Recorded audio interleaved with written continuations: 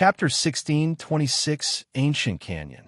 Chapter 1626 Ancient Canyon. After putting away the true ember, Yuan quickly made his way toward the exit, unwilling to remain in the Phoenix's territory any longer. Neither the young man nor the young lady tried to stop him. In fact, they also wanted him to leave as soon as possible. Once they left, Yuan and Ingzi began flying back to the Mystic Valley. Fuck, this is why I hate royalty. They do as they please and treat us like dirt. The young man sneered in disdain once they were alone. We did call him a fake first. The young lady sighed out loud. I don't understand what went wrong. As far as I can tell, he definitely didn't have the bloodline of an ancient phoenix. Yet, he was able to use Phoenix's influence on me despite his lack of cultivation. Forget it. It's already in the past. 3 months later, Yuan and Ingzi made it back to the Mystic Valley in one piece. Oh, you're back already? That was faster than I anticipated. The divine fox of grand prophecy greeted them the moment they entered her territory. I got the true ember, Yuan said. Really? How did you deal with the phoenixes as a dragon? Didn't they attack you on sight? Yuan shook his head with a smile. I have my methods. Anyway, here is the true ember. He retrieved the treasure and tossed it to her. Okay, give me a week to prepare. While the divine fox of grand prophecy began her preparation to divine the Primal Monarch's location, Yuan spent that time with Meihui and the others. While Yuan was in the Primal Expanse, Meihui, Chu Liuxiang, and Li Jinsi continued their training with Kellen. Meanwhile, the rest of the Demon Sealing faction had graduated from their sects and traveled to the fourth heaven, joining Kellen's training 3 months ago. How's your progress? Have you figured out a way to get out of the Primal Expanse yet? Wang Ming asked him during dinner. No, but I think I'm getting close. Take your time, so the rest of us can catch up. Shi Lang chuckled. The Primal Expanse is so vast that most of my time is spent traveling. I've been pretty lucky so far with the distance I need to travel, but I'm worried that the next place I need to go might take too long, Yuan sighed. He could imagine the Primal Monarch being in a location that was several decades or even centuries away. Have you tried to kill yourself? Who knows, you might respawn back in the last city you visited. Wang Bingbing suddenly said, That's quite a dangerous suggestion. It'd be disastrous if he becomes a cripple because of that. Wang Ming said. Yuan nodded and said, I have thought about it. And, as Wang Ming said, it's quite risky. That said, if nothing else works, I can only try that as a last resort. By the way, the Lord wanted to speak with you as soon as possible. Wang Xiaoying suddenly said. They'll go meet him after this. After dinner, Yuan went to speak with the Lord. What's up? Yuan greeted the Lord casually. We have been contacted by the Qi family. Do you remember them? The Lord said, Of course. Since you're contacting me, it must be related to demons, right? Yuan could easily guess the reason behind the Qi family's contact. The Qi family was the Earth's version of the Demon Sealing clan, and Yuan had personally trained them before. You're correct. They have recently stumbled upon another sealed demon. According to them, this demon is unfathomably strong and surpasses the 11 demons you dealt with in the past. Where is this demon? They'll deal with it as soon as possible. They haven't disclosed the location to us yet. They'll notify them of your arrival if you want to visit them directly. You can do that. They'll visit them first thing tomorrow morning. I understand. After leaving behind the Starry Abyss so that Ji Ran could heal the Lord, Yuan returned to his residence. The next morning, Leo was already waiting at Yuan's front door, ready to escort him to the Qi family, just as she had done previously. Welcome back to the Qi family, Manager Leah. Yuan. The Qi family was ready to greet them long before their arrival. It's been a while. Yuan smiled. Thank you again for your assistance, Qi Man said with his hands clasped. Don't mention it. Anyway, where's the demon? It's located at the ancient canyon. Is it close to breaking out of its seal? No, and some people are watching over it, even as we speak. They would notify us if there were any changes. Even if it's not close to breaking out of its seal, I'm going to take care of it immediately. Qi Man then said, Please don't be too hasty. We are aware of your prowess, but this demon is different. We believe it's at least a superior demon with a tiny chance of it being a demon general. A demon general? Huh? Yuan muttered with an intrigued face. Suddenly, someone could be heard shouting, Elder Qi, we have just received a message from the expedition team. It's an emergency. Cracks have started appearing on the demon. What? Qi Man exclaimed. Looks like we can't take things slowly anymore, Yuan said. Bring me to the demon. Why, yes. I will bring you there myself. Qi Man quickly responded. Yuan and Leah followed Qi Man to the Qi family's private jet and quickly left. A day later, they arrived at their destination, the Ancient Canyon. The Ancient Canyon is a 1,000-mile-long plateau composed of horizontal layers of lava and rock, featuring a range of landscapes, including arid deserts and barren stretches. This area is rarely explored due to its harsh climate and extreme heat, which can easily reach up to 170 degrees Fahrenheit, making it nearly impossible to explore without proper equipment. We've arrived. Qi Man notified them after the jet landed. Chapter 16:27 A Different Person. Chapter 16:27 A Different Person. After disembarking from the jet, Qi Man led Yuan and Leah to the sealed demon, where a dozen members of the Qi family were stationed to keep watch over it. Yuan, Qi Fong, one of the people stationed there, was a little surprised to see Yuan. Hey, it's been a while. You came here alone? She asked. Yes, the others are busy with their training. Yuan's attention quickly shifted to the sealed demon in the distance. Just one? How disappointing. Actually, we found another sealed demon just a few hours ago, Qi Fong suddenly revealed. What? How powerful is it? Qi Man exclaimed. It's hard to tell, but it shouldn't be any stronger than this one. Qi Fang's gaze landed on the sealed demon several meters away. Yuan approached the demon and examined it with his divine sense. This demon is a demon general, he muttered a moment later. What? Are you certain? Qi Fong exclaimed in a shocked voice. He nodded in confirmation and continued speaking. Not only is it a demon general, but it's as powerful as a spirit sovereign. Qi Fong and everyone who heard his evaluation fell to their knees, their faces etched with despair. As spirit sovereign, how the hell are we supposed to kill it? This demon could destroy the world by itself. Qi Man cried out loud as he fell back and collapsed on the ground. Elder Qi, grandfather. Qi Fong rushed to his side. Seeing this, Yuan said, Calm down. It's only a spirit sovereign. They'll take care of it. Qi Fong frowned at his words and said, This isn't the time to be arrogant or get carried away, Yuan. I know you're powerful, but you're only at the peak of Spirit Grandmaster. There's no way you can fight a demon that is as strong as a spirit sovereign, much less kill it. The only thing we can do is strengthen the seal until we're capable of dealing with it. True, my cultivation is only at the peak of Spirit Grandmaster, but it won't take long for me to increase it. Yuan suddenly retrieved a treasure head acquired from the Primal Expanse. After swallowing it, he could immediately feel his cultivation soaring to the next realm. A second later, Yuan had a breakthrough and reached the first level of Spirit Lord. However, his surge of spiritual energy didn't slow down. It continued relentlessly until he broke through to the second level of Spirit Lord. It then pushed him into the third level before finally settling at the fourth level of Spirit Lord. If it wasn't for the Celestial Emperor's curse, he could have easily entered the Spirit Sovereign realm with that treasure. All right, let's get this over with. While everyone was still in a daze after witnessing Yuan break through with the ease of breathing, he swiftly unsealed the demon before any of them could even react. What have you done? Qi Fong cried out loud. Get away from here if you don't want to get caught up in our battle, Yuan said to them. Run! Qi Fong shouted, snapping the others out of their daze. Once they realized their situation, they immediately scrambled to safety to Leah's side. Moments later, the demon was fully released from its seal and calmly began to survey its surroundings and assess the situation. Ha! I am finally free. It suddenly burst out laughing, its voice loud and powerful enough to create shockwaves.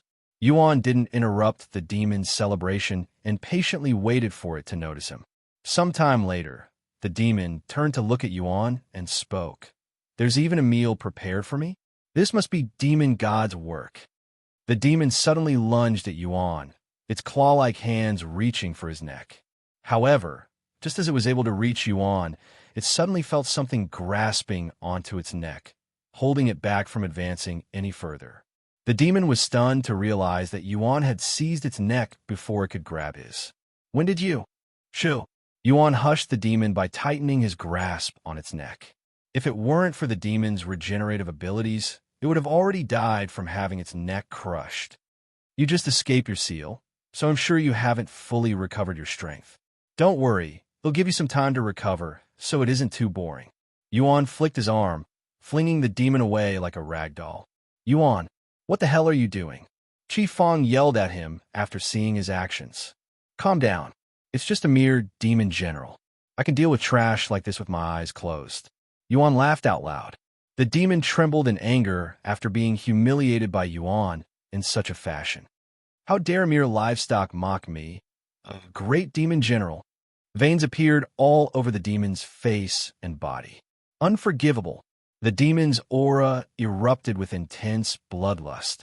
Feeling the demon's overwhelming bloodlust and the terrifying pressure that accompanied it, Chi Fong and the others trembled uncontrollably. They were so paralyzed with fear that even if given the chance, they wouldn't have been able to run away. What the hell are you doing? Even Leah couldn't help but question Yuan's decision to anger the demon, as it would only make things more difficult for him. Die, you damn livestock. The demon lunged at Yuan for the second time. Too slow. Yuan lunged forward as well, flying straight toward the demon. Using nothing but his raw strength, he began pummeling the demon. Each of Yuan's punches was powerful enough to blow a hole through the demon's body. Ha ha ha. What's the matter, you fucking trash? Is this all your anger amounts to? You're too weak. No wonder why you were sealed by the demon's sealing clan. Yuan relentlessly provoked the demon during its beatdown. Chi Fong and the others were left speechless by Yuan's sudden change in behavior, feeling as though he had become a completely different person. Aya! The demon let out a crazed roar, its entire being radiating with unfathomable anger as its body suddenly began to transform. Chapter 16, 28 Second Sealed Demon. Chapter 16, 28 Second Sealed Demon. Damn livestock. You will regret mocking me. The demon general suddenly grew in size until it was 3 times its original height, its muscles bulging as if they were on the brink of bursting, and 2 bat-like wings sprouted from its back. So you grew a little bigger and a lot uglier. I don't see how that will save you. Yuan commented on the demon's transformation. Sure enough, even after its transformation, the demon general couldn't touch a single hair on Yuan's body, much less defeat him. This bastard has grown so much since our last spar, and it's only been a year. Leah narrowed her eyes at Yuan. She had always been proud of her own talents and strength, but before Yuan, she felt as insignificant as an ant. Is this the prowess of the Immortal Monarch? I guess he didn't command the 9 Divine Supremes through sheer luck. Impossible. How is he overwhelming a demon general with the strength of a spirit sovereign at his cultivation? It doesn't make any sense. Chi Fong muttered with a dazed expression. He's not even using any demon sealing aura, either. Are you telling me that he's overwhelming the demon with brute force? No wonder why he's so confident. Chi-Man cried out loud. Even if he's confident and everything seems fine for now, why is he messing around? Demons aren't playthings, and things can go wrong in the blink of an eye. Chi Fong anxiously clenched her fist. Fuck, fuck, fuck. Where did a human like you come from? The demon general no longer wanted to fight Yuan and began preparing to run away. Even if the entire world knew my name, I guess it's not possible for everyone to recognize my face, huh? Yuan muttered in a low voice. While there was not a single demon who didn't know of the Divine Paragon, not all of them had the misfortune of encountering him, so it wasn't shocking that this demon general didn't recognize Yuan. I guess it's about time we finish this. Yuan suddenly surged with demon sealing aura. The moment the demon general sensed this aura, its entire being trembled with fear. Although demons typically don't fear demon sealing aura, even though it is their greatest weakness, Yuan's demon sealing aura was on an entirely different level. One that made the demon feel completely powerless, as if surrounded by the abyss. No matter how many times I see it, his demon-sealing aura always humbles me. Chi-Man muttered, completely in awe. The demon general didn't dare to confront Yuan's demon-sealing aura and instantly ran away. Where the hell do you think you're going? Yuan caught up with the demon in no time and shoved his hand into the demon's body before pulling out of its demon core. This technique. You can't be the divine. The demon general perished before it could even finish its sentence. Yuan quickly tossed the demon core into his pocket and turned to look at the Qi family. Bring me to the next demon, he said to them. Once they snapped out of their daze, the Qi family escorted Yuan to the next sealed demon several hours away. Yuan frowned as he looked at the sealed demon. Unlike the usual human-shaped statue, this one had no particular shape and resembled a small mountain.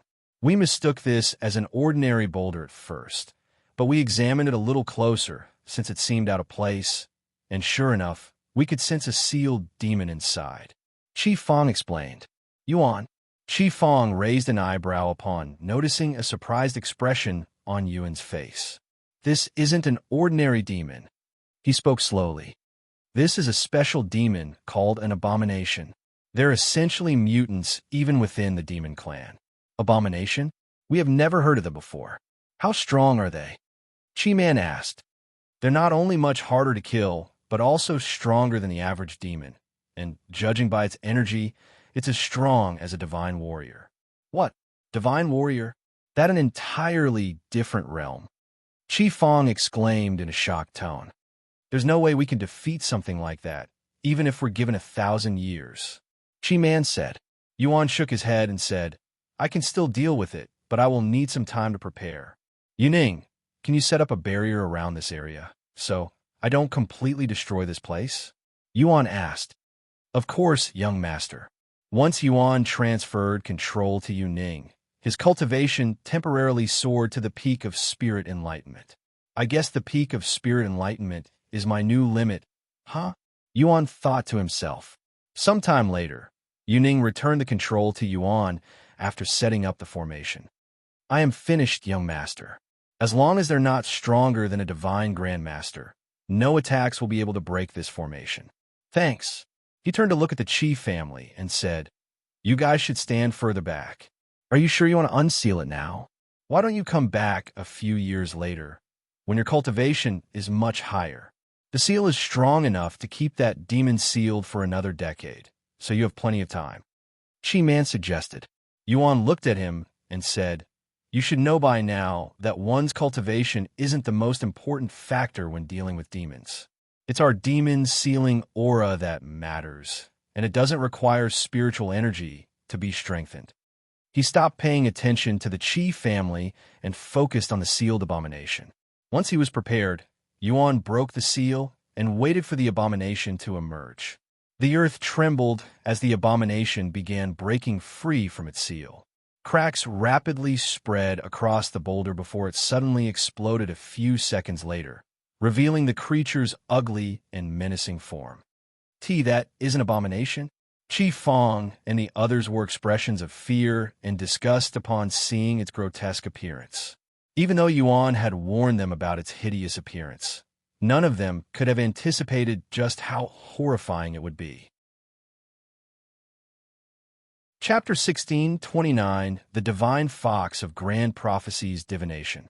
Chapter 16:29 The Divine Fox of Grand Prophecies Divination. The second the abomination broke out of its seal, Yuan activated Swords of Eternal Torment.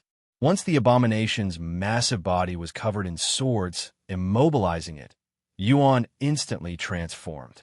His hair and eyes turned a majestic gold, and his aura erupted like a volcano, radiating immense power. That's. Leah's eyes widened with shock after seeing Yuan's dragon transformation for the first time. Not only does he know Dragon's Gaze, but he can even transform. She stared at Yuan's handsome face with a dazed expression. Meanwhile, after his transformation, Yuan retrieved number 1 under heaven and prepared to launch heaven, splitting sword strike. He had to control its power so that it didn't exceed the strength of a divine grandmaster and accidentally destroy the world. But he also had to ensure it was powerful enough to completely obliterate the abomination in one strike. After taking a moment to adjust and gather spiritual energy, Yuan swung his sword, launching a beam of sword light that enveloped the abomination's figure. Fortunately for them, the abomination wasn't as massive as the one Yuan had faced during the Elite Demon Sealer examination.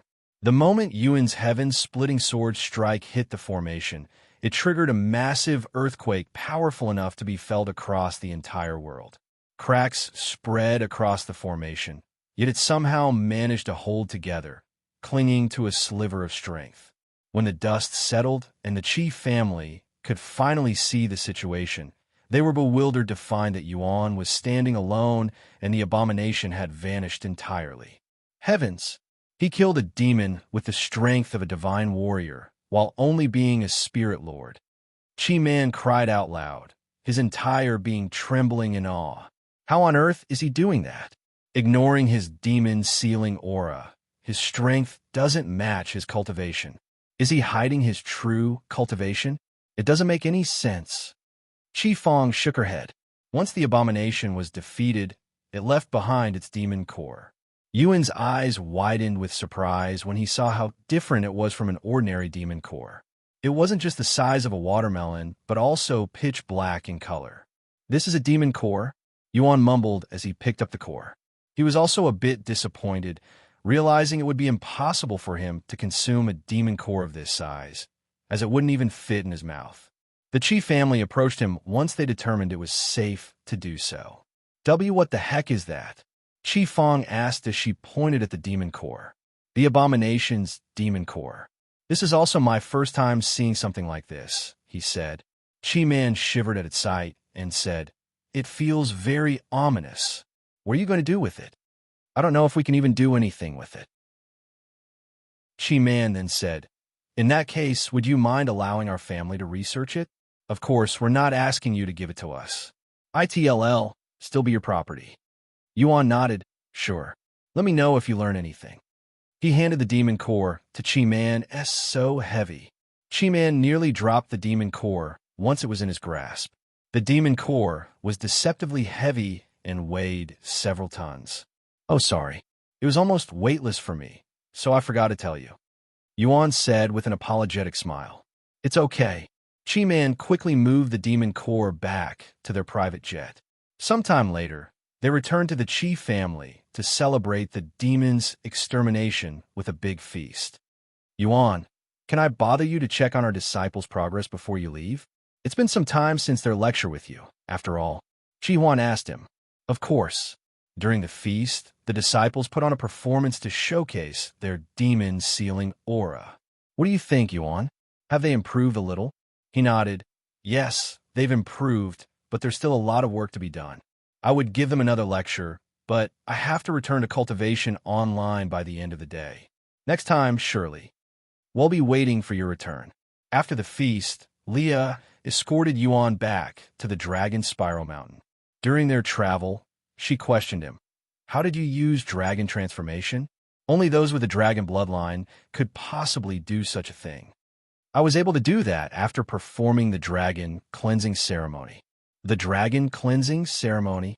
Leah was deeply shocked to learn this, finding it unbelievable that dragons, who were famously strict about their traditions and bloodlines, would permit a human to partake in one of their most sacred rituals, especially those of royal bloodlines.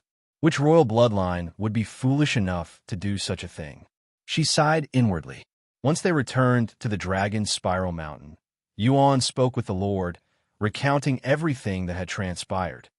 An abomination? Huh. That thing would have spelled the end of this world if you weren't here, he sighed.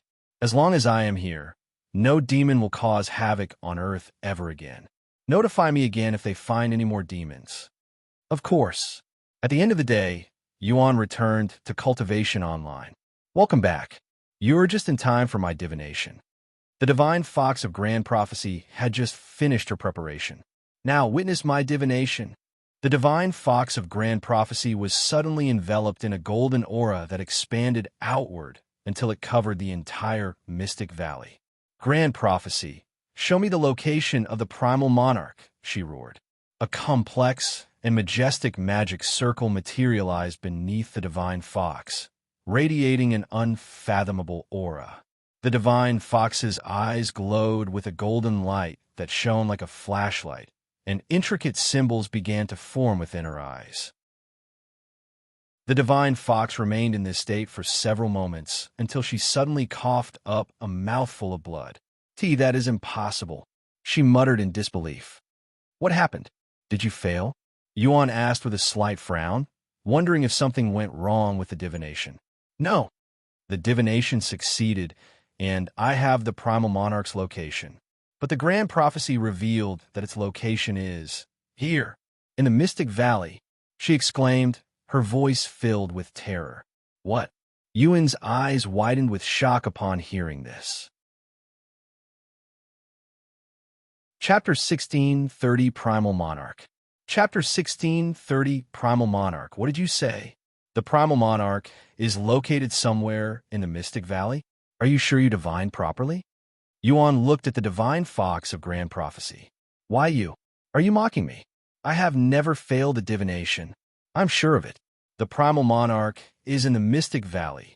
The divine fox of grand prophecy said as she frantically looked at her surroundings with a nervous and fearful expression. The Primal Monarch was an entity that stood at the very pinnacle of the primal expanse. If there were primals and predators within the primal expanse, the Primal Monarch would be the apex predator existing in a league of its own. Knowing that the Primal Monarch was in her territory, the divine fox of grand prophecy didn't dare to make any significant movements, remaining as still as a statue. Yuan looked at Yingzi and noticed that she, too, appeared quite nervous.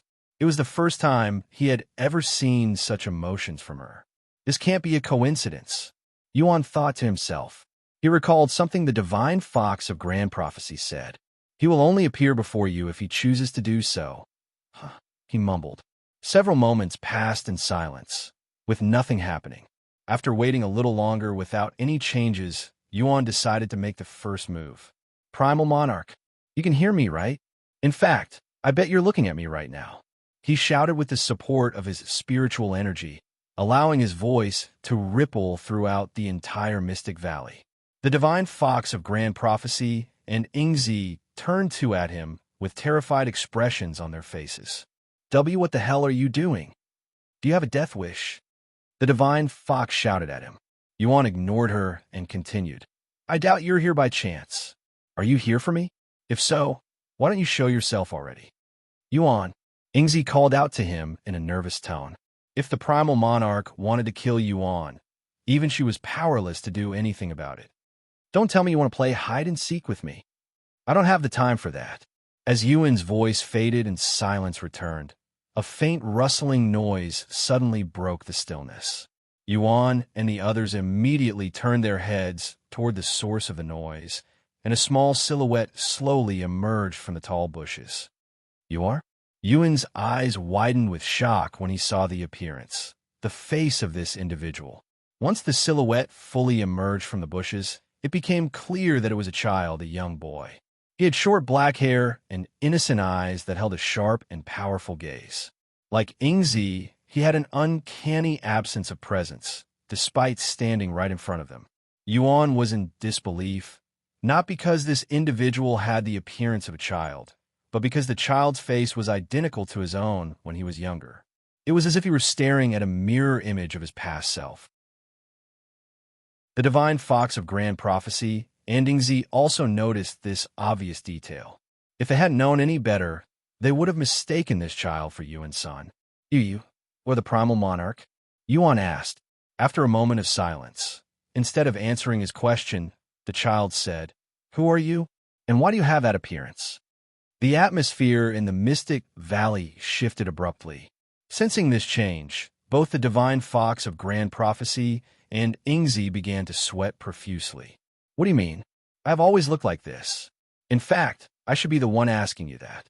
Why do you look like my childhood self? Yuan responded. The child narrowed his eyes. What is your name? And how are you related to Tian? Yuan's eyes widened with surprise after hearing this familiar name. He knows the Immortal Monarch. I am Yuan.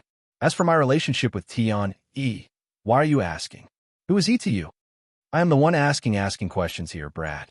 A domineering pressure suddenly surrounded Yuan, forcing him to his knees. The force was so powerful that Yuan couldn't fight it even for a split second. You kneel. Yuan immediately activated Immortal Monarch's dominion on the child. However, the child remained standing, seemingly unaffected by the Immortal Monarch's dominion. Yuan's eyes widened after seeing the results, or the lack of. He was certain that the child before him was a beast, so this made it the first time his Immortal Monarch's dominion failed on a beast.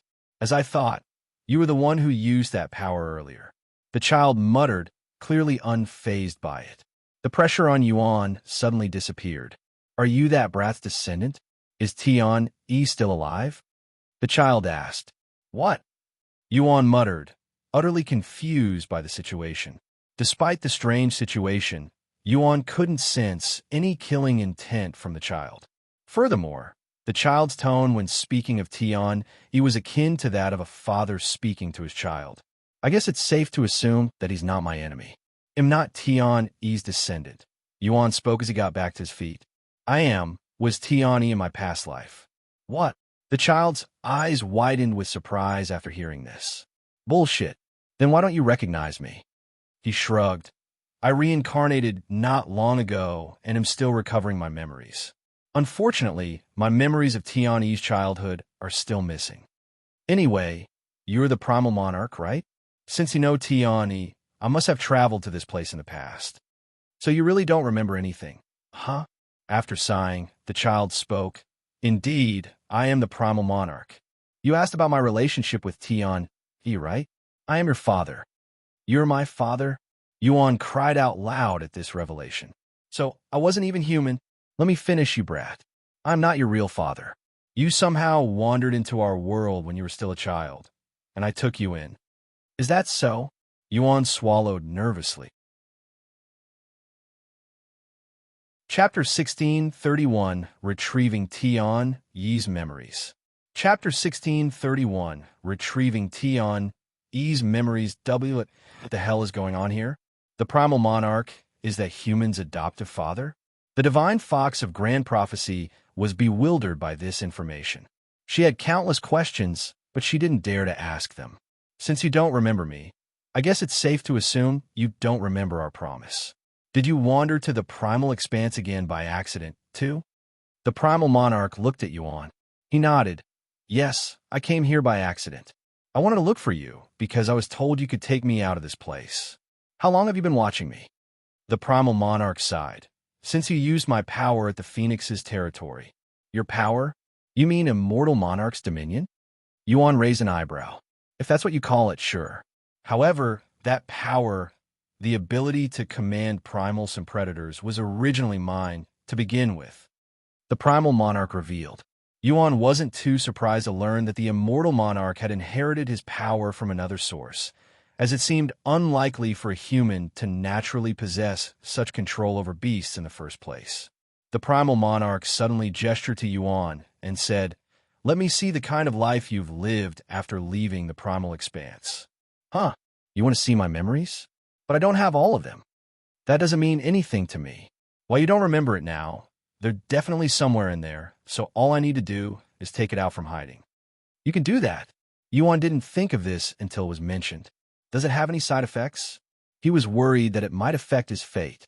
No, my appearance in the primal expanse isn't a coincidence or an accident. It was fate that brought me here, so the Primal Monarch retrieving my memories should also be considered fate. If I was an inexperienced brat like yourself, you might lose all of your memories and become a vegetable. The Primal Monarch calmly said. But you're not, right? Yuan swallowed nervously.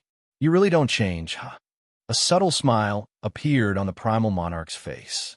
The next moment, he pointed 2 fingers at Yuan's forehead before shooting a warm beam of light directly into his head. Primal Monarch raised an eyebrow the following moment as he thought inwardly, this brat reincarnated more than once. Despite his interest and curiosity, the Primal Monarch didn't touch the memories that didn't belong to Tian. After retrieving Tian's memories, the Primal Monarch observed his entire life after leaving the Primal Expanse. Sometime later, the Primal Monarch lowered his hand and said, I understand the situation. Although I was able to retrieve most of Tian's memories, I was unable to retrieve the final moments of his life due to some interference. How do you feel? I remember now, Yejun muttered in a somewhat dazed voice. After the Primal Monarch pulled out Tian's memories, he remembered everything from his childhood. Tian was born into a wealthy and influential family. However, he lacked the talents necessary to survive there. In fact, he didn't have any cultivation talents, which was a complete surprise to Yejun since the Immortal Monarch was the fourth reincarnation, so he should have been a genius like his previous incarnations. Due to his lack of talent, Tian was abandoned by his parents and exiled from the family at the age of 6, leaving him to wander the streets as a foundling. However, that life didn't last long, as his family didn't want him to stay in the same city, so they forced him out into the wilderness, leaving him to fend for himself. Shortly after Tian entered the wilderness, he encountered a powerful magical beast that chased him to a nearby endless beast denver. At that moment, two cultivators were locked in a fierce battle, causing the destruction of the endless beast denver. The destruction of the endless beast den created a rift, and in his desperation, Tian entered it, not caring where it might lead him. Once he came out on the other end, Tian found himself in an unfamiliar world that reeked of wild beasts and blood. Where am I? Tian muttered as he frantically looked around. Suddenly, a rough voice resounded. I came here as soon as I noticed the scent of a human. But what is this? A human this small? You won't even be able to fill the gap between my teeth. Tian turned to the source of the voice and was immediately scared shitless when he saw a massive black dragon hovering in the sky. This human is mine. Another voice suddenly resounded, followed by the appearance of a phoenix with fiery purple flames. You dare covet my prey? I'll tear you to shreds. The black dragon roared. Not before I roast you for dinner. The purple phoenix laughed arrogantly. Their aura fiercely crashed with each other. Unable to bear the pressure, Tian fainted instantly. Tian, who didn't know how long he had been asleep for, but by the time he woke up, neither the phoenix nor dragon could be seen, almost as if they'd vanished magically. This is the first time I've seen a human like you. An unfamiliar but calm voice suddenly resounded. Jump scared by the voice, Tian jumped to his feet and began running away without looking at the source of the voice. Where do you think you're going? The voice that was far away from Tian a moment ago suddenly sounded like it was right behind him. Tian swiftly realized that running wasn't an option and surrendered to his fate. He stopped running and fell to his knees. Go ahead and eat me. I don't care anymore. Why would I eat you? Even 1,000 of you wouldn't fill half my stomach. Eating you would only arouse more hunger. The voice laughed. At this moment, Tian turned around to face the voice, and to his bewilderment, the voice belonged to a child who didn't look any older than himself. As a matter of fact, this child didn't simply look to be the same age. He looked exactly like Tian, as if he was a perfect clone. Chapter 16:32 Tempering in Blood.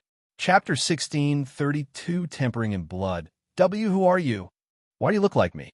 Tian was terrified when he realized that the face before him was actually his own face. I like it, so I decided to use it. You decided to use it? You're not human, are you? Humans don't exist in the Primal Expanse. Other than you, who came here from another world. Everyone here is what you call beasts. Another world? Tian couldn't comprehend this information and became dazed. Seeing his dumbfounded expression, the entity with his face said, I am the Primal Monarch, and you are currently in my world, the Primal Expanse. He continued, What are you going to do now? Humans cannot survive in this world alone, and you're not even a cultivator. The moment I leave you alone, you'll become someone's food or toy until you die. Tian fell silent. A moment later, he spoke in a defeated tone. My family abandoned me because I was born without talents, and I somehow ended up in this dangerous place. I think this is heaven's way of telling me to just die. I'm just a powerless mortal. Who am I to go against heaven's will? No matter what happens to me, I will accept it. The Primal Monarch smiled and said, You're an interesting human. Despite your young age, you're surprisingly clear-headed and intelligent. This heaven you speak of doesn't exist here. No, to be more precise, I am heaven here. The Primal Monarch boldly declared, I don't care how mighty your heaven is. It won't influence my territory. So if you want to survive, I can make that a reality. Tian stared at the Primal Monarch with wide eyes and spoke in a dazed manner. Even if you say that, how am I supposed to survive in this place? The Primal Monarch showed a wide smile and said, Humans have never managed to pique my interest, but I think it'll be fun to have you around for some time. You want me to follow you? Tian asked. You don't want to? I'll do it. Tian responded without any hint of fear in his voice. This was the first time he felt accepted and needed, so he had no reason to refuse, even if that individual was not human. Good. After the Primal Monarch accepted Tian as his follower, he escorted Tian back to his home, which existed in a different dimension. There, the Primal Monarch taught Tian everything he needed to know about the primal expanse and the entities living there. This brat truly has a bright mind. His ability to learn and comprehend things is almost frightening. Even predators who have lived for tens of thousands of years wouldn't be able to match him. The Primal Monarch quickly realized that the notion of Tian being talentless was completely false. To throw away such talents, humans are such foolish creatures. In the blink of an eye, 2 years had passed since Tian began studying under the Primal Monarch. Listen here, you brat. If you want to live more than 100 years, you'll need to start cultivating. However, it's impossible for humans to cultivate properly in the primal expanse since your bodies cannot adapt to our environment. If they forcefully cultivate our chaotic essence, they will turn into mindless beasts. In that case, isn't it hopeless for me? Tian spoke calmly, almost as if it didn't matter to him whether he could cultivate or not. 100 years is already a long time, enough to live a fulfilled life. That's what someone who's never truly experienced life would say. Anyway, the reason humans are unable to cultivate chaotic essence is because they don't have a chaotic heart, something all beasts in the primal expanse are born with. In that case, what will happen if we give them a chaotic heart? The Primal Monarch spoke with a profound smile as he glared at Tian, who swallowed nervously. Is it even possible for a human to acquire a chaotic heart? Tian raised an eyebrow. We'll find out soon enough. I guess so. Tian understood that he was the subject of an experiment that had never been done before, fully aware that things could go disastrously wrong, yet he remained indifferent.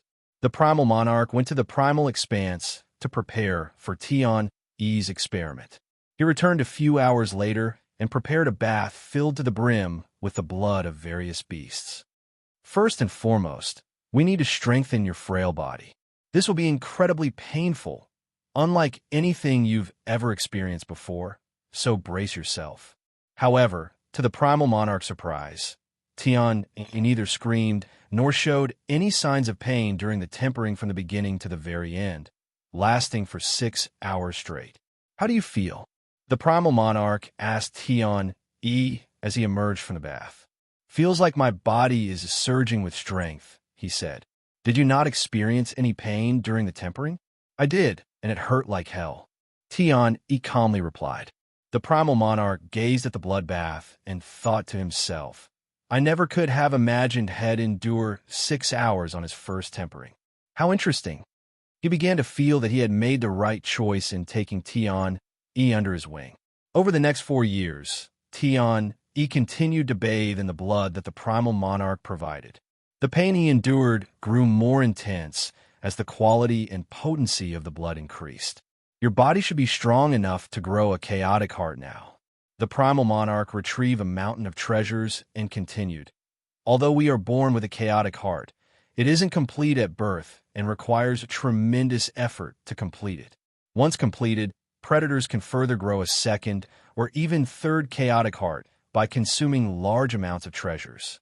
Let's see if you can grow a chaotic heart by consuming treasures. If you find any errors, ads pop up, ads redirect, broken links, non-standard content, etc. Chapter 1633 Primal Monarch's Bloodline. Chapter 1633 Primal Monarch's Bloodline. After his body tempering period ended, Tian began consuming an enormous amount of treasures provided by the Primal Monarch to cultivate a chaotic heart. He was akin to a pig, but instead of eating pig food, he was being fed priceless treasures.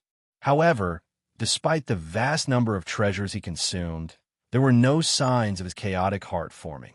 Despite this, Tian's cultivation soared, reaching the level of divine ancestor in just 4 years solely by consuming treasures. He achieved this without needing to cultivate or learn any cultivation techniques, as the Primal Monarch assisted him in absorbing and containing all that energy. Your chaotic heart isn't forming. We might be missing something. The Primal Monarch eventually halted feeding him treasures. Maybe it's because I lack a proper bloodline. Tian casually guessed. Bloodline, huh? That might be it. The Primal Monarch fell silent for a few moments, a contemplative expression on his face. I have never done or even thought about doing this before, but I can give you some of my blood essence, which has a chance of giving you my bloodline. The Primal Monarch muttered with a curious face. Even in the divine heaven, humans can acquire bloodlines through the blood essence of magical beasts or divine beasts. However, since the creation of blood essence requires tremendous effort and even involves sacrificing one's longevity, they are only created for special occasions and are incredibly rare, even in the world of beasts. Once you accept my blood essence, we'll essentially be family. What do you think?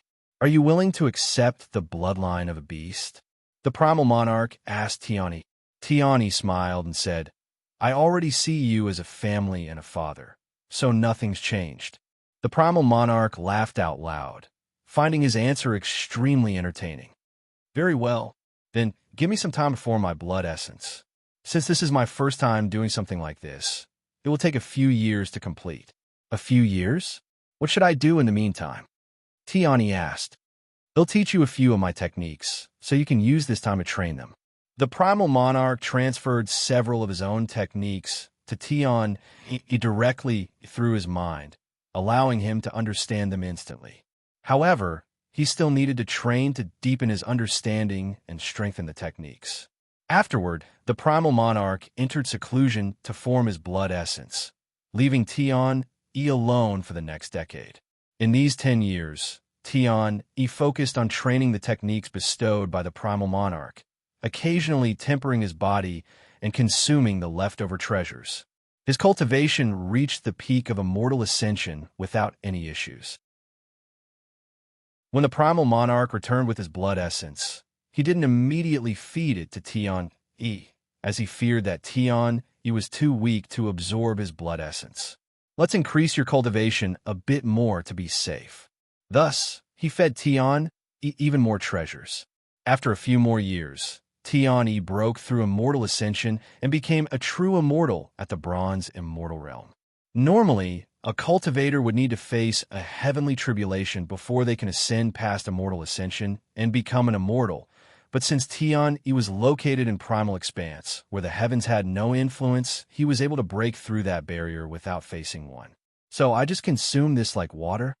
Tian inquired with the Primal Monarch's blood essence in his grasp. Yes, pour it onto your tongue and let it be absorbed. Tian followed the Primal Monarch's instructions and placed a single drop of blood essence onto his tongue. The blood essence melted into his tongue the instant it touched. At first, he felt no change, but after a few moments, his entire body began to burn up, as if his blood were boiling. The Primal Monarch watched with great focus, paying attention to every little detail and change occurring within Tian's body. Veins bulged across Tian's body, as if they were on the verge of bursting through his skin. Soon, they began to glow with a golden hue, as if liquid gold were coursing through them. Ah! Tian let out a beastly roar that shook the entire world. Moments later, he began to calm down, and his body quickly started to recover. "How do you feel now?" the Primal Monarch asked him.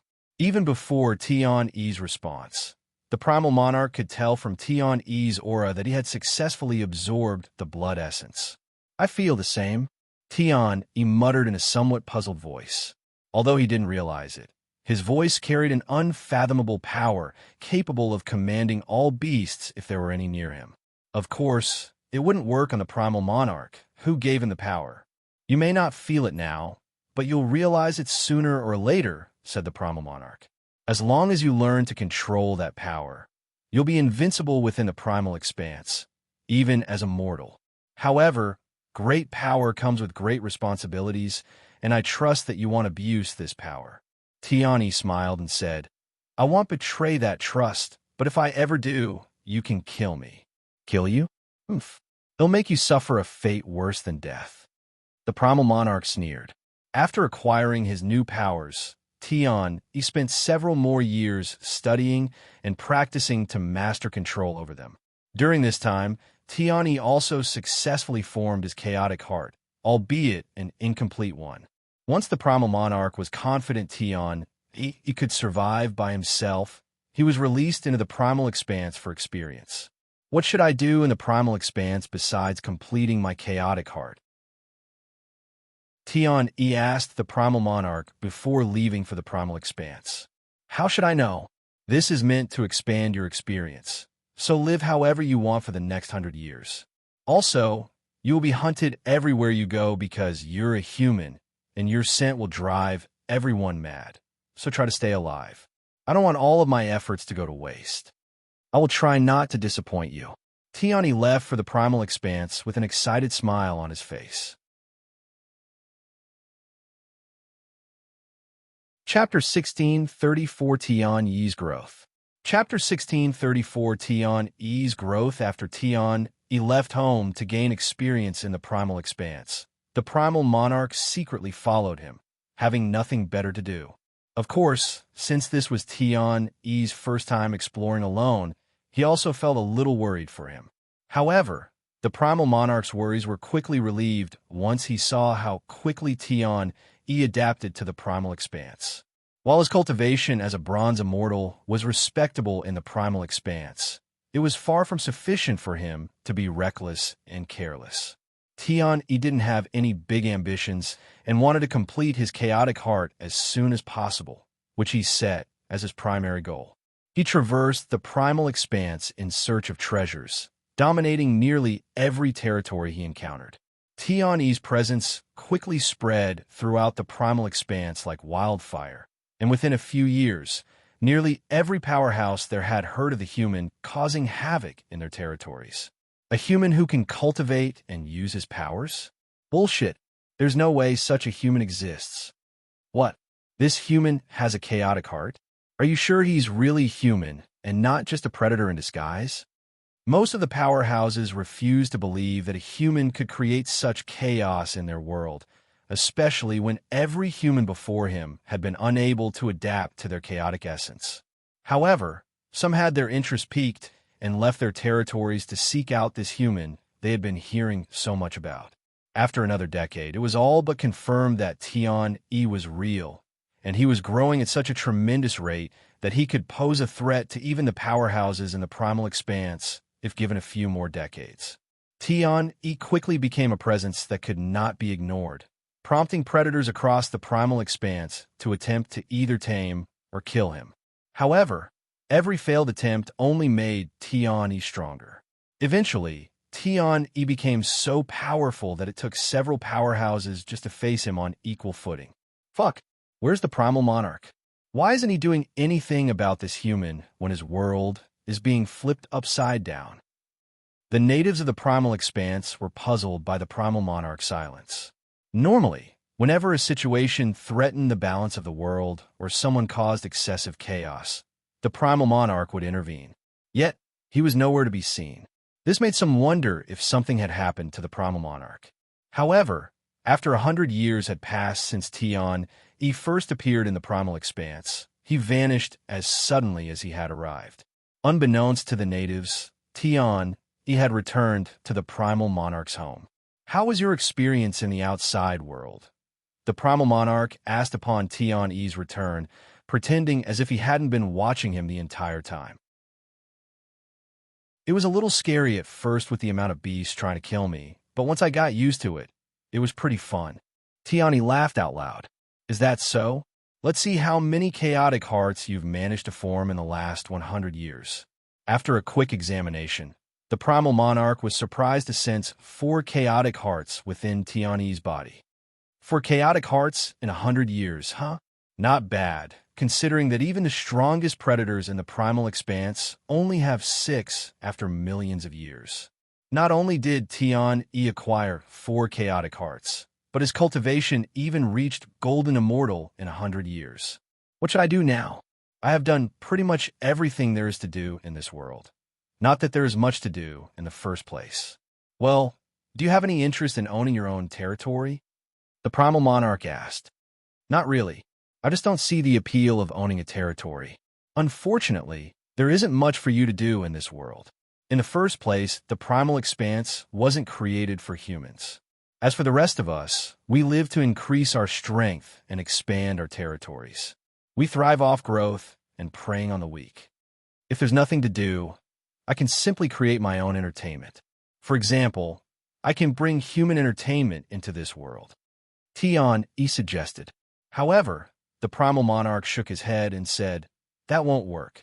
What you humans find entertaining is meaningless to us. Just as owning territories holds no appeal for you, we find human culture dull and uninteresting." Tian sighed. "This is why I didn't mind remaining as a mortal and living only 100 years. The Primal Monarch fell silent for several moments before asking, "Have you ever thought about returning to your home, the human world?" Tian looked at the sky and responded in an oddly calm tone. "I have. Many times, in fact. However, even if I were to go back, I wouldn't know what to do." Furthermore, he looked at the Primal Monarch directly in the eyes and continued, "Although I was born in the human world, I grew up in this world, and my family is also here, so this world is my home." The Primal Monarch laughed out loud and said, "That's heartwarming and all, but you don't belong here. Now that you're all grown up and have the power to survive without my help, I think you should go back to the human world. You seem eager to send me away. Why?" Tian noticed this and inquired with a deep frown, feeling like he was being abandoned by his family for a second time. The Primal Monarch shook his head and said, "This world is more complex than it appears. Also, there's nothing left for me to teach you, and unless you want to die of boredom in this world or spend the rest of your life fighting the natives of this world, it only makes sense for you to return to your original world. In the first place, I never expected you to remain in this world by my side forever. I took you in and helped you grow so that you could one day return to your world and become living proof that this heaven isn't omnipotent and its will could be defied." Tian was speechless, unsure of how to respond. Chapter 1635, Primal Monarch's Blood Essence. Chapter 1635, Primal Monarch's Blood Essence. Do I really have to leave and return to the human world? Tian stared at the Primal Monarch with a dispirited expression. The Primal Monarch smiled and said, "The Primal Expanse isn't your final stop. You are fated to achieve great things in the human world. It'll give you a few years to prepare, but you must leave within 10 years. Tian sighed, "Fine. If you so desperately want me to leave, I won't argue any further. However, how do I even return to the human world? According to what I've heard, it's impossible to leave the Primal Expanse. There is only one way to leave the Primal Expanse, and that is through me." The Primal Monarch said, "Whenever you're prepared to leave, just let me know." Tian nodded. In the years that followed, Tian, he sought to learn all he could from the Primal Monarch, yet he soon realized there was nothing more the Primal Monarch could teach him. Despite this, Tian, he chose not to waste their remaining time together. In the blink of an eye, 9 years passed. I am ready to leave. On a certain day, Tian, he approached the Primal Monarch to declare his departure. The Primal Monarch nodded and said, "Before you leave, promise me one thing." "What?" "That you will never submit to anyone, especially to heaven's will, ever again and become a being worthy of the Monarch's bloodline. Also, don't come back to the Primal Expanse unless you have fully awakened my bloodline." "You never told me how to awaken it, even though I have asked many times." Tian, he frowned. "Because you didn't need such knowledge back then." The Primal Monarch shook his head, and he continued speaking. "Anyway, to fully awaken the Monarch's bloodline, you will need to absorb the blood essence of 9 different beasts with a supreme grade bloodline. Supreme grade blood essence. And 9 of them. That'll take an eternity." Tian, he exclaimed. "There are barely a dozen predators in the entire Primal Expanse who possess a supreme grade bloodline, and asking even one of them for their blood essence was nearly impossible, let alone 9. Moreover, he had to accomplish this task in a human world, where the likelihood of finding even 9 entities with a supreme grade bloodline was slim, if not non-existent. "You're asking for too much. You might as well tell me never to return." Tian, he sighed out loud. "Are you going to give up without even trying? I didn't know ID raised such a useless quitter." The Primal Monarch sneered in disdain. Tian, he clenched his fists and gnashed his jaw. "Just wait, you old booger. Not only will I awaken my bloodline, but I'll even take your position as the Primal Monarch and force you into retirement the next time I come back. So prepare yourself." "Ha ha! You'll take my position? It's a promise. I cannot wait, you snotty little brat." Shortly after, the Primal Monarch opened a rift to the divine heaven, and Tian, he stepped into it without looking back. After digesting Tian, Yi's memories, Yuan looked at the Primal Monarch with emotional eyes. "Sorry, but I don't think I can fulfill my promise to you right now." Yuan spoke with a bittersweet smile. "Well, this won't be the first time you've disappointed me." The Primal Monarch shrugged. He continued, "Not only did you fail to awaken your bloodline, but you've managed to weaken it to its weakest state. It'll awaken the bloodline this time for sure," Yuan said with a resolute expression on his face. However, the Primal Monarch shook his head and said, "Even if you consume 9 blood essence right now, you won't be able to awaken your Monarch bloodline because it is still in its dormant state." "Huh? What do you mean?" Yuan raised an eyebrow. "You've managed to activate your bloodline, but it's only royal grade, so you're not receiving any actual benefits from it. Even your Immortal Monarch's dominion is just a technique, not your bloodline's ability. How do I awaken my bloodline then?" The Primal Monarch suddenly opened a rift and said, "Follow me." "Wait a moment." Yuan turned to look at Ingzi. "Thank you for everything."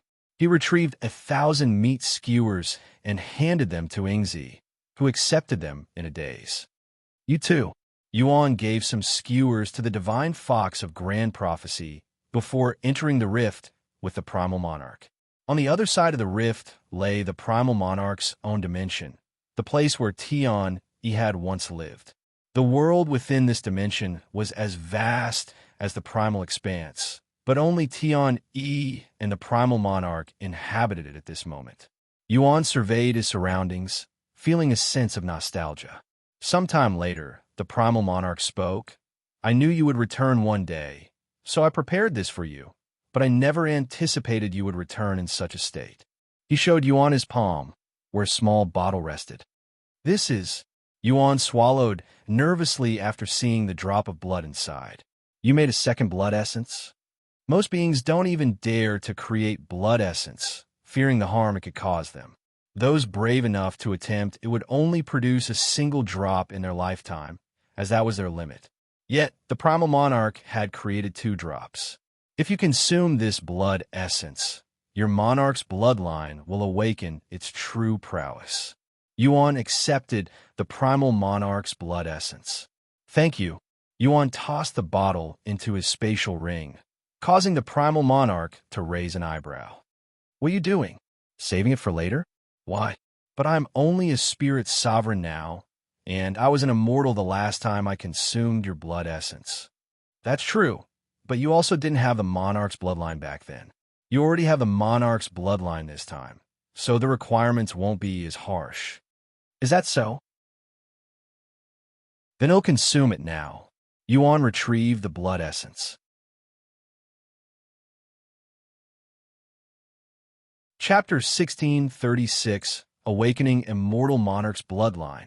Chapter 1636, Awakening Immortal Monarch's Bloodline. Yuan stared at the blood essence in his grasp with a nervous gaze.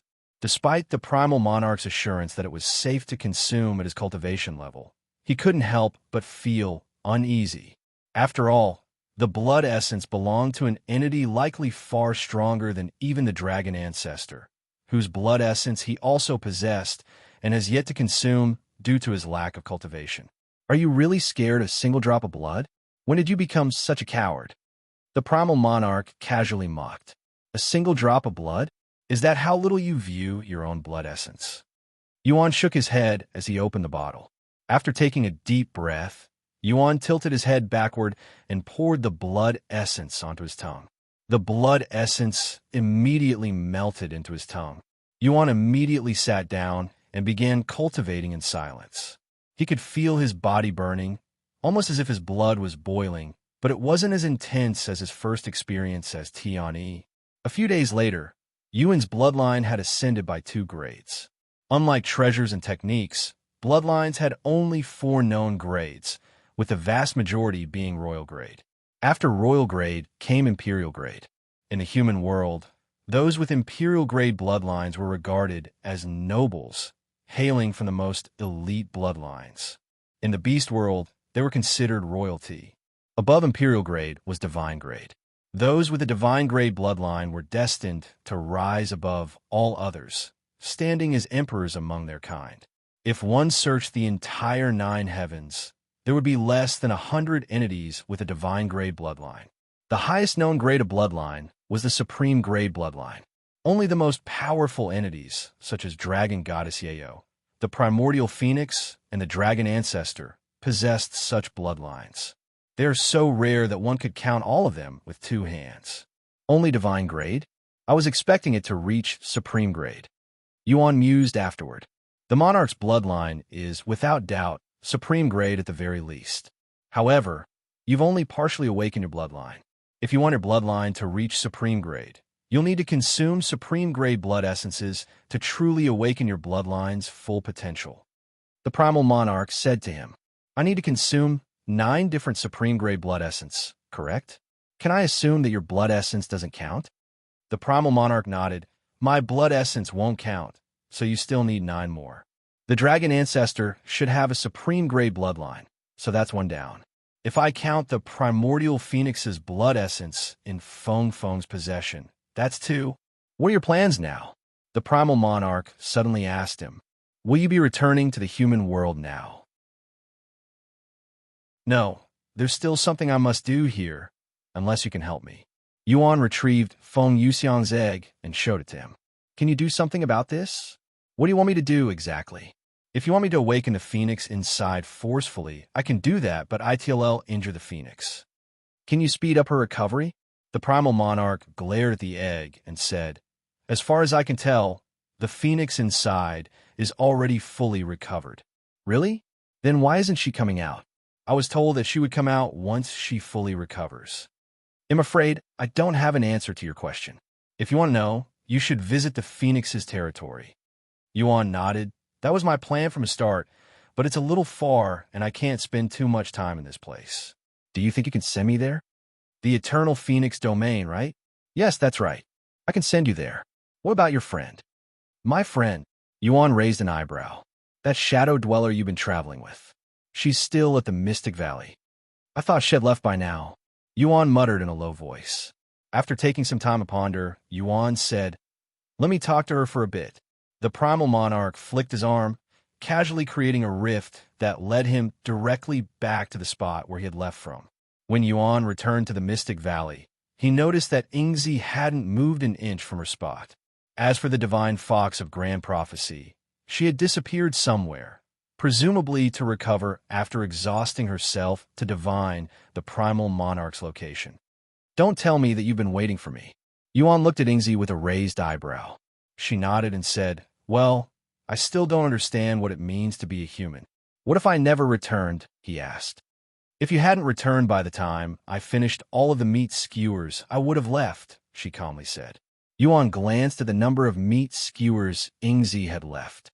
He had been gone for 5 days, yet she had only eaten a little over 100 skewers. It was clear to him that she had purposely slowed down, waiting for his return. Well, I'm going to visit the Eternal Phoenix domain now. Want to come along? I won't be able to protect you, though, she said. That's fine. I can protect myself now. Are you going to be visiting the Phoenix's territory in that guise? They'll attack you before you can even get close. The Primal Monarch suddenly said to him, you're right, and pretending to be a phoenix is too risky. If I cannot be a dragon or a phoenix, I might as well go there as a human. Yuan deactivated his transformation for the first time since he came to the Primal Expanse, and his human scent immediately started to fill the air. The primals within the Mystic Valley quickly picked up his scent and immediately began rushing toward his location. Despite the approaching threat, Yuan remained calm. He took a deep breath and spoke in a commanding voice. I don't have time to play with you lot. Scram. Though his voice was barely louder than usual, it sent a powerful ripple through the entire Mystic Valley. The moment the primals heard his voice, which resounded inside their heads like a thunderclap, they immediately turned and fled in the opposite direction.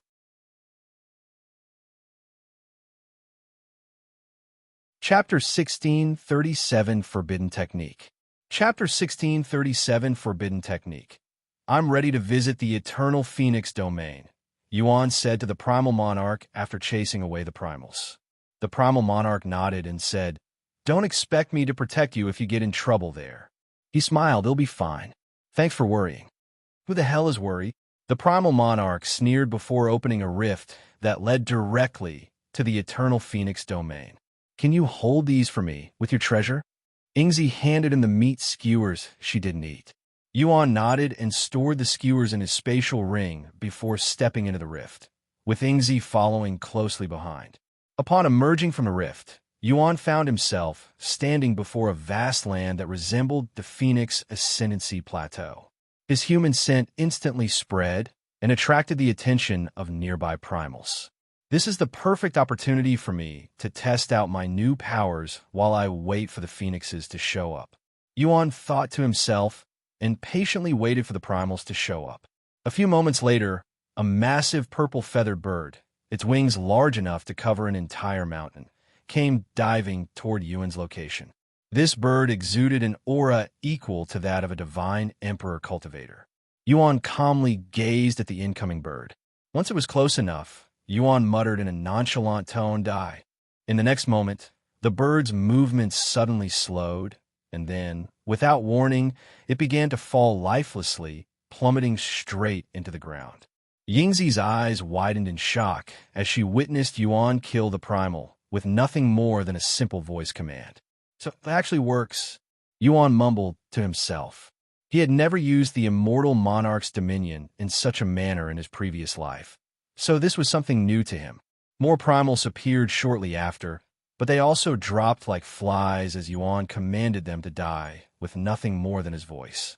Although this power initially seemed limitless, Yuan began to feel fatigued after killing several more primals in this manner, and it was mental fatigue that couldn't be healed even with his powerful soul cultivation technique. It was also apparent that the stronger his target, the more it drained his energy and exhausted him. Let's try something else now. Yuan suddenly made a grasping motion toward the corpses scattered on the ground and muttered, Condense. In response, the corpses began to disintegrate into their purest form, spiritual energy, before condensing and forming what is known as a monster core. In the primal expanse, entities do not leave behind a monster core because they cultivate through their chaotic heart. Yet, Yuan had managed to transform their corpses, their very chaotic hearts, into monster cores through his unique power. Absolute core creation, rank, Celestial, Mastery Level, Max, Description, allows the user to create perfect monster cores from beast corpses. What is that? Ingzi asked as she stared at the monster cores with a curious gaze. This was her first time seeing a monster core. The primals and predators in the human world don't have chaotic hearts. Instead, they have a monster core, which you're looking at right now. Yuan explained. They don't have chaotic hearts. Ingzi muttered in disbelief, unable to fathom such a possibility, as it was impossible for them to survive without a chaotic heart. Do you want it? Here you go. Yuan tossed the monster cores to her. Once the monster cores were in her grasp, Ingzi inspected them with great interest.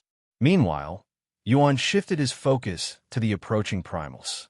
Although I can't turn them into monster cores while they're still alive, I can do this instead. When his next target was close enough, Yuan pointed 2 fingers at it and muttered, "Extract." The targeted primal suddenly sensed an overwhelming dread as it felt its longevity rapidly depleting, its life force draining away uncontrollably. However, its longevity wasn't disappearing into thin air. Instead, it was being used to form a blood essence. Sure enough, just moments later, Yuan successfully extracted the primal's blood essence. Forbidden blood extraction, rank, celestial, mastery level, max, description, forcefully extracts blood essence from your target. This forbidden technique is greatly frowned upon by the heavens.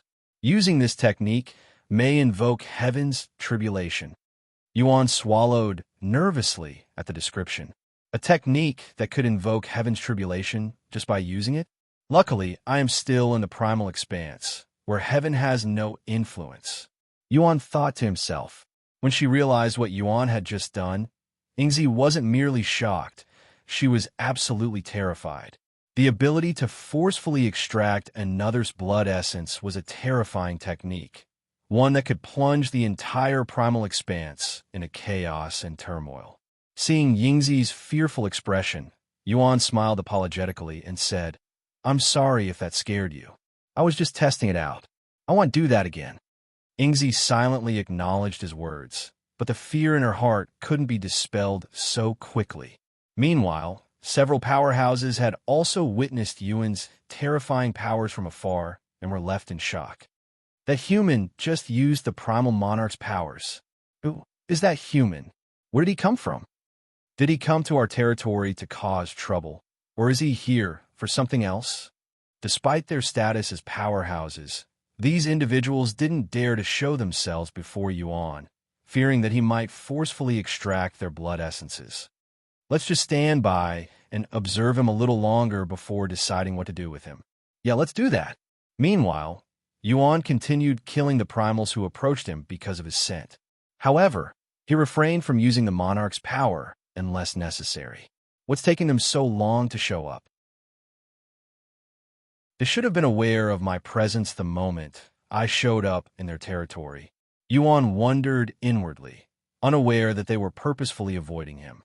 Sometime later, a human-shaped figure approached Yuan, but this person was not one of the powerhouses.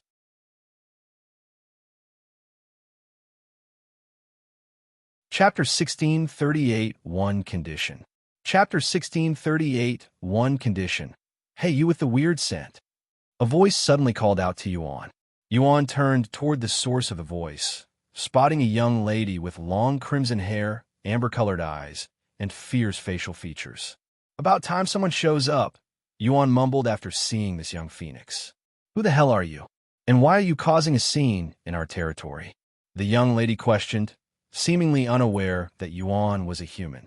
It was well known that humans couldn't use their powers in the primal expanse, and the fact that no human had appeared in their world for millions of years left the young lady unaware of Yuan's true identity. When the powerhouses realized who this young lady was, they began panicking. What the hell is she doing over there? We need to intervene before that human steals her blood essence. Meanwhile, Yuan faced the young lady and spoke. I have some business with the Primordial Phoenix. The young lady frowned and said, The Primordial Phoenix isn't someone you can meet just because. Then how can I meet them? The young lady narrowed her eyes and said, First and foremost, You must identify yourself. What bloodline do you have? I'm not familiar with your scent. Also, we need to know your reason for seeking out the Primordial Phoenix. Yejun, a human, and I need the Primordial Phoenix's help with something. Huh? A human? The young lattice eyes widened with surprise after hearing such an unexpected answer. To be messing with me. You obviously don't care about meeting the Primordial Phoenix, she sneered in disdain. Why would I be messing with you? Can't you tell by my scent? There's a reason the primals have been swarming me. The young lady was speechless. At that moment, two more figures appeared, a middle-aged man and a woman, both exuding an aura equivalent to a cultivator at the God Ascension realm. As soon as they arrived, they positioned themselves in front of the young lady, as if shielding her with their bodies. Seniors? Why are you here? The young lady was surprised by the appearance of these two powerhouses. We should be asking you that. Why did you come here when we told everyone to remain in their home? You did? I didn't get the word. The young lady shrugged. Anyway, I came here because I noticed a weird scent coming from this guy. He claims to be a human, but I don't believe him. The two powerhouses turned to look at Yuan with deep frowns on their faces. What is your relationship with the Primal Monarch? The woman asked in a nervous tone. What? The Primal Monarch? The young lattice eyes widened. He's my adoptive father. Yuan calmly responded. The Primal Monarch adopted a human, the middle-aged man exclaimed, his face filled with disbelief. Then are you here on behalf of the Primal Monarch? The woman continued to ask. He shook his head. No, I came here because I personally have business with the Primordial Phoenix. What sort of business? Yuan retrieved Feng Yuxiang's egg and said, I was told that they would be able to help my friend here. The phoenixes before him trembled, their faces filled with shock when they saw the egg in Yuan's grasp. That is. Where the hell did you get that? The young lady cried out loud. That shell. It can't be. The middle-aged man swallowed nervously. We must notify Her Majesty immediately, the woman exclaimed. Yuan raised an eyebrow at their reaction and asked, Does that mean I get to meet the Primordial Phoenix? However, before the phoenixes could respond, Yuan suddenly felt a strong, overwhelming pressure appear out of nowhere. Yuan tilted his head upward to see a massive, majestic phoenix hovering above them. When the phoenixes noticed this newcomer, they immediately lowered their heads and greeted it.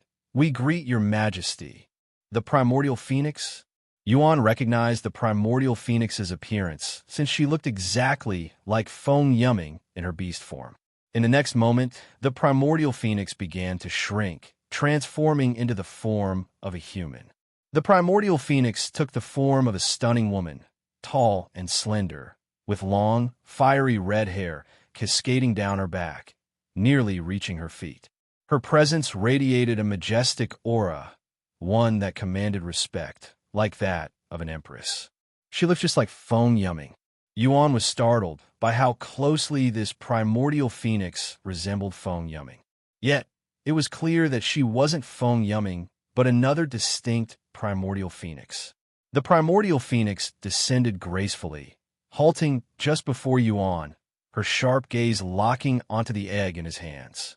After a brief, tense silence, she shifted her eyes to Yuan and asked in a calm, yet commanding tone, Who are you? Yuan, a human from the human world. What is your relationship with the one inside this shell? We're companions. Then you're not much of a companion. Letting her end up in such a state, the Primordial Phoenix remarked, her tone laced with disdain. Yuan narrowed his eyes and said, You don't even know what happened. That's irrelevant. Whatever. I'm not here to argue, but to see if you can heal her. The Primordial Phoenix looked at the egg and said, Of course, I can heal her. However, why should I do that for you? Did you think I would be willing to heal her just because she's a phoenix? I was hopeful, but if you're unwilling to heal her, just let me know so I can stop wasting my time here. How dare you speak to Her Majesty in such a tone? Even the Primal Monarch addresses her with respect. The middle-aged man shouted, his voice brimming with anger. The Primordial Phoenix narrowed her eyes at him. After a brief silence, she spoke, her voice calm yet firm. I am willing to heal her. but only under one condition. You must leave her with us in the Eternal Phoenix domain. Yuan frowned after hearing about her condition. Are you serious? Did it sound like I was joking? The Primordial Phoenix replied, her voice cold and unwavering.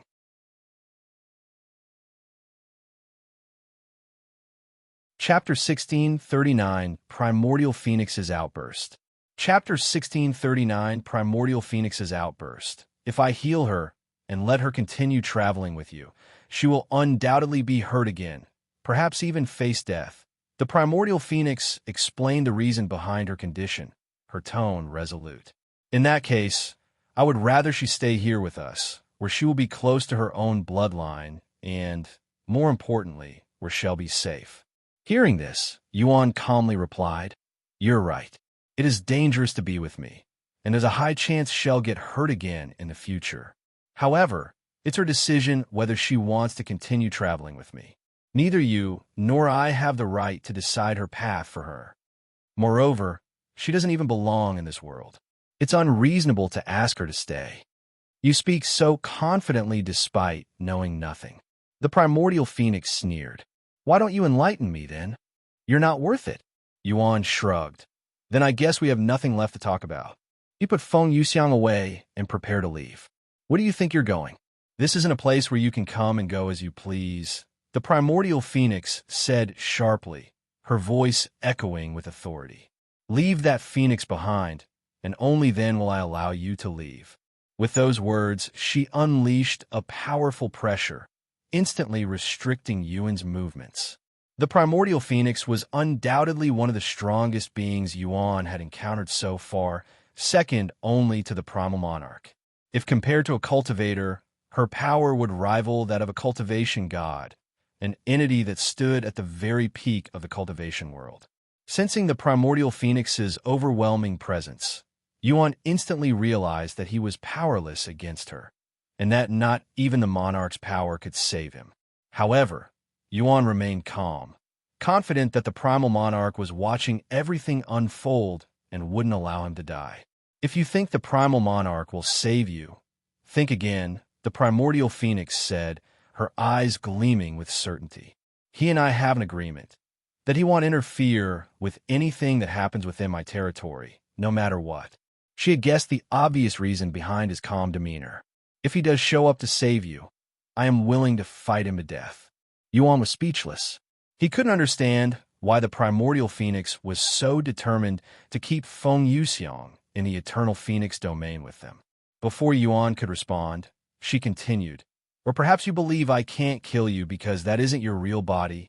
Unfortunately for you, my flames can burn anything, even a body crafted from your soul. Her voice carried a cold certainty that sent a chill through the air. Yuan's eyebrows twitched at her words. She can tell that this isn't my real body. He cried inwardly. As a courtesy to the Primal Monarch, I will give you one last warning. Leave behind that phoenix. Otherwise, I completely erase you from existence. Suddenly, flames erupted around them, encircling Yuan and trapping him within a blazing sphere of fire. The intense heat pressed in from all sides, leaving him no escape. Seeing this, Yuan spoke out loud. I know you're seeing this, you old booger. Are you really going to let me die? It's useless. The Primal Monarch won't interfere. The Primordial Phoenix sneered at his futile attempt. However, a voice suddenly resounded. You were quite confident that you'd be fine right before I sent you off. So what is this, you little brat? The Primordial Phoenix frowned when she realized it was the Primal Monarch's voice. Primal Monarch, I won't hurt him as long as he leaves behind the Phoenix. The Primal Monarch then spoke, but not to the Primordial Phoenix. You heard her, brat. It would save me a lot of headaches if you leave behind that Phoenix. Oof. I'd rather die. Yuan sneered. It's just a Phoenix. I'm sure you can easily acquire more when you return to your world. Just a Phoenix? She's much more than that to me. If you're not going to help, just leave. You useless old booger. After a brief silence, a deep sigh echoed through the fiery enclosure. Suddenly, a rift tore open beside Yuan, and the Primal Monarch emerged from it. What do you think you're doing, Primal Monarch? We had an agreement. Don't tell me you plan on breaking it. The primordial phoenix roared in anger. I know we had an agreement. The primal monarch responded, his voice calm yet firm. But I cannot allow my one and only son, since the beginning of time, to die here. He paused, his gaze steady on the primordial phoenix. Why are you so determined to take his companion from him, anyway? Even if she dies by his side, what does that have to do with you? It's not like she's the only phoenix out there. The primordial phoenix trembled at his words, her composure faltering. After a moment, she responded with a fierce intensity.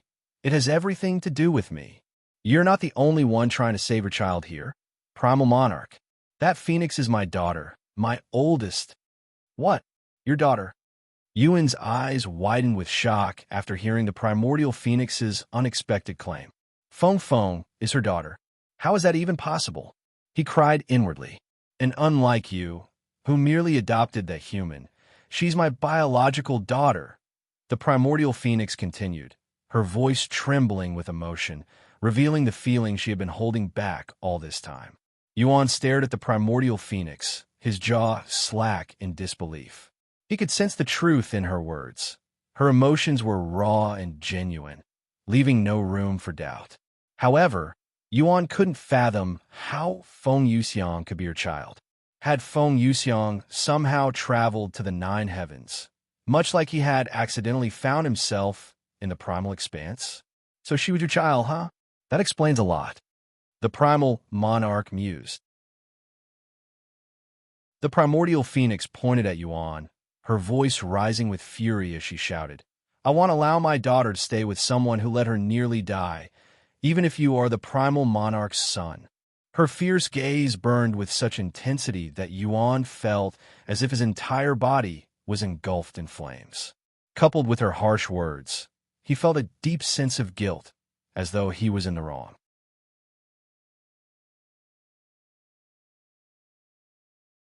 Chapter 1640, A Vicious Curse. Chapter 1640, A Vicious Curse. Since you're her mother, this changes everything. However, that doesn't mean I'm willing to let you take her away from me. Yejun said to the primordial phoenix after a moment of silence. He continued, How about this? Why don't you help your daughter recover first? Then we can discuss her future together. I promise that I won't leave before the two of you have a conversation. I really don't want to fight you. Oomph. You don't want to fight me? You aren't even capable of doing so. The primordial phoenix sneered. She turned to look at the primal monarch and continued. Although you haven't done anything yet, I am still going to consider this a breach of our agreement, primal monarch. Does this mean you have given up on trying to kill my son? That will depend on my daughter's testimony. If I find out that he's mistreated her even slightly, I will not hesitate to kill him even if it's the last thing I do, she responded in a cold voice. The primordial phoenix removed the flame shortly after and said to Yejun, Follow me. She created a rift and entered it. Go ahead. I won't be coming along. The primal monarch said. All right. Yejun nodded and followed the primordial phoenix into the rift. Ingzi, who had been watching in the background, silently followed him. As for the three phoenixes, so the phoenix inside that egg was my eldest sister. Huh? No wonder I felt an odd sense of familiarity with her. The young lady mused, her voice softening as the realization dawned on her. I can't believe that the first princess has returned after so long. The woman muttered in a dazed voice. Things are going to get chaotic here very soon. I need to notify everyone of the situation as soon as possible. The middle-aged man sighed. Once Yejun stepped through the rift, he found himself in a vast, breathtaking garden that seemed to stretch endlessly in every direction. The air was thick with the fragrance of medicinal plants, all flourishing with vibrant yang energy. Put my daughter on that altar. The primordial phoenix pointed to the altar covered with complex array symbols in the distance. Yejun nodded and approached the altar before retrieving Feng Yuxiang's egg and placing it in the center of the altar. Get back, said the primordial phoenix as she stood before the altar. Yejun stepped back and waited for her next move. However, the primordial phoenix didn't do anything besides silently staring at the egg with a motherly gaze. A few moments later, she suddenly frowned and roared. Which bastard placed such a vicious curse on her? That happened to her before we met, so I don't know the details. Yuan quickly shook his head when she turned to look at him for answers. Just so you know, I've been working to get that curse removed since we met, he added. Oomph. The reason why she hasn't emerged from her shell is because of this damned curse. The Primordial Phoenix revealed with a cold sneer. Unfortunately, I cannot do anything until we completely remove the curse, or I risk injuring her, even killing her. Do you have a way to remove the curse? Yuan asked. We can remove the curse with the help of a treasure. However, we don't have that treasure at our territory. But you know where it is, right? The treasure is called the Sacred Chalice of Purification, and it is in the possession of those annoying dragons at the Divine Dragon Sanctuary, she said. The Divine Dragon Sanctuary? Yuan didn't expect to hear this name again. It's a rank 1 territory, one that rivals our Eternal Phoenix domain, controlled by the dragon race. The Primordial Phoenix sighed, her frustration evident. I would retrieve the treasure myself, but doing so would undoubtedly spark an all-out war between our territories. I can get the treasure. Yuan suddenly volunteered. She looked at him and sneered. You? What can you possibly achieve with that level of cultivation? Your monarch's power is useless against those whose strength far exceeds your own. Her tone was sharp, dripping with condescension. Must everything be solved with violence and force? Yuan shook his head. He proceeded to transform, revealing his dragon form to her. You. The Primordial Phoenix's frown deepened as she sensed the unmistakable scent of a dragon exuding from his body. This was the first time such a scent had breached her sacred territory, her private sanctuary. Her displeasure was evident, her gaze hardening with irritation. You'll go there as a fellow dragon, Yuan said with a calm smile, ignoring her displeased glares. Even if you go there as a dragon, it won't do you any good, the Primordial Phoenix scoffed. The Sacred Chalice of Purification isn't just any treasure. It's one of their most valuable, revered as sacred. It has never left their territory before, and they guard it like their life depends on it. That does sound troublesome, Yuan mumbled to himself after hearing this. After a moment of silence, he shrugged. Well, they'll figure something out, probably. Ew, why would my daughter follow someone as foolish as you? The Primordial Phoenix sighed. Then do you have a better suggestion? Yuan inquired. The Primordial Phoenix remained silent. Eventually, she said, even the Primal Monarch might not be able to acquire the treasure from them without a fight, so I really have no idea how you're going to do it. However, it's still better than suddenly going to war with them. Not that I'm afraid of them or anything like that. We've been trying to conquer or eliminate each other since the beginning of time. The Primordial Phoenix continued coldly. We've gone to war more than once, even for reasons far more insignificant than this. All we need is time to prepare, and that's exactly what we'll be doing while you do your thing. So don't worry. Even if you fail to secure the treasure, we'll strike when the time is right. Yuan swallowed nervously. The Primordial Phoenix's expression was deadly serious as she spoke of going to war with the dragons, all for the sake of reviving her daughter. Her resolve was unwavering, showing just how far she was willing to go for her child's life.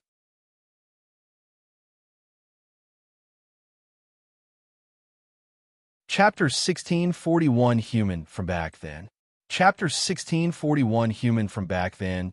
You'll do whatever it takes to acquire the treasure. Just don't do anything reckless and foolish before I return. Yuan shook his head at the Primordial Phoenix's eagerness to go to war with the dragons. Who the hell are you to tell me what to do? The Primordial Phoenix sneered. She continued, 10 years. If you haven't returned with the treasure by then, we will go there and get it ourselves. 10 years. Yuan smiled inwardly after hearing this generous number. I only plan to stay in this world for another year at most. As if I need 10 years. All right, 10 years. He agreed to her terms. Anyway, I will need some time to prepare before I head to the Divine Dragon Sanctuary. If I go there in my current state, with an incomplete chaotic heart, they will definitely suspect my identity. The Primordial Phoenix narrowed her gaze on him, seemingly pondering something. Since you brought my daughter back to us, We will assist you in that regard, she suddenly said. Really? Yuan wasn't expecting this at all and was pleasantly surprised. It's only a single chaotic heart, and it's your first, so it won't take much effort. Then I will take up on your offer, Yuan said. By the way, I've been meaning to ask you this, but how did Feng Feng, the daughter, end up in the human world? Are you seriously asking me that? Do you even know anything about the primal expanse? Are you really the primal monarch's son? The primordial phoenix suddenly bombarded him with questions. Now that you mentioned it, I don't really know much about the primal expanse. Yuan suddenly came to this realization. Despite spending over 100 years in the primal expanse, Yuan hadn't taken the time to learn much about its intricacies. Instead, he had devoted nearly all his focus to training. I never anticipated that I would be leaving the primal expanse so soon back then, so I never really paid attention to the world, and that old booger never told me much about the world either. Yuan sighed inwardly. Did the primal monarch really not tell you anything about our world? How long have you been living in the primal expanse? The primordial phoenix asked. I came to the primal expanse by accident a little over a year ago, he said. Only a year ago? And you become the primal monarch's son in that little time? Something isn't adding up here. The primordial phoenix frowned. It's a little complicated, but this isn't my first time to the primal expanse. Elaborate. Since she's Feng Feng's mother, I guess telling her the truth is fine. She'll find out eventually, anyway. With that in mind, Yuan explained his situation to her. I lived in the primal expanse for a little bit in my previous life, he calmly explained. The primordial phoenix's eyes widened after hearing this. Your previous life? Reincarnation? Wait a minute. The primordial phoenix suddenly began approaching him, her movements graceful yet deliberate. When she stood directly in front of him, she leaned in, bringing her face so close to his that their lips were just a breath apart, almost touching. Her gaze was fierce, searing into his face with such intensity that it felt as though her eyes alone could burn him. The heat of her presence was almost overwhelming, like a fire just beneath the surface. After a tense moment of silence, she abruptly stepped back, her eyes widening in shock as she cried out, Why you? No wonder you felt so familiar. You were the human for back then, the one who appeared out of nowhere and caused chaos in the primal expanse for 100 years before vanishing just as suddenly. Her voice was filled with both recognition and disbelief. HM? You know me, Tian? Yuan asked, his brow furrowing as he tried to recall the primordial phoenix from Tian's memories. However, he had fought so many phoenixes during that time that it was impossible to pinpoint her for certain. Who in the primal expanse hasn't heard of you back then? The primordial phoenix sneered. Though I never met you personally, I heard all about your so-called feats, how you went from territory to territory, beating up the owners individually. Her voice was laced with a mixture of disbelief and frustration as she recalled the stories of his chaotic past. As a matter of fact, you also made a mess in the Eternal Phoenix domain back then. The primordial phoenix continued, her voice rising with frustration. Unfortunately, I was away when you invaded our territory. By the time I returned, you had already disappeared from the primal expanse, so I wasn't able to exact revenge. Her eyes burned with fury as she recalled the memory of returning home, only to find her people beaten to a pulp and their treasures plundered. The humiliation and rage she had felt at that moment resurfaced, igniting her anger once more. Oh, that was just my training, Yuan said as he reminisced the past. Then why did you take our treasures? It requires a lot of resources to form chaotic hearts, you know? Anyway, Yuan continued calmly. While I did take your treasures, I didn't kill any of the phoenixes. Besides, you guys were the aggressors. I was simply passing through your territory when your people attacked me first, so you can't really blame me for defending myself. The primordial phoenix trembled, but she eventually stopped. That explains why the primal monarch never showed up to stop you. Whatever, the primordial phoenix suddenly scoffed, waving her hand dismissively. That's all in the past, and am not petty enough to hold a grudge over something that happened millions of years ago. Her tone softened slightly, though the tension in the air lingered. Thanks. Now, can you tell me about your daughter's situation? Yuan returned to the topic. Before that, you should learn more about the primal expanse, she said. In that case, allow me to explain. A third voice suddenly resounded. I knew you hadn't left yet. The primordial phoenix sneered, her voice dripping with disdain. But to snoop around in my private world. I didn't realize you were this shameless primal monarch. Sure enough, a moment later, the primal monarch appeared before them, stepping through an entrance he had created himself with a faint smile on his face.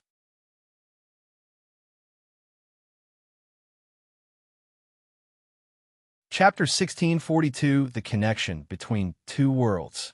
Chapter 1642, The Connection Between Two Worlds. Shameless? I'm just trying to ensure my son's safety. That's all. I have no interest in you or your world. The primal monarch shrugged. Huh, do you think I'm the type to go back on my words? I am nowhere as shameless as you, primal monarch. Anyway, you had plenty of chances to explain to him before. So why didn't you do so? Good question. The primal monarch began pondering with a serious face. A few moments later, he had a look of realization and said, I remember now. I forgot to tell him. Are you serious? The primordial phoenix frowned. He shrugged. My mind was occupied with other things back then, and teaching him about our world wasn't a priority, so I never gave it any thought. Unbelievable, Yuan muttered. Anyway, let me make it up by explaining our world to you now. The primal monarch looked at Yuan and went on to explain the connection between the primal expanse and the nine heavens. As you already know by now, the beasts of your world are originally from the primal expanse. Of course, not all of them came from the primal expanse, but a good portion of them are. Now the question is, how does that work? How do they enter your world? But before I answer that question, I have one for you. What happens when a human dies in your world? The primal monarch faced Yuan with a profound smile. Well, as long as their soul isn't destroyed, they will eventually be reincarnated. Without the memories of their past lives, obviously. The primal monarch nodded and continued asking, Then what do you think happens to beasts after their death? Yuan pondered for a moment before responding. Unlike humans, beasts don't reincarnate. Unless they have a unique bloodline, they simply return to nature, being part of the world as spiritual energy. You're partially correct, and you're missing a few pieces. The primal monarch spoke. Just like humans, beasts also reincarnate, he proceeded to explain. However, their process is vastly different. When a beast dies, as long as its chaotic heart, or core, isn't destroyed or consumed, it returns to nature as chaotic essence in the primal expanse and spiritual energy in your world. Over time, that energy will give birth to a new beast, whether by natural birth or through another beast. Unlike humans, who rely on their own bodily fluids to breed and procreate, beasts only need spiritual energy to do so. There are two ways they acquire this energy, by receiving it from another being or by absorbing the natural energy around them. Most prefer to use nature's energy, as it is both the most convenient and abundant source. However, those who wish to maintain or strengthen their bloodline's purity and strength typically acquire it from another individual. Yuan absorbed the information with a serious expression, carefully processing every word. When the primal monarch mentioned the beast's method of breeding through spiritual energy, Yuan's thoughts drifted to Lan Yingying and how she had requested his spiritual energy to conceive her future child. While it wasn't unheard of for beasts to conceive using a human's spiritual energy, it was incredibly rare due to the unpredictability of the results. The fusion of human and beast energy often led to unforeseen complications, making such occurrences highly unusual and risky. However, there are special races that can conceive with a human's spiritual energy without any complications, and Lan Yingying belongs to that category. Now, then, let's finally get to the main topic, the primal monarch said suddenly. In the primal expanse, for reasons still unknown, when beings here perish, they don't always return to nature as chaotic essence. Instead, they sometimes transform into spiritual energy and drift into your world, where they are reborn. Huh. Yuan's eyes widened at this information. He looked at the primordial phoenix and muttered, "Does that mean your daughter died in the primal expanse and was reincarnated in the human world?" She nodded.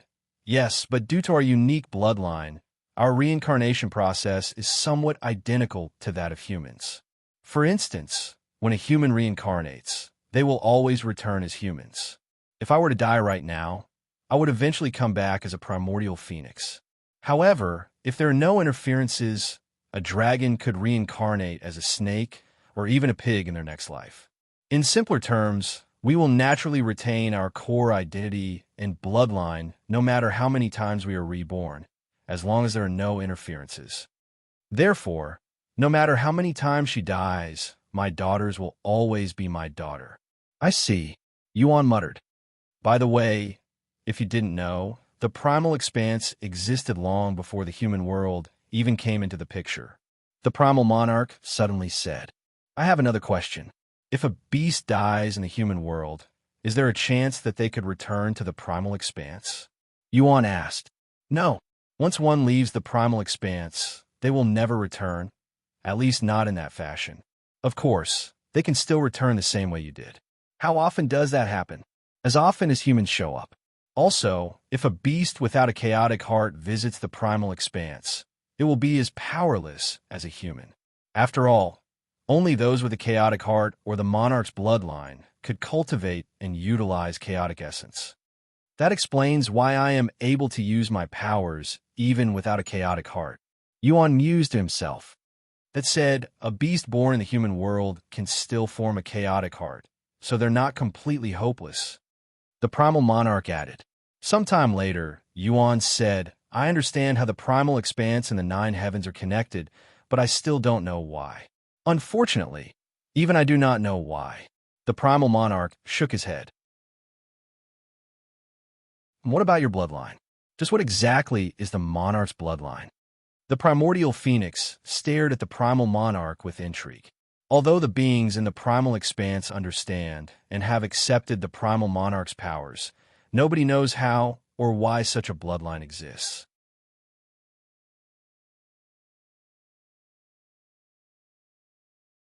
Chapter 1643-6 in total.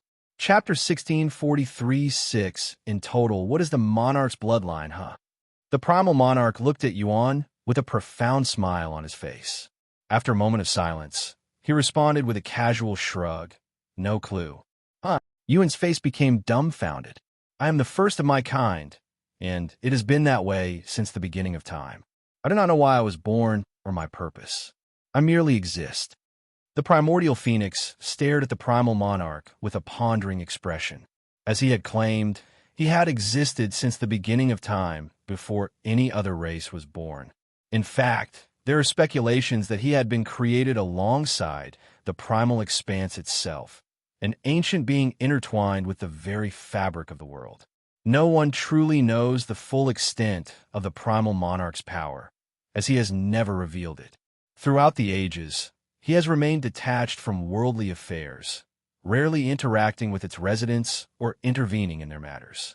He was a silent ruler, observing the world from a position so high that others could hardly comprehend it, his presence akin to that of a god. He also possessed an unrivaled ability that allowed him to command all bloodlines as if they were his servants, even those of the so-called purest and most powerful bloodlines. Due to his terrifying abilities, few dared to challenge him, allowing him to remain at the peak of the world since the beginning of time. "You never questioned it or tried to find an answer?" Yuan asked, his curiosity piqued. The primal monarch remained silent for a moment before shaking his head. "I was curious during my earliest years," he admitted. "But once I realized that knowledge wouldn't change anything, I have since stopped caring about it." Just what is so special about this human for the primal monarch to be so attached to him? The primordial phoenix wondered inwardly. The primal monarch was a godlike existence, one so far beyond the reach of most that even speaking to him seemed unimaginable. Yet, somehow, a mere human had managed to pique his interest enough to not only be adopted as his own, but also be granted his immense powers. It was simply incomprehensible even for someone as experienced and knowledgeable as the Primordial Phoenix. Sometime later, after their conversation ended, the Primordial Phoenix opened a rift, leading Yuan to the Eternal Phoenix Domain's primary residence, where most of the phoenixes dwelled. There will be someone to assist you with your chaotic heart, the Primordial Phoenix said to him after opening the rift. You're not coming? I'm going to examine her curse a little more. I understand. The moment Yuan emerged from the rift, he was immediately greeted by a familiar face, the young lady who was the first to approach him.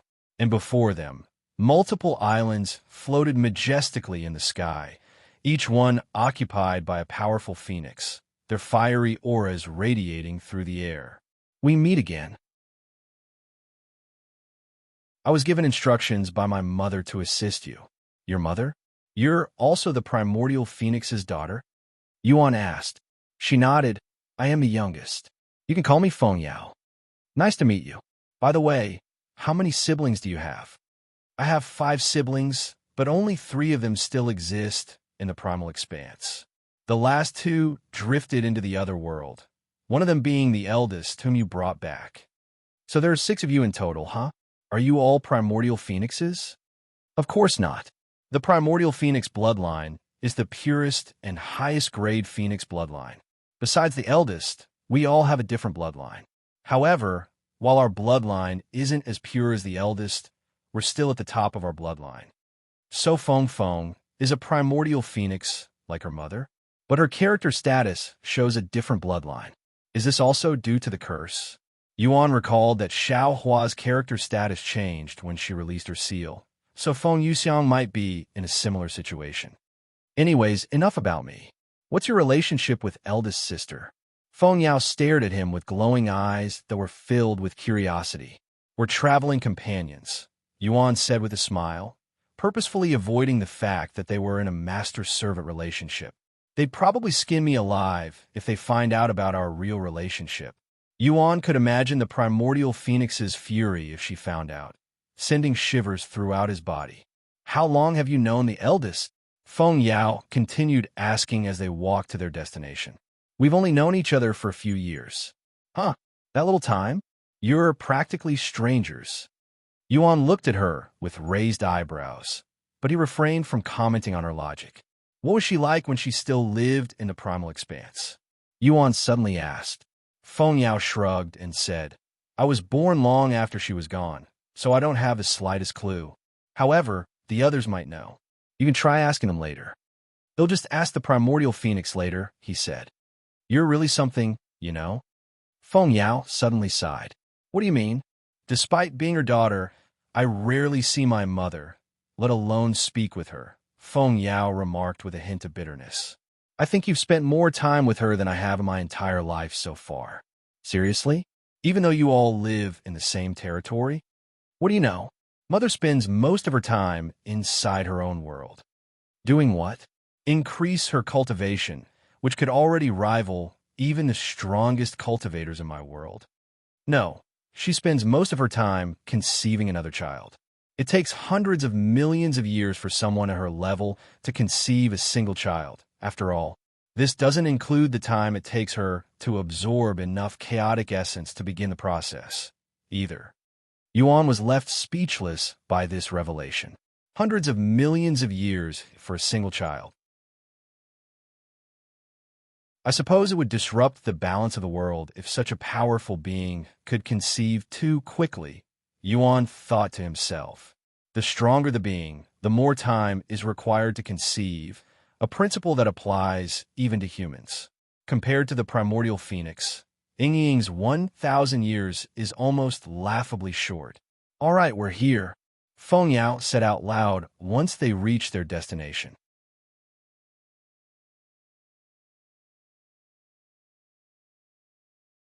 Chapter 1644 9 Levels of Hell. Chapter 1644 9 Levels of Hell. Where exactly are we? Yuan inquired as they stood at the peak of a massive volcano. He thought they were going to feed him treasures to complete his chaotic heart. We're at the 9 Levels of Hell peak. What a terrifying name. Why did you bring me here? The Primordial Phoenix said you'd help me complete my chaotic heart. Were you expecting us to feed you treasures or something? You'll be forming your chaotic heart here. Feng Yao pointed at the raging flames inside the volcano. How does that work? Yuan asked with raised eyebrows. There are 9 floors in the 9 levels of hell, each floor engulfed in my mother, the Primordial Phoenix's flames, Feng Yao explained. If you temper your body within these flames, you'll eventually complete your chaotic heart. The deeper you go, the more intense the flames become, but the rewards will also be greater. Of course, they could have simply fed Yuan the necessary treasures to complete his chaotic heart. However, since the Primordial Phoenix couldn't kill him, she saw this as an opportunity to inflict some pain on him instead. Thus, this grueling method of tempering his body in the flames was chosen as a way to achieve his goal, while ensuring he endured some suffering in the process. Not petty enough to hold a grudge, huh? Yuan recalled the Primordial Phoenix's words and shook his head inwardly. Anyway, you're only a human, and your cultivation is also pathetically low, so even the first level might be unbearable for you. Feng Yao continued. That's why I'll give you this. She handed him a bottle that contained a single drop of blood inside. Phoenix blood? Yuan raised an eyebrow. My blood, to be precise. If you consume it, you'll have enhanced fire resistance for a short time, enough to endure the 2nd level at most. It was only ordinary Phoenix blood, but Feng Yao had a powerful bloodline, so even a single drop would be priceless in the 9 heavens.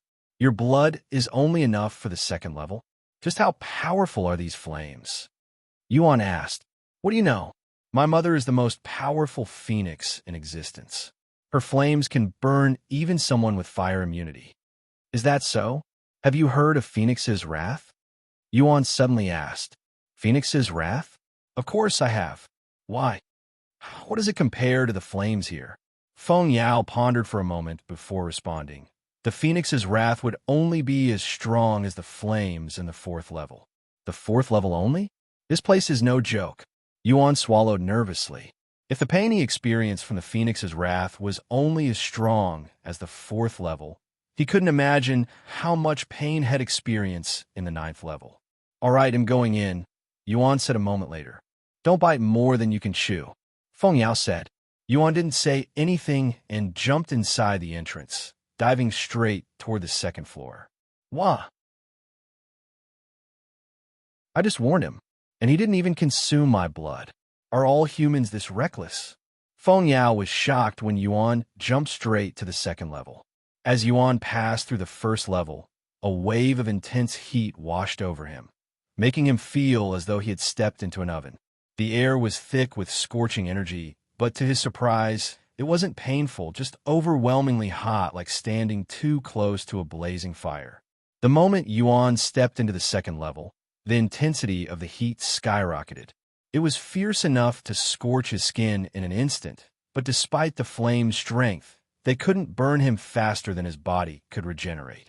His healing abilities kicked in immediately, restoring his skin as quickly as it was damaged, creating a relentless cycle of burning and regeneration. This is a great place to temper my body and increase my fire resistance, Yuan thought, his excitement growing as the flames continued their relentless assault. Perhaps I could even achieve fire immunity in this place. The burning sensation was excruciating, but it wasn't unbearable. Filled with determination, he sat down and began cultivating on the 2nd level. Wow, he's actually enduring the 2nd level right off the bat. I guess I underestimated him a little. Feng Yao mused, her interest piqued. Not only did the flames temper Yuan's body, but they also contained rich chaotic essence that gradually advanced his chaotic heart. However, the process was slower than he anticipated. It'll take years to finish my chaotic heart at this rate. It'll head to the 3rd level once I improve my fire resistance to the next level. With that in mind, Yuan continued to temper in the flames. Sometime later, a figure appeared at the 9 levels of Hell Peak and landed right beside Feng Yao. Elder Brother Mu. Feng Yao greeted this tall and handsome man with a respectful smile. What did you return? A few hours ago, he responded, his gaze staring intently at Yuan's figure. Feng Mu was the second youngest in the family, but he was still 1 billion years older than Feng Yao. I came back immediately after hearing that the eldest has returned. Is that him? The human who brought back the eldest from the human world? Feng Mu asked. Yes, he's the one. He's less impressive than I anticipated, even disappointing, Feng Mu remarked, shaking his head in dissatisfaction. I heard he was related to the Primal Monarch, too. Must be a lie. No, it's true. The Primal Monarch even showed up to protect him when Mother was about to kill him. Feng Yao said. Seriously? How is someone so weak related to the Primal Monarch? I can burn him to ashes with a single breath. Feng Mu quickly lost interest in Yuan and asked about Feng Yuxiang. Have you spoken to the eldest yet? What is she like? Haven't you heard? She came back as a shell. What? Feng Mu immediately became dumbfounded.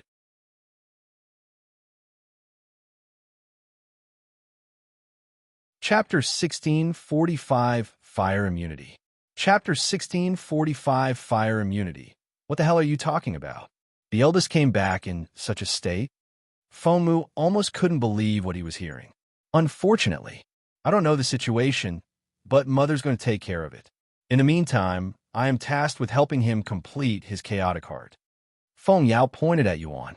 Feng Mu shifted his gaze to Yuan again and sneered.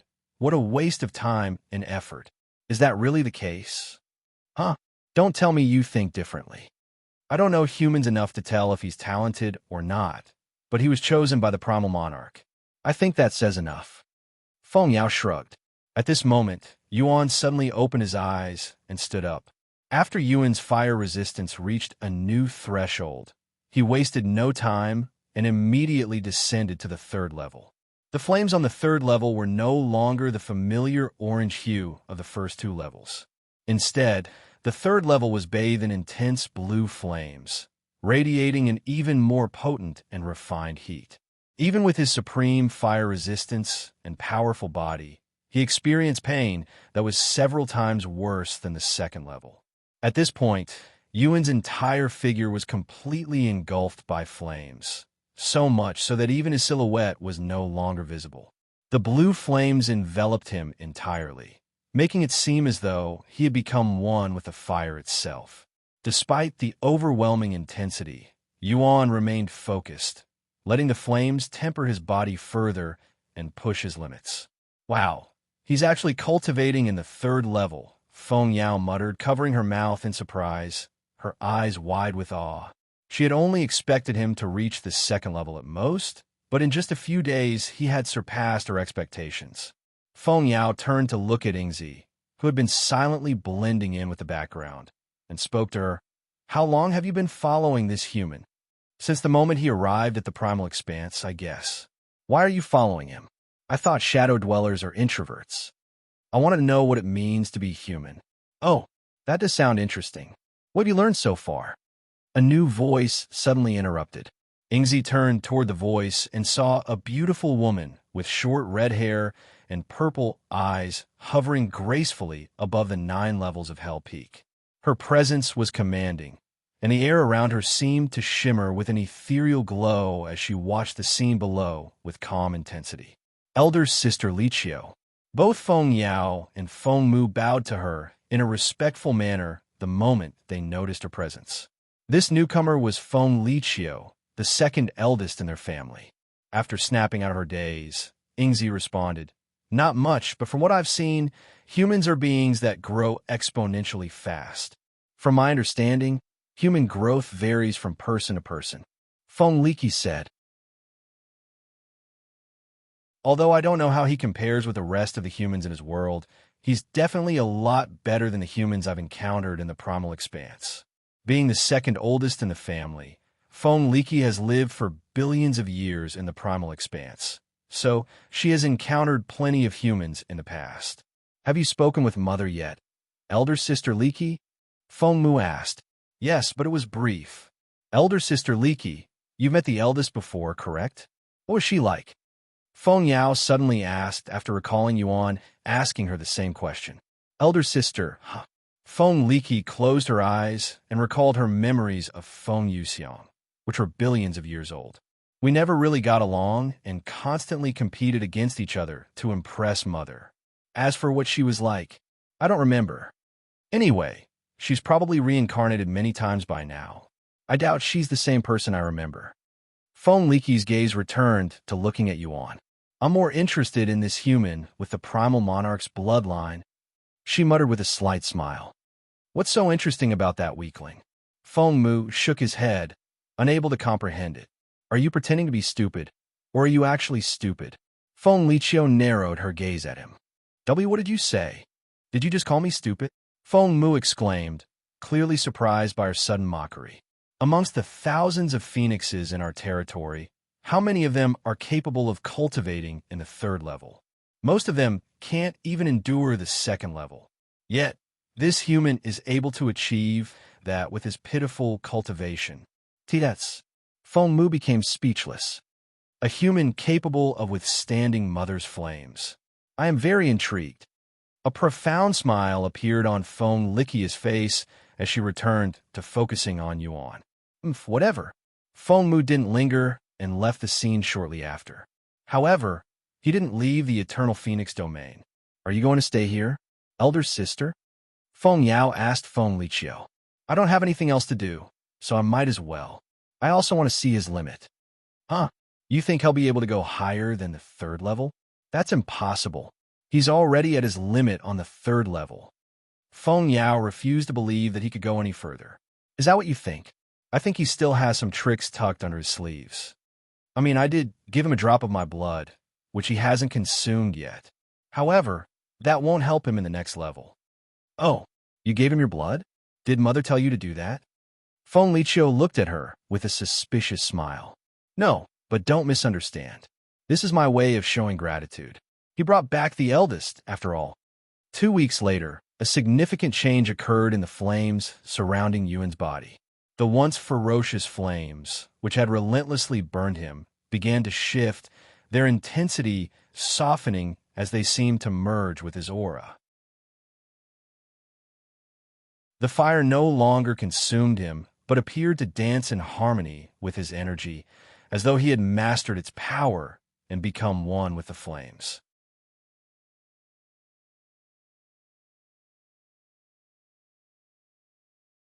Chapter 1646 Completed Chaotic Heart. Chapter 1646 Completed Chaotic Heart. That human. He's achieved fire immunity. Feng Yao exclaimed, her expression filled with astonishment. I didn't know humans could do that. She had always believed that only beasts with unique bloodlines, like phoenixes, were capable of acquiring such immunity. The fact that a human had done it defied her expectations and understanding. Even in the 9 heavens, achieving fire immunity was an exceptionally rare accomplishment. Those who managed it typically relied on special techniques, priceless treasures, and years of dedicated cultivation to reach that level. There were also those born with unique physiques that granted them fire immunity naturally, but that was a different story since they hadn't earned it through effort, but were simply born with the gift. The fact that Yuan had attained this without the aid of a technique made his accomplishment all the more extraordinary. However, no, this isn't something as simple as fire immunity. Feng Liqi's eyes widened as she came to this realization. Fire immunity, rank, divine, mastery, level 1, description, grants the user immunity to most fire. What? It's fusing with my fire immunity? Yuan raised an eyebrow at this notification. Is this similar to how my 2 physiques fused with each other? Unlike fusing 2 physiques together, the progress this time was much quicker. He's absorbing the flames. Feng Yao exclaimed when she noticed this. Fire immunity only makes one impervious to most fire, but it doesn't have the ability to absorb flames. Feng Liqiu narrowed her eyes and spoke, her voice calm but filled with passion. Fire immunity may be the end of the journey for most, but for us phoenixes, that is just the beginning. Above fire immunity lies true fire immunity, where one becomes truly immune to all flames, Feng Liqiu continued, and beyond that is the realm of fire harmony. Once one reaches fire harmony, not only will they be immune to fire, but they'll also be able to absorb it, transforming flames into their own power, the apex of fire control. Are you telling me that a human has managed to achieve fire harmony when even I haven't been able to do so? Feng Yao exclaimed, her voice filled with disbelief and frustration. The idea that a mere human could reach a level of mastery that had eluded her was almost inconceivable. Feng Liqiu shook her head and said, "No, that can't be possible. He's just achieved fire immunity, so it doesn't make sense for him to achieve fire harmony so quickly. There must be something else going on inside that weird body of his." Suddenly, Yuan stood up and jumped even deeper into the 9 levels of hell, reaching the 4th level. The 4th level's flames were as powerful as the Phoenix's wrath, a force Yuan couldn't withstand for more than a few seconds before. However, after achieving fire immunity, the once unbearable flames became barely endurable. The progress of his physique, which had stalled at 50% before Yuan entered the 4th level, began to rise once more. As for his chaotic heart, it was already on the verge of completion. This is something different. It's similar to fire harmony, but it's not the same. Feng Liqiu mused to herself as she spent more time watching Yuan. Several hours later, Yuan completed his chaotic heart. Ding! Yuan, cultivation, Dantian 1st level spirit sovereign, cultivation, chaotic heart not applicable. Yuan wasn't surprised to see his second cultivation because Tian also achieved the same thing after returning to the divine heavens and cultivating his Dantian. Yuan's second cultivation soared rapidly, experiencing breakthroughs every few minutes. In just a few short hours, Yuan's second cultivation reached early chaotic master, akin to a 9th level spirit enlightenment in human cultivation, surpassing his original cultivation. What am I seeing right now? I can sense 2 distinct energies coming from him. Is this what happens when a human forms a chaotic heart? I have never seen or heard of anything like this before. Feng Yao exclaimed. Feng Liqiu narrowed her eyes at Yuan and said, "This isn't my first time seeing a human with a fully formed chaotic heart. Do you recall the human who made a mess in our territory several million years ago? However, he didn't have the other energy at that time, so this is also my first time seeing someone with both at once. I wonder how it affects him. I have heard about him, but that happened before I was born." Feng Yao nodded. Now that he's formed his chaotic heart, he should be leaving soon. However, Feng Yao would soon realize that Yuan had no intention of leaving so soon. He may have formed his chaotic heart, but he still had something else to complete. Chaotic essence is essentially the same as spiritual energy, but it's more chaotic, giving it far greater destructive power, Yuan thought, recalling Tian's experience. Unfortunately, it can't be used with human techniques. However, I can fuse it with my spiritual energy to enhance my techniques and make them more powerful. Or I can directly enhance my body with it. When the fusing progress halted at 70%, Yuan looked to the 5th level. After a moment of stillness, his body suddenly surged with chaotic essence. Once had strengthened his entire body with chaotic essence, Yuan jumped straight to the 5th level, where the flames were bright green and 5 times more powerful than the 4th level.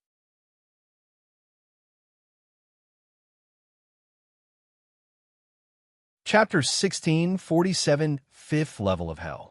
Chapter 1647, 5th Level of Hell. The instant Yuan entered the 5th level of 9 levels of hell, his progress shot up from 70% to 80%. However, the pain he was experiencing was excruciating and would break the minds of even the toughest cultivators out there. The 9 levels of hell weren't created for humans, but for phoenixes, beasts with a natural affinity for fire. Even a newly born phoenix with the lowest bloodline would have supreme fire resistance, and it wouldn't take long for them to achieve fire immunity. In fact, even a golden immortal would perish inside the 5th level, much less a spirit sovereign like Yuan. How much more is this human going to surprise me? Even I, who has almost achieved true fire immunity, can barely endure the 5th level's flames. Feng Yao exclaimed. Feng Liqiu didn't make any comments and merely watched him in silence. Yuan remained in the 5th level for a week straight, and his progress reached 89%. Once he realized he wouldn't advance any further, Yuan looked at the 6th level, where purple-colored flames raged. After a moment of silence, he released a resolute roar before transforming into his dragon form. That's Feng Yao and Feng Liqiu were startled by Yuan's transformation. While they took a moment to comprehend the situation, Yuan dove into the 6th level. This scent, does he have dragon blood flowing through his veins? Feng Yao cried out loud. Does mother know about this? Feng Liqiu looked at her with a slight frown. Dragons were forbidden from entering the Eternal Phoenix domain. It didn't matter if they were real dragons or only had a single drop of dragon blood in their whole body. Rules were rules, and not a single dragon managed to remain in their territory for more than a day, much less cultivate inside the 9 levels of Hell Peak, a sacred place for phoenixes. I don't know. Feng Yao vigorously shook her head. I was only told to bring him to this place. Once the nearby phoenixes noticed Yuan's scent, they immediately rushed over to the 9 levels of Hell Peak, thinking that a dragon had invaded their sanctuary. A dragon? In the center of the Eternal Phoenix domain? Impossible. How did a dragon manage to invade so deeply inside our territory without revealing its presence until now? This dragon has a weak presence, but it still doesn't explain how it evaded us until now. The scent is coming from the 9 levels of Hell Peak. Don't tell me they're trying to sabotage our sacred place. Hundreds of phoenixes gathered at the 9 levels of Hell Peak within minutes, surrounding the place. Not a single one of them wasn't baffled at the moment of their arrival when they saw the situation. What the fuck is going on? What the fuck am I looking at?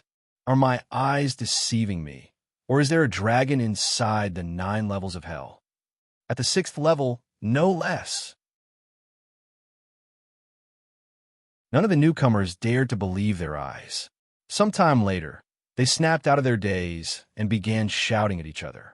Hey, someone go fish that dragon bastard out. Why don't you do it? Although nobody there wanted to admit it, none of them could enter the 6th level, much less drag Yuan out. Lady Liqiu, you're the only one here who can endure the flames on the 6th level. Eventually, they all turned to the only individual there who had any hopes of surviving the 6th level. Feng Liqiu remained silent for a moment before responding to their hopeful gazes. Huh? Why should I? Her words instantly shattered their hopes and left them dumbfounded. What do you mean, why? There's a dragon in our territory, inside the 9 levels of hell. She shrugged. I'm exhausted right now. Exhausted? From what? From rushing back home, she explained. An awkward silence filled the atmosphere. Suddenly, a loud and authoritative voice resounded. What the hell is going on here? Master Mu. These phoenixes became hopeful again after seeing Feng Mu's appearance. These phoenixes pointed to the 6th level of the 9 levels of hell without uttering a word.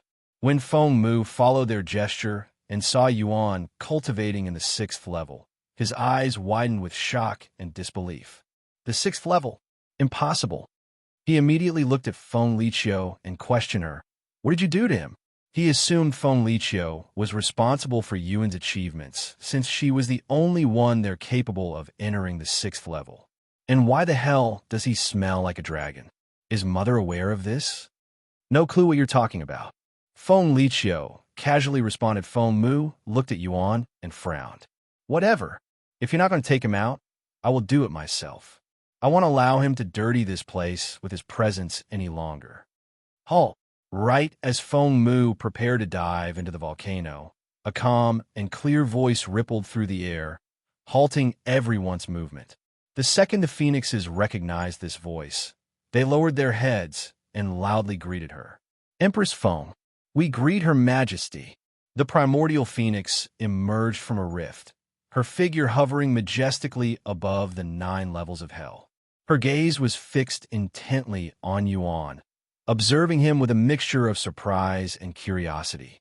Nobody is allowed to disturb him. Leave.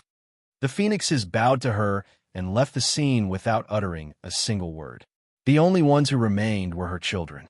Once most of the spectators were gone, The Primordial Phoenix created a barrier around the peak that prevented Yejun's scent from spreading. Mother, did you let him enter knowing that he has dragon blood flowing through his veins?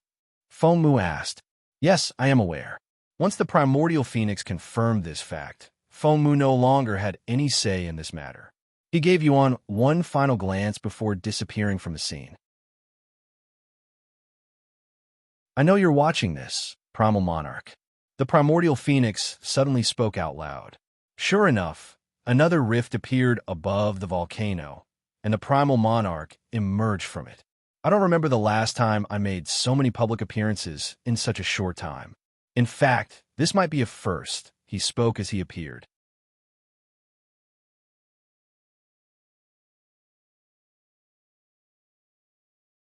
Chapter 1648 Impervious to Fire. Chapter 1648 Impervious to Fire, Primal Monarch. Feng Yao and Feng Liqiu lowered their head after snapping out of their daze. The Primal Monarch acknowledged them with a slight nod before looking at the Primordial Phoenix and asking, So, why did you call for me? The Primordial Phoenix looked at Yuan and spoke. I have secretly been to the human world before, and I'd even spent a few thousand years there. What? When did you do such a thing? And why? Feng Liqiu expressed shock after learning this information for the first time despite being the second eldest. After giving birth to my fourth child, I suddenly had the urge to see how my first child was doing, so I traveled to the human world to satisfy my curiosity. Just going there took several million years of traveling nonstop. I was only able to achieve this because she had the same bloodline as me, and I could sense someone of the same bloodline, no matter the distance.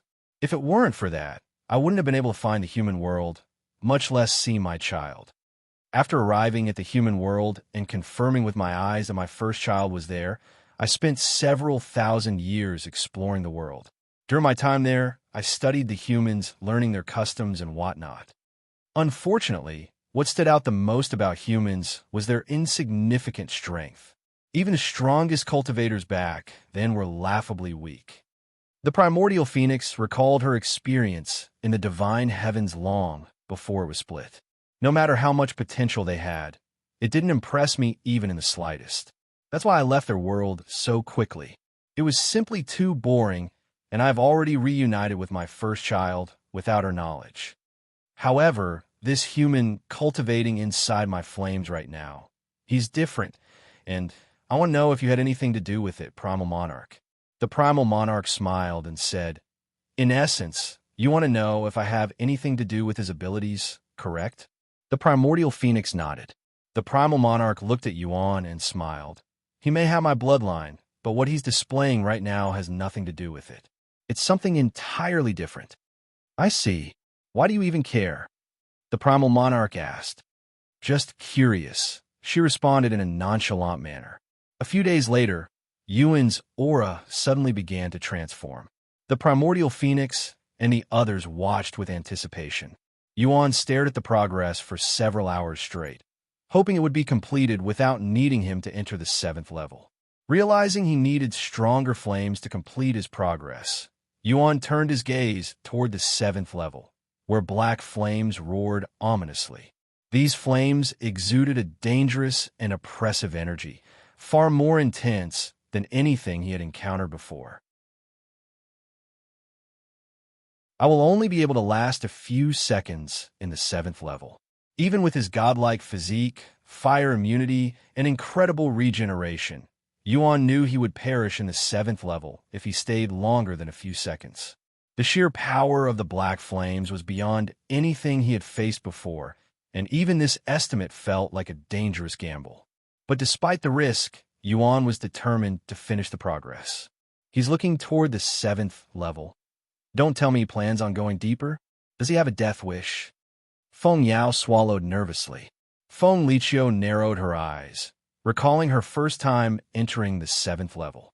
When she first attempted the 7th level, she had just achieved fire harmony, but even that was not enough to withstand the black flames, and she nearly lost her life just entering it. If Mother didn't save me at the last second, I would have perished on that day. Feng Liqiu sighed inwardly. After preparing himself, Yuan took one last deep breath before jumping into the black flames. The flames are much more powerful than I anticipated. I won't last more than a second in this place. Yuan immediately realized that had underestimated the prowess of the black flames, but it was already too late to go back. More than half of his body was burned away the instant he entered the 7th level. However, at the same time, his progress also advanced. The moment Yuan's physique evolved, the black flames ceased their relentless assault on his body. Instead of burning him, the flames began to restore his body, even strengthening it. Once his body was fully restored, the flames began filling his chaotic heart with chaotic essence, causing his cultivation to soar once again. His cultivation halted at perfect chaotic master, rivaling someone at the peak of divine master. Yuan inspected his body, marveling at the transformation. The black flames, which had once pushed him to the brink of collapse with unbearable pain, now felt soothing and comforting, as if he were basking in the perfect sunlight. Am I completely impervious to fire now? Yuan wondered inwardly. He turned his gaze toward the 8th level, where beautiful white flames raged with an ethereal intensity. Strangely, despite their brilliance and power, he couldn't sense any threat from them. It was as though the flames no longer held the capacity to harm him. What just happened? His body was on the verge of destruction just seconds ago. Now it seems as if the flames don't even affect him. Feng Liqiu exclaimed, her voice filled with shock and disbelief. Not only is he unaffected by it, he's absorbing the flames and turning them into his own strength. The primordial phoenix muttered, her eyes narrowing as she observed Yuan with a thoughtful expression.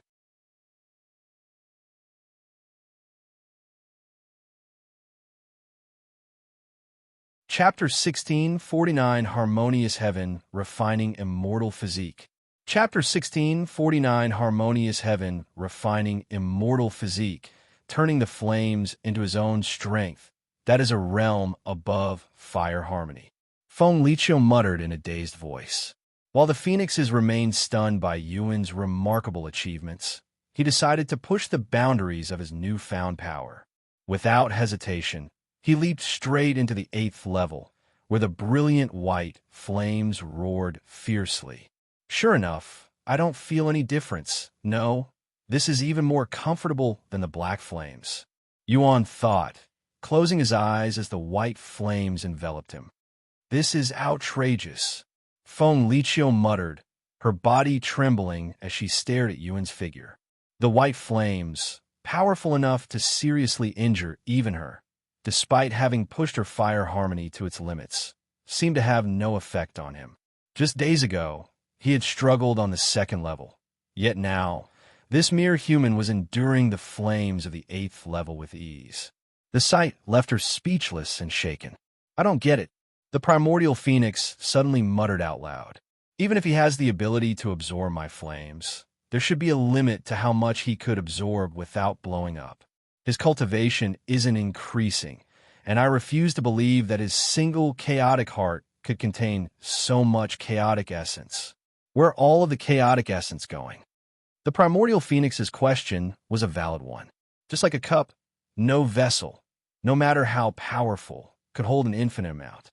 If one kept pouring water into a cup, it would eventually overflow. Similarly, there had to be a limit to how much power Yuan could absorb before reaching a breaking point. Yet, this breaking point was nowhere to be seen with Yuan. Sure enough, Yuan's chaotic heart could not contain an infinite amount of chaotic essence. And once it was completely filled to the brim, the chaotic essence was sent elsewhere. Primordial fire, rank, celestial, mastery level. 1. Description: the highest level of fire mastery, attainable only by a few bloodlines. Primordial fire transcends all other flames, bypassing even the strongest fire resistance and immunity. It is the ultimate expression of fire, a flame unrivaled in destructive capability and feared by even phoenixes. So I can turn the flames I absorbed into my own power. Yuan swallowed nervously at the implications. If I can merge my physique with the fire immunity, I should be able to do the same with other immunities. Perhaps that's how I complete my new physique. Sometime later, Yuan turned his gaze to the ninth and final level of the 9 levels of hell. Unlike the previous 8 levels, there were no visible flames in the ninth. However, despite the absence of fire, Yuan could clearly sense something powerful and ominous lingering within. It looks like I am not completely impervious to all fire yet. Yuan sighed inwardly. Though he had endured the 8th level without any issues, he could instinctively sense that the 9th level was different, deadly, even for him. I guess it's about time I leave this place. In just a few days, Head completed his chaotic heart, gained fire immunity, evolved his physique, and even acquired a celestial rank skill. Feeling satisfied by the results, Yuan left the 9 levels of hell. The moment Yuan emerged from the volcano, he instinctively sensed something hurtling toward him. Turning around, his eyes widened as he spotted a massive ball of black flames flying directly at him. Yuan instinctively raised his arm, opening his palm to block the incoming flames with his bare hand. The moment the massive ball of flames made contact with his palm, it was absorbed instantly. The flames, which were strong enough to kill even immortals, vanished into his hand, leaving Yuan unscathed. What was that about? Yuan looked at the Primordial Phoenix, who was responsible for the surprise attack. I wanted to confirm your abilities. What if that had killed me? But it didn't. Unbelievable. Why are you complaining? You should be thanking me for letting you use the 9 levels of hell. I would have if you didn't send me here because of your pettiness. Yuan shrugged. I have no clue what you're talking about. The Primordial Phoenix shook her head. Whatever. I'm going to head to the Divine Dragon Sanctuary now that I have completed my chaotic heart. Wait a minute. Feng Liqiu suddenly spoke up. Who are you? Yuan asked. Feng Liqiu, the second eldest in the family. Oh, hello.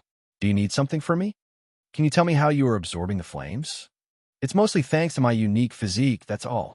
Were you born with that physique? Yes. Feng Liqiu suddenly became silent with a ponderous expression on her face. If there's nothing else, wait, I have one more thing, a request. What kind? Feng Liqiu narrowed her eyes and spoke. Give me some of your blood and chaotic essence. What? Yuan raised an eyebrow, unable to comprehend her request at first. However, Feng Yao and the Primordial Phoenix reacted with shock, their eyes wide in disbelief. The request clearly struck them, while the Primal Monarch, observing the scene, wore a slight smile, as if amused. Wait a second. Yuan suddenly had a sense of déjà vu. Then, he recalled a certain conversation he had with Lan Yingying. He swallowed nervously before asking, That request, you want to conceive with my energy? She nodded without hesitation. What the hell are you thinking? The Primordial Phoenix suddenly interjected. I have been wanting a child for a while now, and I think this is the perfect time. But with a human? I have never heard of anything like that before. Is that even possible? I guess we'll find out soon enough. Feng Liqiu smiled. Ahem. Yuan cleared his throat and said, It's definitely possible for beasts to conceive with humans since it's been done before in my world. But I have no intention of doing something like that with someone I don't know. But I already told you who I am. Feng Liqiu said. You know what I mean? Yuan shook his head.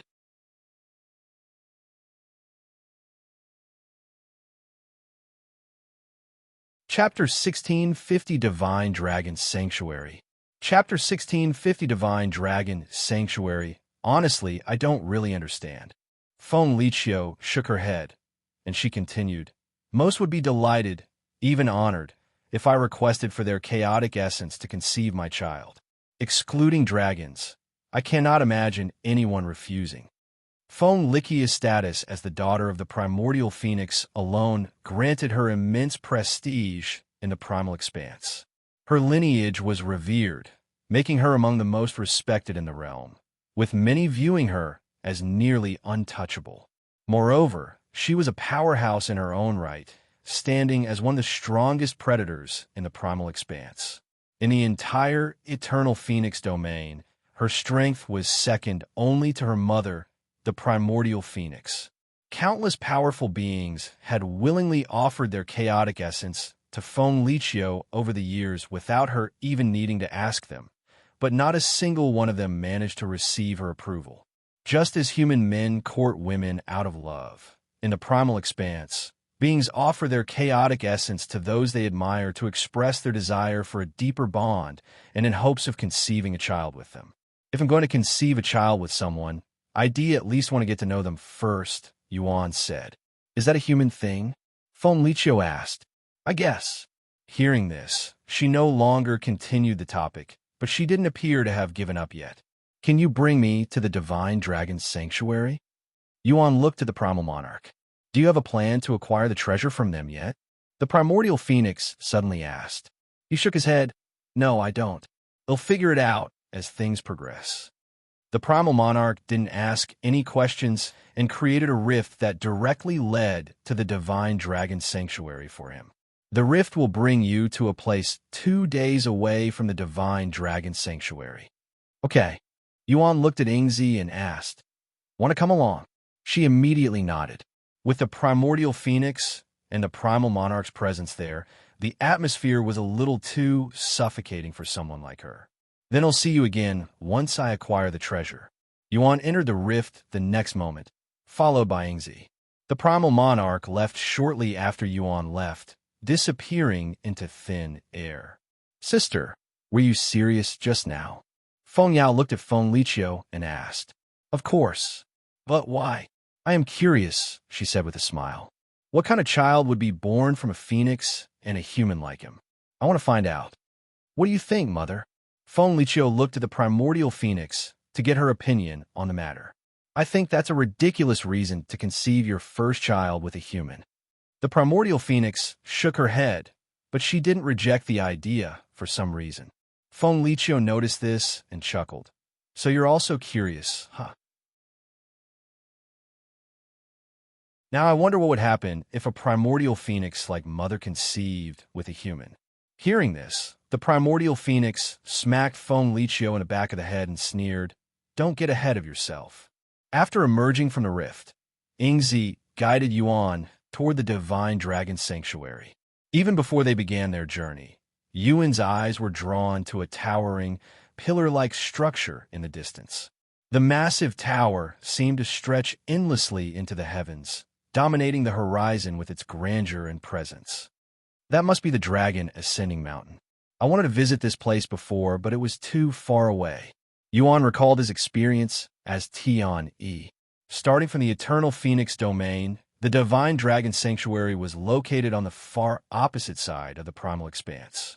Without special treasures, the journey would take an unfathomable amount of time.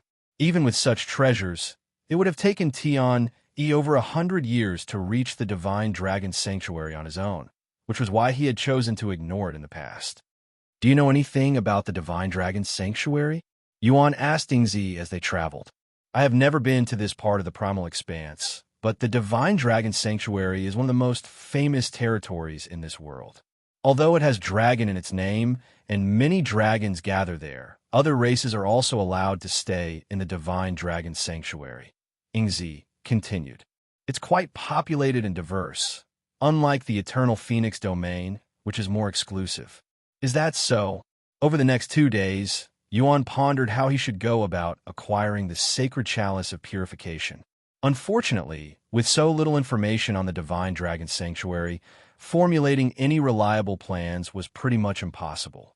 In the end, Yuan decided to join the Divine Dragon Sanctuary to learn more about them first before planning anything. 2 days later, Yuan and Ingzi arrived at the Divine Dragon Sanctuary. Unlike the Eternal Phoenix Domain, where entry was closely guarded, no one approached or attempted to stop them from entering the territory. In fact, Yuan noticed a constant flow of other presences arriving at the territory at the same time, giving the place a more open and welcoming atmosphere. However, Yuan didn't know where to start. In order to become affiliated with a territory, one typically required the approval of the territory's master. However, the Divine Dragon Sanctuary, being one of the largest and most powerful territories in the Primal Expanse, operated differently. It was impractical for one of the strongest beings in the world to handle such insignificant matters, so a dedicated group of individuals was appointed specifically for this purpose. Ingzi, can you sense any dragons nearby? Yuan asked her. I sense a few, but none of them have the scent of a true dragon. They probably belong to an inferior bloodline. Can you bring us to the one who seems to be the most reliable? How can I tell if they're reliable? I'll forget it. Just bring us to the closest one. Okay. Sometime later, Yuan and Ingzi approached a tall man with striking blue hair. The moment he sensed Yuan's scent and powerful aura, the man's eyes widened in surprise and awe. Who are you?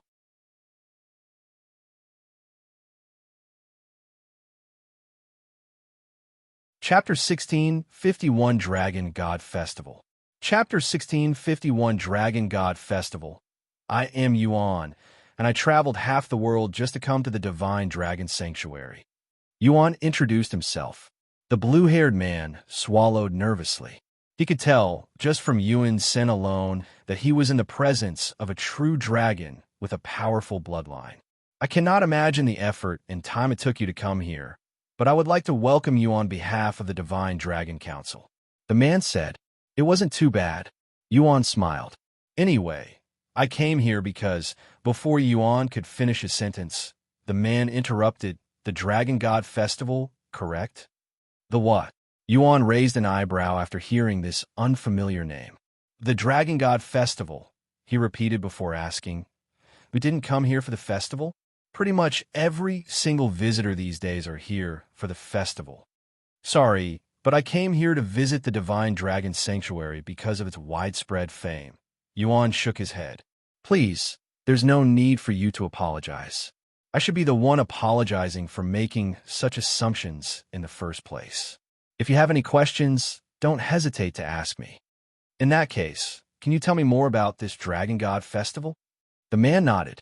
The Dragon God Festival is a tradition in the Divine Dragon Sanctuary that happens only once every 25 million years. During the festival, the participants compete against each other for the title of Dragon God Successor.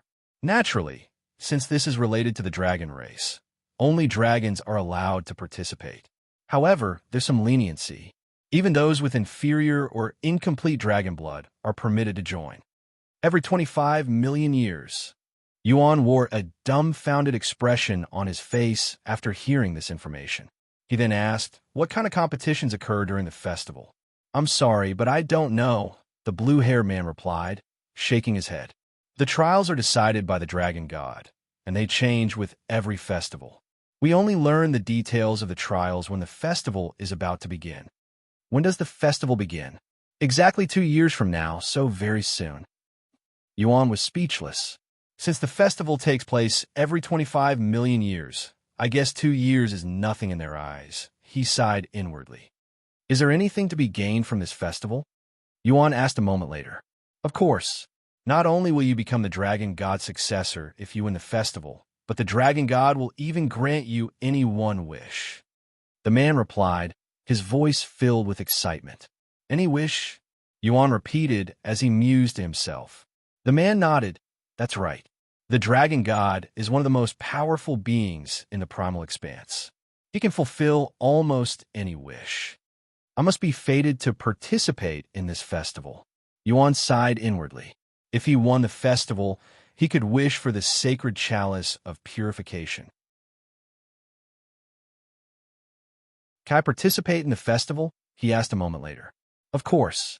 As long as you're related to the dragon race, you can sign up for the festival. Are there any other requirements? For example, do I have to be affiliated with the Divine Dragon Sanctuary? No. The festival is open to everyone as long as they meet the requirements. That's great. Where do I sign up? The man pointed to the dragon ascending mountain and said, Do you see that tower? You can sign up there. Thank you very much. Yuan and Ingzi made their way to the tower shortly after. Now that I've decided to participate in the festival, I have to wait 2 years for it to begin. Yuan pondered what he should do in the meantime while they approached the dragon ascending mountain. Sometime later, Yuan and Ingzi reached Dragon Ascending Mountain, but by the time they got there, tens of thousands of beings were already lined up. Once they joined the queue, Yuan took a moment to inspect the towering structure ahead. The dragon ascending mountain was, in reality, just an incredibly tall pillar stretching into the sky. There was an entrance at the base of the tower, but Yuan couldn't quite imagine what lay inside or what purpose it served. He tried looking inside using his divine sense, but an invisible force prevented him from peeking inside. Hey! Amid his thoughts, Yuan suddenly felt someone tugging at his clothes. He turned to look at Ingzi, who was staring at him. I want to eat the rest of my meat skewers, she said. All right. Yuan pulled out a handful of meat skewers and handed them to Ingzi. The rich, savory scent of the skewers immediately filled the air, catching the attention of everyone in line and even those nearby. Heads turned, and whispers spread as the aroma quickly became the center of attention. What is that smell? My mouth became watery after a single whiff. It's coming from the back of the queue. Look at those meat on sticks in that little girl's hands. What kind of meat is that? I've never smelled anything so delicious before. Someone exclaimed, their voice filled with astonishment. The crowd murmured in agreement, their eyes fixed on the food in Yingzi's grasp. Hey, what the fuck are you trying to pull here? An irritated voice suddenly roared, cutting through the chatter. Yuan shifted his gaze to the man standing directly in front of them in the queue. The man's expression was tense, clearly agitated by something, and his eyes flicked toward Yuan and Ingzi with clear frustration. What do you mean? Yuan calmly inquired. You know what I mean? Why would you pull out something like that without considering your place and situation? Or are you trying to start something on purpose? It's just food, Yuan said with a seemingly innocent expression on his face. Well, it's causing commotion. Unless you share it with the rest of us, get it out of our faces. What kind of logic is that? I don't see why we need to share it with you. Yuan shook his head and said, you're the one causing a commotion here. Anyway, if it bothers you that much, feel free to take the meat skewers away from her. I won't stop you.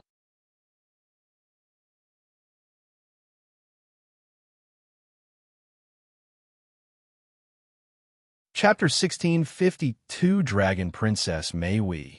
Chapter 1652 Dragon Princess Meihui. The man glanced at Ingzi, only to be met with a fierce, piercing glare that sent chills through his entire body.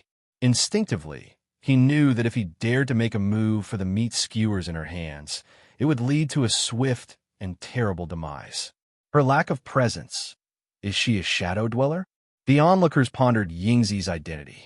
After chewing and swallowing the meat in her mouth, Ingzi spoke out loud. I'm willing to exchange my food. Really? The man was pleasantly surprised, and his opinions of shadow dwellers slightly improved. However, Ingzi continued, in exchange for one skewer, I will have your life. Not just the man before her, but even Yuan and the other onlookers reacted with bafflement. Why, you crazy little bitch? I'm gonna fucking kill you.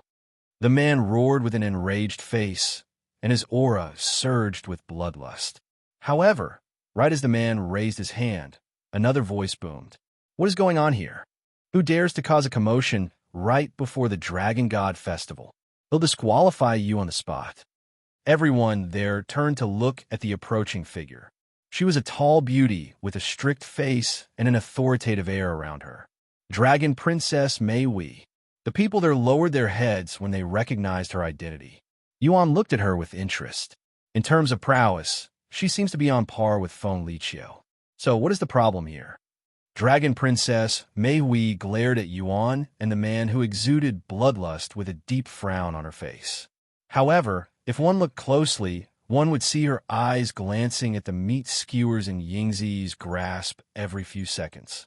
Dragon Princess Meihui would never admit it, but she couldn't care less about their insignificant drama. What prompted her to show up in the first place was in Yingzi's grasp. Dragon Princess, we were quietly waiting in line when this unreasonable fellow in front of us suddenly became aggressive. Yuan was the first to speak up, and he directly placed all blame on the man. You don't give me that bullshit. You were the ones who provoked us with your food. The man hastily refuted. Yuan shook his head and said, how do we provoke you with our food? I don't recall dangling them in front of your nose and provoking you. Or were you so enticed by the scent that you became offended? Either way, my friend was minding her business when you started yapping about sharing our food without providing any logical reason, and then you got angry when she refused. Yuan turned to look at the Dragon Princess with an apologetic smile. Although it wasn't our intention, it is true that our food was the main cause for the commotion. I hope you can forgive us. Before the Dragon Princess could even open her mouth to respond, Yuan retrieved a handful of meat skewers and shoved them toward her. Please accept our apology. Silence filled the atmosphere, while the onlookers were shocked by the implications behind Yuan's actions. That bastard has the audacity to bribe the Dragon Princess so openly. The Dragon Princess stared at the meat skewers with a somewhat dazed face. When she snapped out of it a moment later, she cleared her throat and spoke. Is that so? Don't worry about it. Since eating here is not a crime, you're not responsible for what happened. She turned to look at the man with narrowed eyes and continued. I will only give you a warning. If you continue to make a scene, I will disqualify you from the festival. I understand. I will not disappoint the princess a second time. The man didn't dare to argue back and responded with his head lowered. Then I will take my leave. Just as the Dragon Princess turned to leave, Yuan spoke again, his tone calm but firm. You haven't accepted my apology yet, princess. He was referring to the meat skewers that were still in his grasp. The Dragon Princess instantly halted her movements, but her eyebrows were twitching. If you really don't want it, they'll take them back. As Yuan began pulling his arms back, she turned back to Yuan and swiftly accepted the meat skewers. If you insist, I will accept it, she said in a somewhat bashful voice. After accepting the skewers, the Dragon Princess wasted no time and immediately took a bite.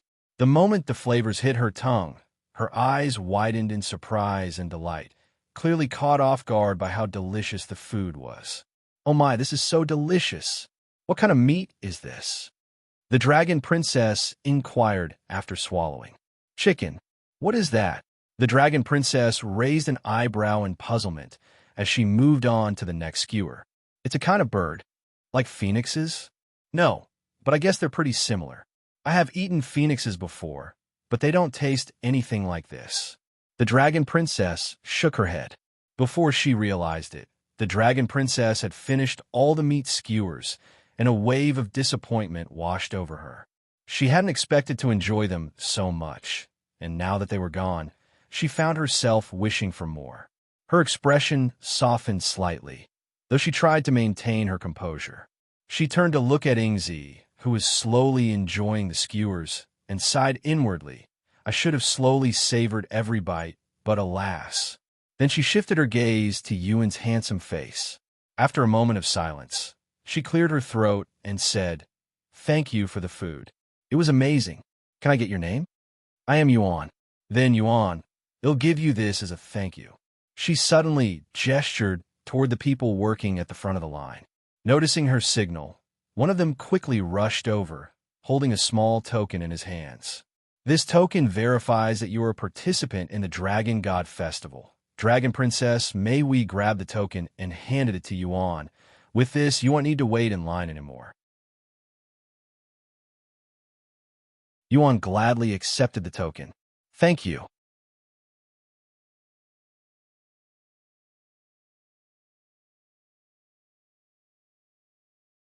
Chapter 1653 Divine Dragon Council. Chapter 1653 Divine Dragon Council. Then I'll be on my way now. After Yuan had been given the token, Dragon Princess Meihui quickly left the scene. There were two major reasons why Dragon Princess Meihui gave Yuan the token, allowing him to skip the assessment entirely. The first reason was simple. She could tell by Yuan's dragon scent that he was more than qualified to participate, making the assessment process unnecessary and a waste of time. The second reason was because of the meat skewers. If the others in line were forced to endure the enticing aroma for too long, it would likely lead to another commotion. By allowing Yuan to leave early, they would avoid any further disruptions caused by the irresistible scent of the skewers. With the token in his grasp, Yuan and Ingzi left the scene, disappearing into the distance. I guess I don't need to worry about being affiliated with the Divine Dragon Sanctuary for now. Yuan tossed the token into his spatial ring. What are you going to do for the next 2 years? Ingzi asked him. Yuan pondered for several minutes before responding. If the Divine Dragon Sanctuary is as powerful as the Eternal Phoenix Domain, they should have training areas like the 9 levels of hell, right? I should take this time to strengthen myself further and prepare for the festival. But will they allow someone who isn't affiliated with their territory to use these training spots? Ingzi mused. Let's go ask that blue-haired dragon.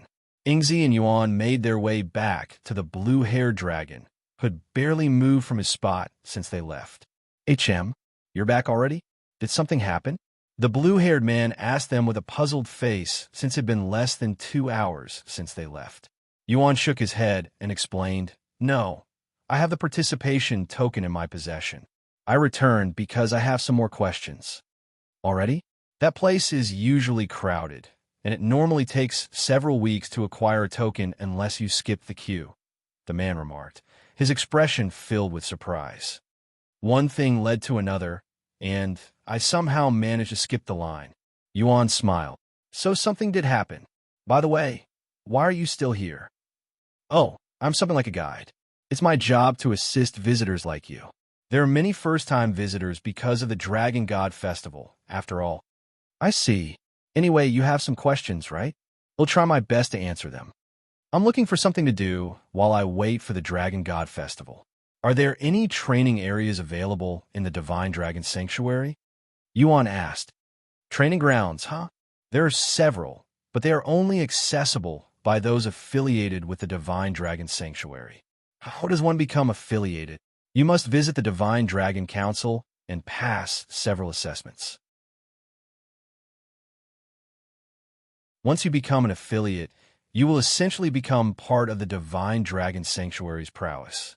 For example, if our territory is ever threatened, you are obligated to aid us. Can I ask about the assessments? What do they ask for? The Divine Dragon Council will ask about your background to determine whether you are qualified to become an affiliate. So there's a chance I won't qualify, huh? Yes, but I have no reason to believe why you wouldn't qualify. In fact, you're pretty much guaranteed to qualify because you belong to the dragon race. I see. Where is the Divine Dragon Council? In response to Yuan's question, the blue-haired man retrieved a white stone and said, This will bring you directly to the Divine Dragon Council. This? Yuan accepted the white stone and inspected it with interest. You've never seen a teleport stone before? The man inquired, sounding somewhat surprised. Oh no, they don't exist where I am from. I guess that's not too surprising since they're unique within the Divine Dragon Sanctuary. These teleport stones are created by the Void Dragon, who has the ability to teleport. If you shatter that stone, you will create a rift that will directly bring you to the Divine Dragon Council. Sometime later, Yuan shattered the teleport stone, releasing the energy stored within. The energy surged out, swirling in the air before forming a rift in front of him. The rift will disappear after 10 seconds. The man quickly warned him. Thanks for your help again, Yuan said to him before jumping into the rift, followed by Ingzi. Upon emerging from a rift, Yuan found himself standing before a majestic pagoda, its intricate design far surpassing the one he had seen at Phoenix Ascendancy Plateau. The towering structure was adorned with elaborate carvings and shimmering details, exuding an air of ancient power and significance. Its grandeur made it clear that this was a place of great importance. Just like the Dragon Ascending Mountain, there was a huge line waiting to go inside the pagoda. Fortunately, the line isn't as long. Moreover, it's moving much faster, Yuan thought to himself as he entered the back of the line. As they waited in line, Yuan listened to the conversations around them. Hopefully I qualify as a Divine Dragon Warrior. That would make life much easier in the Divine Dragon Sanctuary. Unless you're a dragon or have a master-level bloodline, it's near impossible to become a Divine Dragon Warrior. He'll be satisfied with just being affiliated with the Divine Dragon Sanctuary, since having a higher rank also means having more responsibility. So what if I have more responsibility? Only Divine Dragon Warriors are allowed to use their training grounds, and that is my sole reason for coming here. After overhearing the nearby conversation, Yuan began to wonder if being affiliated with the Divine Dragon Sanctuary was similar to joining a faction in the Nine Heavens, since there appeared to be ranks amongst those affiliated. I need to become at least a Divine Dragon warrior to use their training grounds. Huh? Yuan mused inwardly. Sometime later, he looked at Ingzi and asked, "Are you also going to become an affiliate?"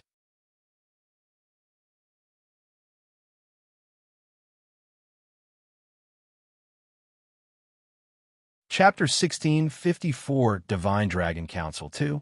Chapter 1654 Divine Dragon Council 2. I don't really have a reason to join the Divine Dragon Sanctuary. Ingzi shook her head. Most people join the Divine Dragon Sanctuary for one of two reasons. Some sought access to the powerful training grounds available within the territory, hoping to grow stronger. Others joined to use the Divine Dragon Sanctuary's prestigious name as a shield, gaining protection and influence under its banner. I do not care about their training grounds, and I don't need their protection, so I don't really benefit from joining them. However, if you were to remain in the Primal Expanse forever, I wouldn't mind joining them with you.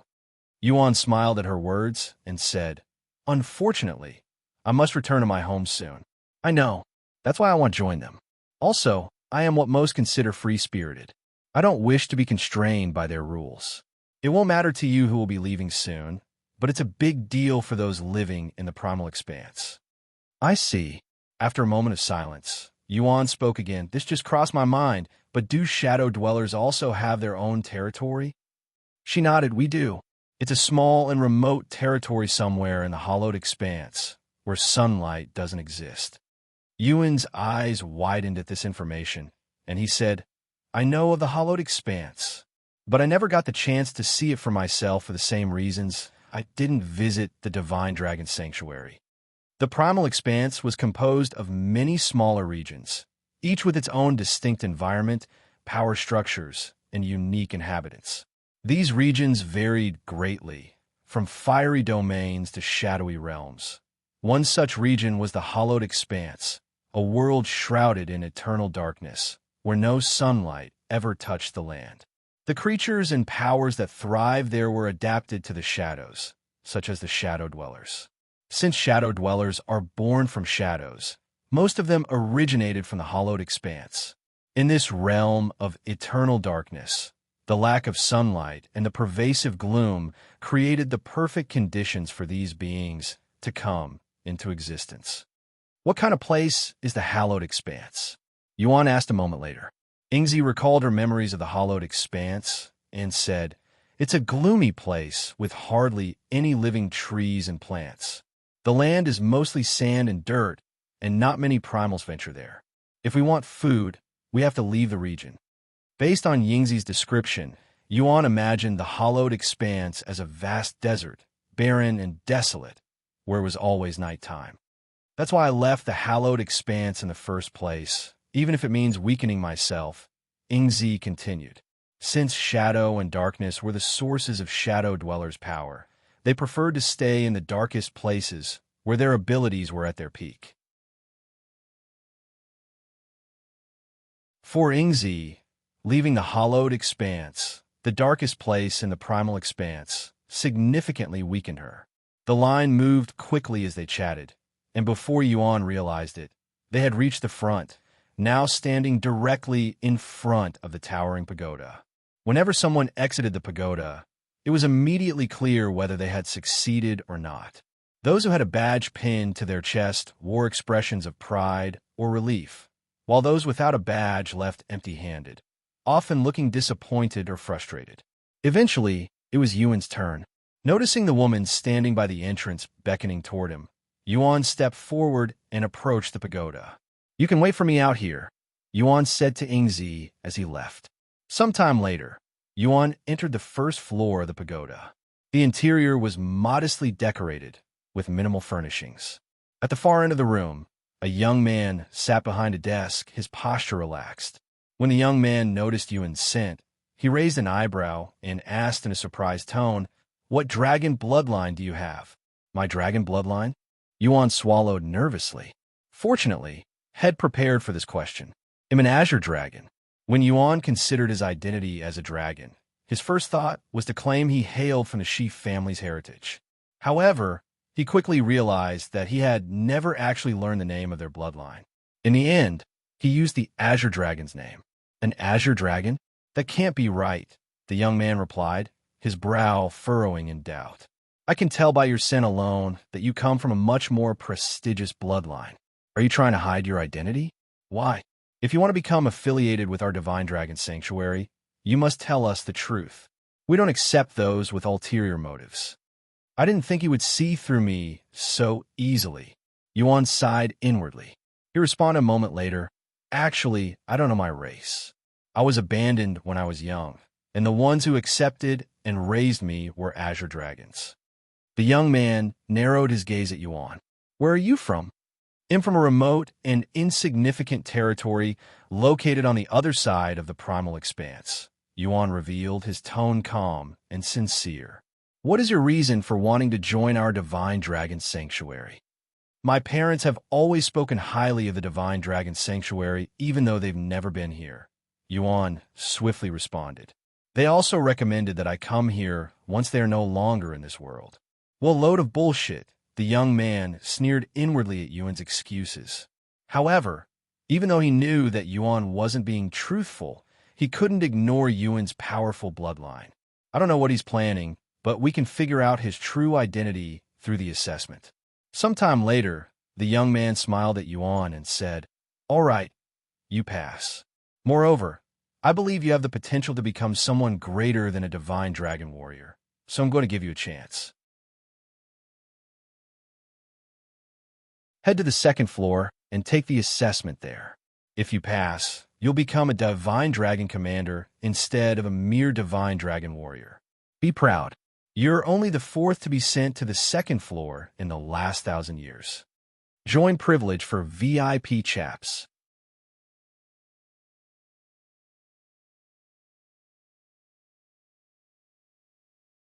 Chapter 1655, Divine Dragon Council 3. Chapter 1655, Divine Dragon Council 3. Huh? That's it. Yuan thought, surprised by how easy the process had been.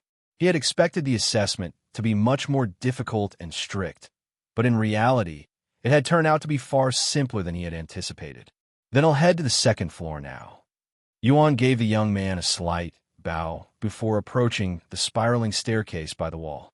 Several moments later, Yuan stepped onto the second floor. The layout and decorations were almost identical to those on the first floor. At the other end of the room, a middle-aged man was slumped over a desk, seemingly asleep. His posture was relaxed, and his soft, rhythmic breathing filled the otherwise quiet room. Yuan didn't say anything and approached the desk. Suddenly, without opening his eyes, the middle-aged man spoke. It's been 200 years since someone was sent up here. A moment later, the man slowly opened his eyes and sat up, his calm gaze immediately locking onto Yuan. I see why you were sent up here. You have a strong bloodline. Thank you. The middle-aged man then spoke. In order to qualify as a divine dragon commander, you must demonstrate a certain level of prowess, and your bloodline must be at least commander quality.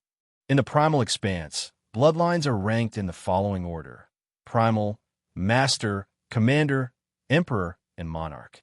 Each rank signifies a major increase in potential and influence.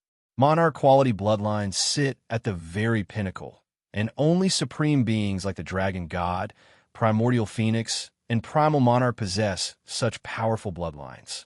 The middle-aged man retrieved a finger-sized needle and tossed it to Yuan. Feed it your blood, he instructed. Yuan didn't act right away. Instead, he stared at the needle in silence for a moment, as there was a good chance this would expose his identity. The next moment, Yuan pricked his finger with the needle, and it immediately absorbed his blood. 954, what are you thinking so deeply about? The middle-aged man suddenly inquired when he noticed Yuan's hesitancy. Nothing important. It's just that I've never seen anything like this before and was wondering what it does. Yuan said with an innocent smile. Where did you come from to have never seen that before?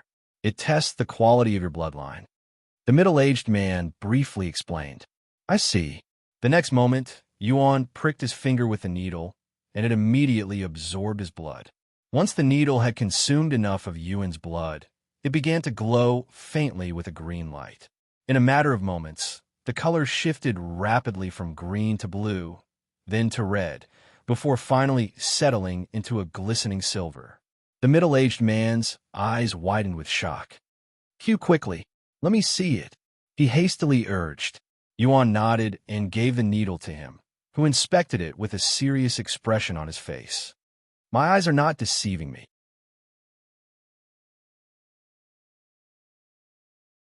You actually have an Emperor-quality bloodline." The middle-aged man stood up and shifted his gaze from the needle to Yuan, his eyes burning with excitement. "What sort of bloodline do you have?" Yuan was inwardly relieved that the needle only revealed the quality of his bloodline and nothing more. I don't know," he responded a moment later. "What do you mean by that?" "I grew up without my parents." "Is that so?" the middle-aged man muttered, his tone laced with skepticism as he eyed the glowing needle. While he clearly doubted Yuan's background, he didn't outright deny it either. After all, given how chaotic the Primal Expanse was, Yuan's claim was entirely possible, even common. In a realm where powerful bloodlines often mingled and mysterious origins were not unheard of, the idea of someone like Yuan emerging from obscurity wasn't out of the question. "All right, you passed this assessment. Congratulations, you're the second to pass the second floor in the last 1,000 years. What about assessing my prowess?" Yuan asked. "You'll be doing that on the next floor. Although your cultivation is lacking, I don't doubt you have immense potential as someone with an Emperor-quality bloodline, so there's a very good chance you'll qualify as a Divine Dragon Commander, even if you fail the next assessment." "All right, then I'll head to the next floor now." Shortly after Yuan left the second floor, the middle-aged man noticed the needle was still glowing. "That's strange. Why is it still active?" Right as he muttered these words, the needle abruptly changed colors again. This is," he gasped, his face pale with shock. He dropped the needle and stumbled backward, falling onto his buttocks. The silver needle was now glowing a brilliant golden color. "A golden glow," he whispered in disbelief, fully aware of the significance of such a sight. "No, this can't be possible." The middle-aged man shook his head in disbelief before staring at the golden needle for a moment longer. Then he pulled out something that worked like a communication jade slip and started speaking into it. Meanwhile, Yuan had just reached the third floor, only to find it completely empty except for 2 words painted on the wall that read, "Be patient." After seeing the words, Yuan patiently waited for the interviewer to show up. "There's a formation in the center of the room." Yuning suddenly notified him. She continued after examining it. "It appears to be a teleport formation." Yuan smiled as he sat on the floor and patiently waited for the interviewer to show up. Unbeknownst to Yuan, the Divine Dragon Sanctuary was in a commotion, stirred by a piece of specific information that spread like wildfire amongst the upper ranks. "What? A new descendant of the Dragon God showed up? How is that even possible? The Dragon God should only have 3 descendants. Perhaps he conceived another one in secret. That's highly unlikely. Where's this supposed 4th descendant?" According to Counselor Luo, he's currently on the 3rd floor of the Divine Dragon Hall. "How long has it been since someone made it to the 3rd floor? Who's going to do the assessment?" "I heard the interviewer has already been decided." About 15 minutes had passed since Yuan began waiting for his interviewer to show up when the teleportation formation suddenly flickered to life, and a handsome young man with a dignified and commanding presence emerged from it.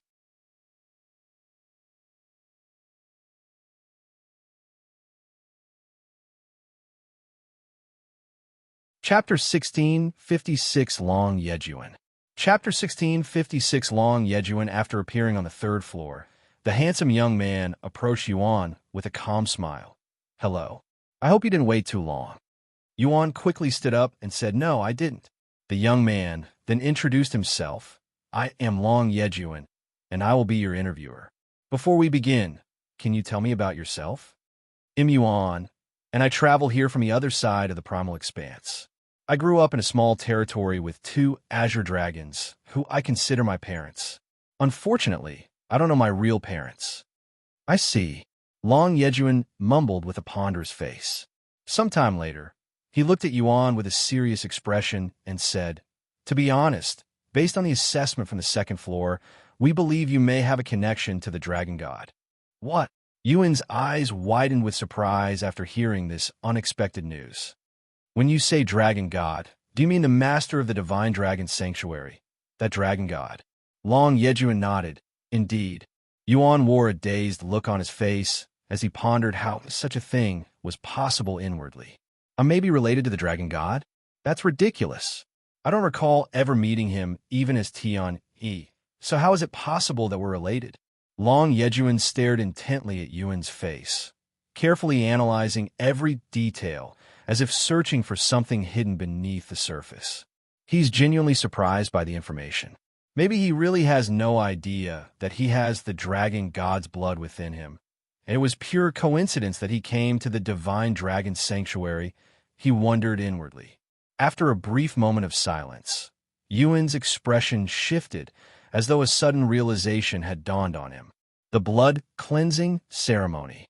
He gained the ability to transform after the blood cleansing ceremony at the ancient dragon city, and the Shi family claimed they were unaware of the origin of the blood he absorbed. However, the system had confirmed that the blood belonged to the dragon god. That expression, did you remember something? Long Yejun inquired with a slight smile on his face. Before Yuan could respond, he continued, "Anyway, I am not here to question your bloodline. We can do that after the assessment. For this assessment, I will be evaluating your combat prowess. The most effective way to do that is through a sparring match with you." Long Yejun suddenly suppressed his cultivation to perfect chaotic master, matching Yuan's cultivation. "You will pass this assessment if you can injure me even slightly," he said afterward. "Are you sure?" Yuan asked. "Yes, and take as much time as you need to prepare." Yuan didn't say anything else and became silent. How should I go about this? He wondered inwardly. He could easily injure this confident interviewer with number 1 under heaven, but he was pretending to be a dragon, and very few beings in the primal expanse use weapons. Moreover, he wanted to test out something. Sometime later, Yuan said, "All right, I am ready." Long Yejun beckoned with a provocative gesture, saying, "Show me what you've got."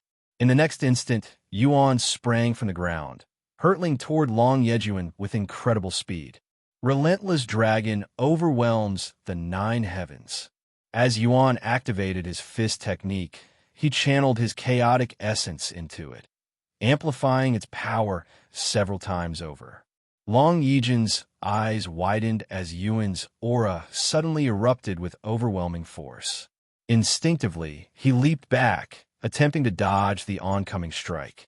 However, Yuan suddenly activated Dragon's Gaze, catching Long Yejun completely off guard. The technique paralyzed him for a split second, leaving him vulnerable. Long Yejun couldn't even utter a word before Yuan's fist, engulfed in a black aura that resembled flames, slammed into his gut, launching him across the room. His body crashed into the wall with such force that the entire building trembled. If not for the defensive formations reinforcing the structure, his impact would have shattered through the wall entirely. Despite the brutal blow, Long Yejun somehow managed to land on his feet, his expression grim but composed as he steadied himself. He took a deep breath, then forcefully blew his nose, expelling a fair amount of blood. Long Yejun stared at his own blood on the ground, then chuckled with excitement. "When was the last time I saw my own blood?" "Ha ha!" He laughed, a wild glint in his eyes. "Does this mean I passed the assessment?" Yuan asked. Long Yejun stopped laughing to look at him with a solemn gaze. "No," he responded, "but that wasn't enough to injure me." Yuan didn't say anything and merely looked at the blood on the floor. "Ahem." Long Yejun awkwardly cleared his throat and explained, "I was training before I came here, and that blood was accumulated then." Yuan shook his head inwardly and responded with a bittersweet smile. "I understand. Let's continue then." A satisfied smile appeared on Long Yejun's face as he settled into a combative stance, his eyes gleaming with anticipation. After a brief moment of stillness, Long Yejun made the first move, using a movement technique to instantly get in front of Yuan. Yuan reacted swiftly, but as he raised his arms to defend, Long Yejun's eyes gleamed with a golden light. Dragon's gaze? Yuan was caught off guard by Long Yejun's dragon's gaze and became momentarily stunned. Payback time! Long Yejun laughed as he drove his fist into Yuan's stomach, precisely where he had been struck moments earlier. Yuan was instantly sent flying, crashing into the wall with even greater force than when he had struck Long Yejun. The impact reverberated through the room, shaking the entire building. Yet, it was Long Yejun who bore the brunt of the damage from the exchange. His hand was bruised and slightly bleeding, while Yuan emerged seemingly unscathed. Fuck, what is your body made of? Long Yejun cried out, shaking his hand in an attempt to dispel the pain, disbelief written across his face.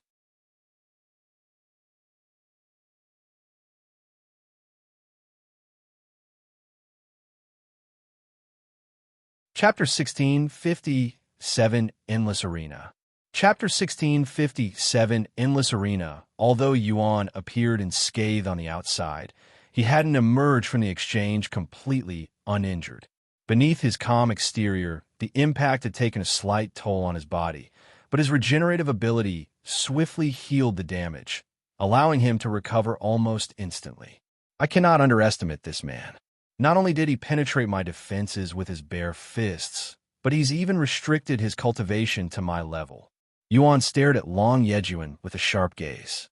Unbeknownst to him, an excited smile crept onto his face, giving him a fierce and almost vicious appearance. When Long Yejun saw Yuan's expression, he also grinned excitedly. I see. So you're just like me? This is going to be fun. Ha ha ha. However, this place is too small and restrictive for us to really go all out. Long Yejun tossed a teleport stone to Yuan and said, Let's change our location to somewhere more suitable. Before Yuan could even respond, Long Yejun crushed his own teleport stone and disappeared from the room. Yuan didn't think too much about it and also crushed the teleport stone the next moment. After being teleported, Yuan found himself in a vast land that seemed to have been artificially flattened. The ground was smooth and level, resembling the surface of a grand arena prepared for battle, and it stretched endlessly toward the horizon, its sheer size almost overwhelming. Welcome to the Endless Arena, Long Yejun said, gesturing to the vast expanse around them. This is the largest arena in the Divine Dragon Sanctuary, spanning over 100,000 miles. We won't have to worry about slamming into walls and whatnot here. Whenever you're ready. Long Yejun gestured to Yuan a moment later. After a moment of stillness, Yuan made the first move. However, this time, Long Yejun had no intention of letting Yuan land a hit so easily and swiftly countered with a move of his own. When they clashed, a powerful ripple surged through the arena, as if two colossal mountains had collided, sending shockwaves across the vast expanse and shaking the ground beneath them. Each of their punches was so powerful that it generated a fierce gust of wind, while every kick unleashed small windstorms, the sheer force of their battle reshaping the air around them. In addition to their fists and legs, they also unleashed Dragon's Gaze on each other whenever possible. However, now that they were both fully aware of each other's capabilities, neither of them was caught off guard, skillfully countering the other's Dragon's Gaze with their own. How is he canceling out my dragon's authority? Long Yejun thought in disbelief. Even though I've suppressed my cultivation, my soul strength should still be vastly superior. Meanwhile, Yuan was focusing all his efforts on breaking through Long Yejun's mental defenses, but no matter how hard he tried, he found himself unable to penetrate them. We're pretty evenly matched at this moment, but neither of us is truly going all out. Since it was rare for Yuan to encounter an opponent equal in strength, he took this moment to savor the fight. In fact, he had already forgotten about the assessment entirely, lost in the thrill of the battle. Long Yejun felt the same way. Even if he suppressed his cultivation to match his opponent, only a handful of people in the Divine Dragon Sanctuary could even land a hit on him, let alone rival him in strength. What was your name again? Long Yejun suddenly asked. Yuan, allow me to introduce myself again. I am Long Yejun, a descendant of the Dragon God. Since you also have the Dragon God's blood in you, that makes you my younger brother. How many children does the Dragon God have? Yuan asked as they continued fighting. We always thought there were only 3 of us, but with your sudden appearance, there are now 4 of us. I'm his second eldest. The second eldest, huh? No wonder why you're so strong. Yuan laughed out loud. If I am strong, then what are you, the youngest? Your cultivation may be low, but your prowess does not match your cultivation in the slightest, being several realms stronger. Just to fight with you on an equal footing, I had to increase my cultivation to Intermediate Chaotic Commander. Long Yejun admitted that had increased his cultivation just to match Yuan's prowess. As Yuan and Long Yejun continued their intense battle, nearby beings began to take notice. Given the vast size of the endless arena, it was common for multiple individuals to use it simultaneously, typically without paying attention to others. However, the sheer ferocity of Yuan and Long Yejun's fight was impossible to ignore, compelling onlookers to steal glances and witness the spectacle unfolding before them. Huh, isn't that Prince Yejun? Who is his opponent? I don't recognize him. But he's fighting with Prince Yejun on equal footing while having a lower cultivation. What Dragon God's name is going on? One of the onlookers exclaimed in disbelief, unable to comprehend how someone could rival Long Yejun, a descendant of the Dragon God. Wait a second. I heard rumors about a 4th descendant showing up very recently. Is that him? The Dragon God's 4th descendant looks extremely promising. He might even rival the eldest, that tyrant. Impossible. Nobody can rival that tyrant, who is the closest to reaching the Dragon God's prowess. Anyway, Prince Yejun is obviously holding back. If he became serious, the 4th won't be able to fight back. I wouldn't be so sure about that. It seems to me the 4th is also holding back. Time will tell. More and more people began showing up at the endless arena to watch Yuan and Long Yejun's fight once word of it spread. As the fight progressed, both Yuan and Long Yejun grew more serious, gradually revealing more of their true strength. That should be enough for a warm-up. Let's get serious now. Long Yejun suddenly stopped fighting and said, Fine by me. Yuan nodded, agreeing with him.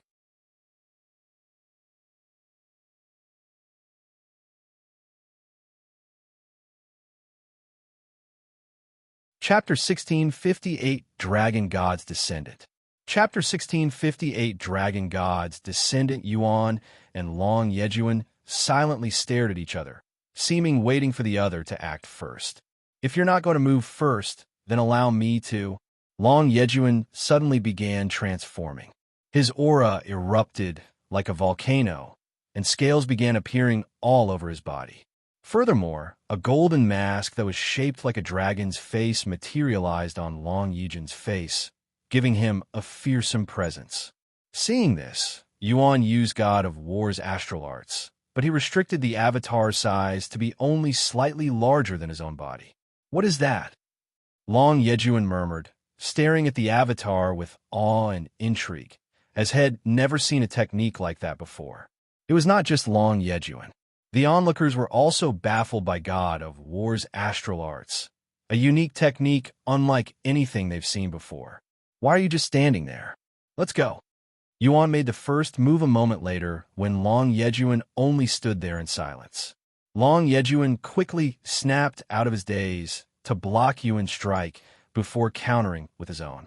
Long Yejun's speed and power had significantly increased since his transformation. As for Yuan, not only did he become stronger, but he also grew another pair of arms, allowing him to attack more frequently. After their power-up, each of their punches and kicks would create powerful windstorms and cause violent earthquakes. What is going on here? A new onlooker showed up after being attracted by the commotion. Princess Meihui. The others bowed to her after recognizing her. The Dragon Prince is currently sparring with the fourth Dragon God Descendant. Someone filled her in on the situation.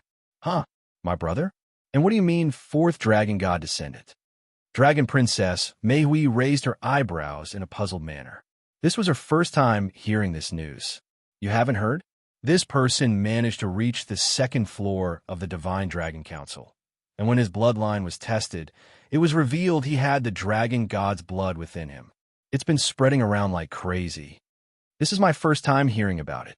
Princess Meihui shook her head. She narrowed her focus at the figure fighting with her brother, Long Yejun.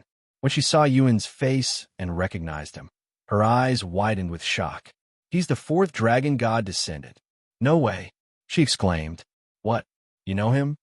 We've met and even spoken very recently. However, I can't say that I know him. To think he'd have Dragon God's blood in him. What kind of coincidence is this? Princess Meihui sighed out loud. It's just a rumor for now, since they haven't confirmed if he is truly the Dragon God's fourth descendant. Princess Meihui shook her head and said, It's likely true since I felt a strange connection with him when we first met. Although it was subtle, it was still there. I didn't think much of it back then and even ignored it. No way. So he might really be the fourth Dragon God's descendant? The others were speechless. In the Divine Dragon Sanctuary, those who were affiliated followed a strict ranking structure. This hierarchy determined not only status but also privileges and responsibilities, with higher-ranked individuals holding greater authority and access to powerful resources, while the lower ranks strove to prove themselves worthy of advancement. The majority of affiliates within the Divine Dragon Sanctuary do not possess a rank, making even the lowest rank a position of immense authority. The lowest rank within the Divine Dragon Sanctuary was the Divine Dragon Warrior, entrusted with maintaining order within the territory. They also served as the first line of defense and enforcers of the territory's peace. Above them were the Divine Dragon Commanders, responsible for leading and directing the Divine Dragon Warriors. They were akin to generals in the military. Only 100 Divine Dragon Commanders existed in the Divine Dragon Sanctuary, while hundreds of thousands of Divine Dragon Warriors exist. The next and highest attainable rank was the Divine Dragon Council. Comprised of fewer than a dozen individuals, the members of the council wielded the greatest authority within the Divine Dragon Sanctuary, second only to the Dragon God and his descendants. They were entrusted with making crucial decisions and overseeing the sanctuary's most important matters. Although the Divine Dragon Council was the highest rank, there was a rank even higher than them, reserved only for the Dragon God's offspring, the Dragon God's descendants. Has the Dragon God commented on the situation? Princess Meihui asked the ones around her. No, but the Dragon God should have been notified already. Meihui looked toward the sky and mumbled, Father. Yuan and Long Yejun continued their battle for 2 days straight without a moment of rest. Both had long forgotten about the assessment, fully absorbed in the thrill of the fight, pushing each other to their limits as they exchanged relentless blows. Neither seemed willing to back down, their stamina and determination seemingly boundless. You're really something, Yuan. I haven't been entertained to this extent in a very long time. However, I can tell that you're still holding back. Show me everything you've got. Are you sure? Don't complain if you get hurt. Ha ha. Of course. I won't complain even if you kill me by accident. Long Yejun laughed out loud. Then allow me to show you my true strength. Yuan's aura suddenly surged, transforming into something more refined and razor-sharp, resembling the cutting edge of a sword. Long Yejun halted his movement, and even subconsciously backed away from Yuan after sensing his enhanced sword aura. What is that power? Long Yejun muttered in astonishment. Everyone watching was equally bewildered by Yuan's sword aura. The sharp, otherworldly energy left them in awe, unable to comprehend its origin or nature. I'm not done yet. After releasing his enhanced sword aura, Yuan imbued it with his chaotic essence. Boom! The sword aura instantly intensified several times, almost reaching the realm of supreme sword aura in terms of prowess.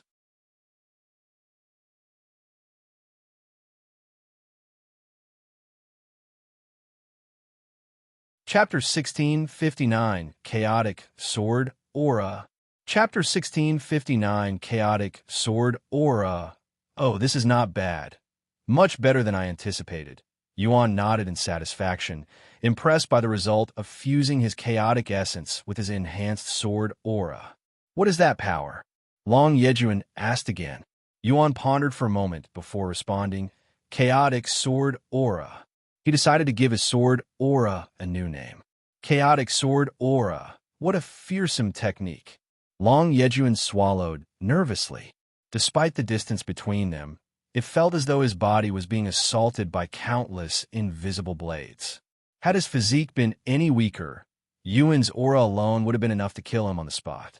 In fact, a sizable 500-meter-long crater had formed around Yuan. His chaotic sword aura was so sharp and overwhelming that his mere presence had obliterated everything around him. Here I come. Yuan warned Long Yejun before he swung his arm in a chopping motion. Sha! A black-colored sword light was created from a motion and flew at Long Yejun. Long Yejun was barely able to react and narrowly dodged it. Or so he thought.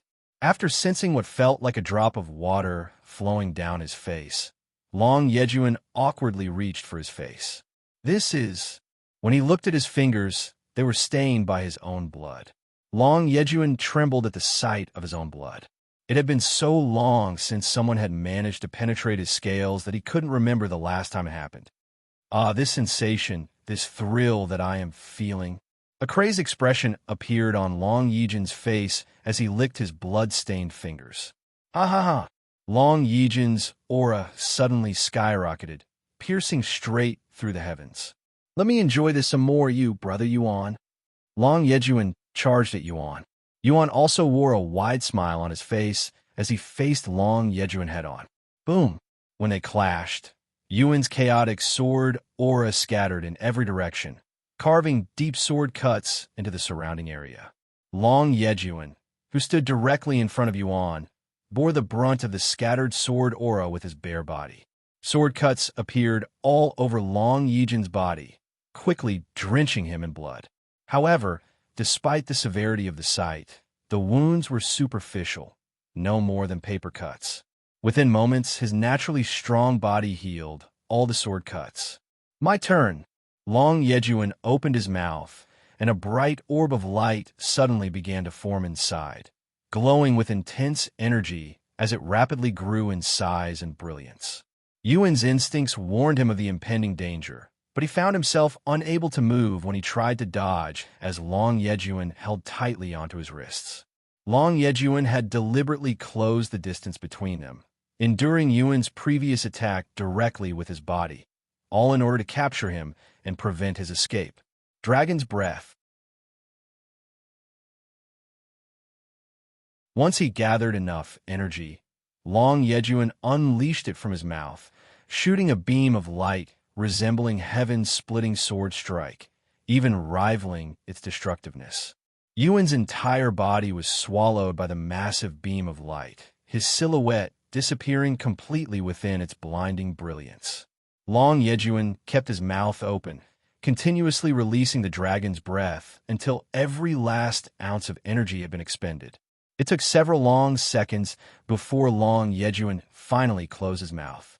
When the dragon's breath attack was complete, it left a path of utter devastation in its wake, and Yuan was nowhere to be seen. Shit, did I accidentally kill him? Long Yejun muttered in a dazed manner after snapping out of his frenzied state. A tsunami of worry and guilt washed over Long Yejun as he realized what had just done. He frantically scanned the devastated area, his heart pounding anxiously, dreading the worst outcome. Wow, that was scary. I almost died there.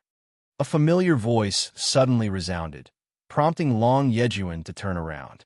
Yuan was standing right behind him, seemingly unscathed. However, he was naked since all of his clothes and equipment were destroyed by the attack. Thank the dragon god you're alive. Long Yejun exclaimed, feeling a surge of relief wash over him when he saw Yuan had survived his brutal attack. He let out a shaky breath, realizing just how close had come to a tragic mistake. He wouldn't have known what to do if he had accidentally killed Yuan. Do you still want to continue? Yuan asked, seemingly eager to continue fighting despite his near-death experience. Long Yejun shook his head with a bittersweet smile and said, "No, let's stop here." He continued, "It's embarrassing considering my status and experience, but I tend to lose control when I get too excited in a fight. Anyway, I'm glad you're safe. This is my loss." Yuan smiled and dismissively waved his hand. "Don't worry about it. I know how you feel since it also happens to me. But how did you survive? I'm certain my dragon's breath landed on you, since I could still feel the sensation of your wrist after I released it." Long Yejun suddenly asked. "It did hit me, and it even destroyed most of my body." "What? But you look perfectly fine. I'm quite confident in my regenerative abilities." Yuan smiled. Although Long Yejun was too preoccupied to see it, the onlookers had witnessed Yuan reconstructing his entire body from a single cell, which left them all astonished, even terrified. Sometime later, Yuan retrieved the golden dragon robe and wore it. "Thank the heavens I didn't wear this during the battle, or it would have been destroyed." Yuan sighed inwardly. Unfortunately, the rest of Yuan's equipment had been utterly obliterated by Long Yejun's dragon's breath. Among the losses were the treasured armor and boots that had once belonged to the evil god, which he had only recently acquired. These two treasures had endured thousands of years of abuse and even survived one of the biggest wars in the divine heaven. Yet, they were somehow destroyed so soon after returning to Yuan's possession. Stygian vest and Stygian boots. What a pity, Yuan muttered in a gloomy tone. Realizing that had destroyed Yuan's treasures, Long Yejun said, "Sorry, I also destroyed your valuables." "It's fine. At least they were destroyed in a battle. They were also quite old and worn out, anyway." "No, it's not fine. I will compensate you fully. I promise," Long Yejun said with a heartfelt face. Yuan nodded, acknowledging his sincerity.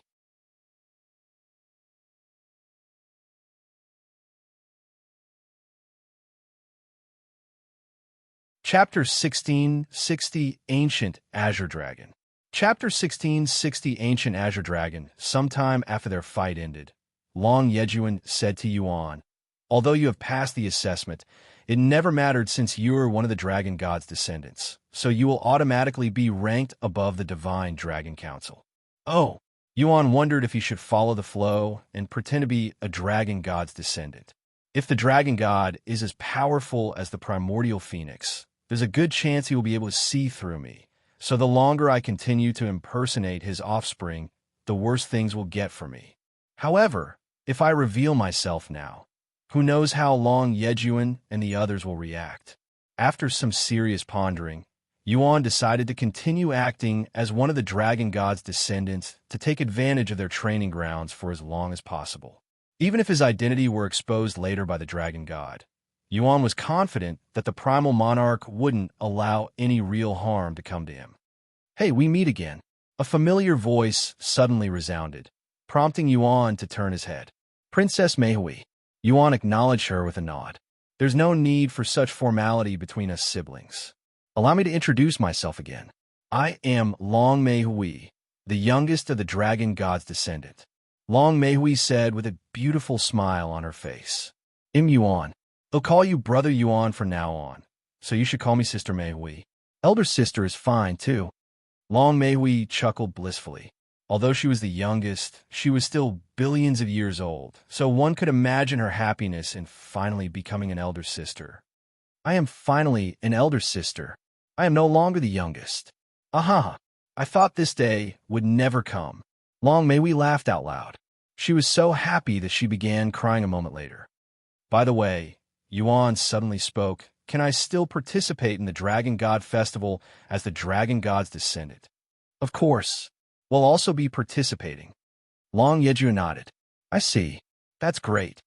Are you participating because there's something you want to accomplish? Can you tell us? Maybe we can help you right now. Long Meihui suddenly said. As one of the dragon god's descendant, there was very little they couldn't achieve in the divine dragon sanctuary. Yuan nodded and said, "A close friend of mine is cursed, and I need the power of the sacred chalice of purification to cure him." The sacred chalice of purification. Huh? If you can bring your friend to the divine dragon sanctuary, we can help him. Long Yejun said. Yuan shook his head and sighed. Unfortunately, my friend cannot leave his territory, so I have to bring the treasure to him. That would be difficult to do since the sacred chalice of purification hasn't left the divine dragon sanctuary since it was brought here. Long Meihui said, but if you win the Dragon God Festival, you can make that request to the Dragon God. Long Yejun continued. That's what I plan on doing, Yuan said. Good luck, brother Yuan. Although we've participated in nearly every Dragon God Festival since its creation many billion years ago, we've only won a few times. Long Meihui said, what kind of trials are in the festival? Yuan asked. All kinds, from trials that test your talent to nonsensical ones like racing each other across the primal expanse. Long Yejun said, racing across the primal expanse? How long did that take to finish? Yuan asked nervously. A few hundred years. Oh.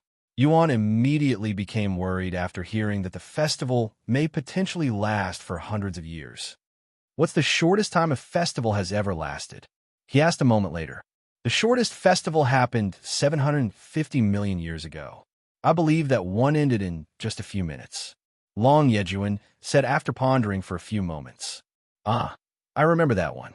It was a ridiculous trial that required us to catch a primal prepared by the Dragon God. The eldest caught it in less than 3 minutes. Long Meihui sighed as she recalled the events of that day. Anyway, Brother Yuan, are you free now? I want to compensate you for the valuables that I destroyed. Long Yejun suddenly said. I am free now. Yuan nodded.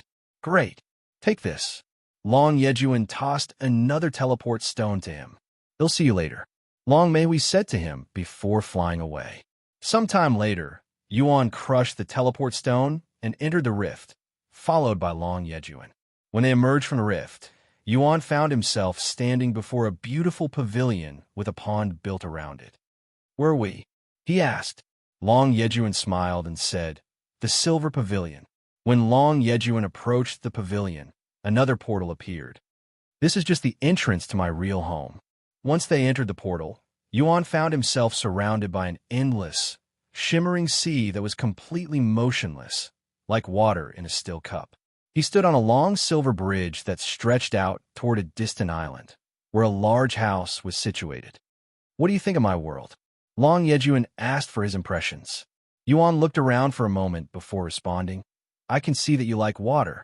Long Yejun laughed at his response. He then said, I'm actually a water dragon, an ancient Azure dragon. A water dragon? I thought you were a land dragon with how well you fought on land. Yuan was surprised to learn this. Long Yejun smiled and said, if we had fought near the ocean, even near a small pond, I wouldn't have lost to you. Water dragons could only unleash their true potential when fighting near or within water. So Long Yejun had been severely handicapped during his battle with Yuan. I wouldn't be so sure about that, Yuan said provocatively. Do you want to find out? Long Yejun's aura suddenly surged, causing the still water around them to tremble with excitement. However, before Yuan could even respond, Long Yejun retracted his aura and chuckled. I'm just joking with you. Follow me. It'll bring you to my living quarters. Yuan silently nodded, maintaining a composed expression, though inwardly he was startled by Long Yejun's aura just now, which was incomparably stronger than when they had fought. If we really fought here, I have only about a 20% chance of winning. He sighed inwardly.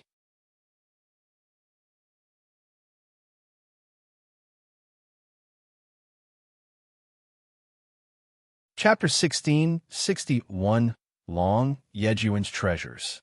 Chapter 1661, Long Yejun's Treasures. After walking for several minutes, they finally arrived at the island. Welcome to my humble home, Long Yejun said to Yuan as he opened the door. though this is just my secondary home that I only use when I am in my human form. My real home is the water outside. The interior of the house was incredibly simple. There was only one large room with a couch, a square table for chairs, and some wall decorations. What do you typically do here? Yuan asked out of curiosity. This. Long Yejun suddenly sprawled out on the couch, his entire body stretched across it with one foot casually hanging off the edge. What am I looking at? Yuan didn't want to make any assumptions and asked. You can't tell? I am relaxing. Yuan was speechless. Although the human form is very restricting and weak, it has its advantages. The biggest one is their ease of movement and small size. I wouldn't be able to do this if I were in my true form. Long Yejun said. I see. Speaking of human form.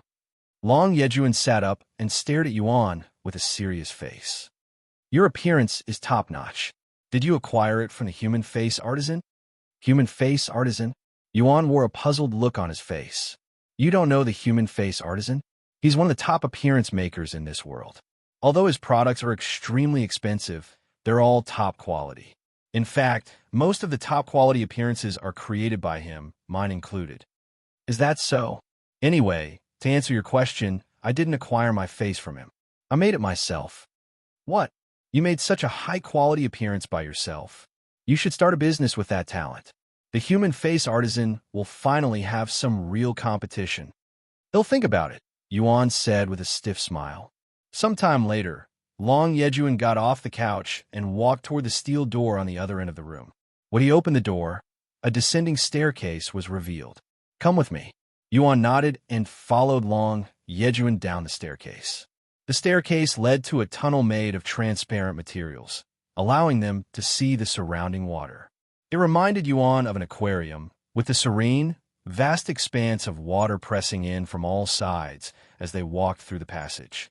However, there was no aquatic life, so there was nothing to see. After walking for several minutes, they arrived at another room where numerous objects, each radiating a vast amount of chaotic essence, were displayed like a prize collection. Welcome to my treasure room, where I store most of my valuables. Unfortunately, I don't have any valuables that could replace your destroyed clothes and shoes. Since humans don't exist in the primal expanse, and predators only take human form as a hobby, armor-type treasures meant for human anatomy are extremely rare.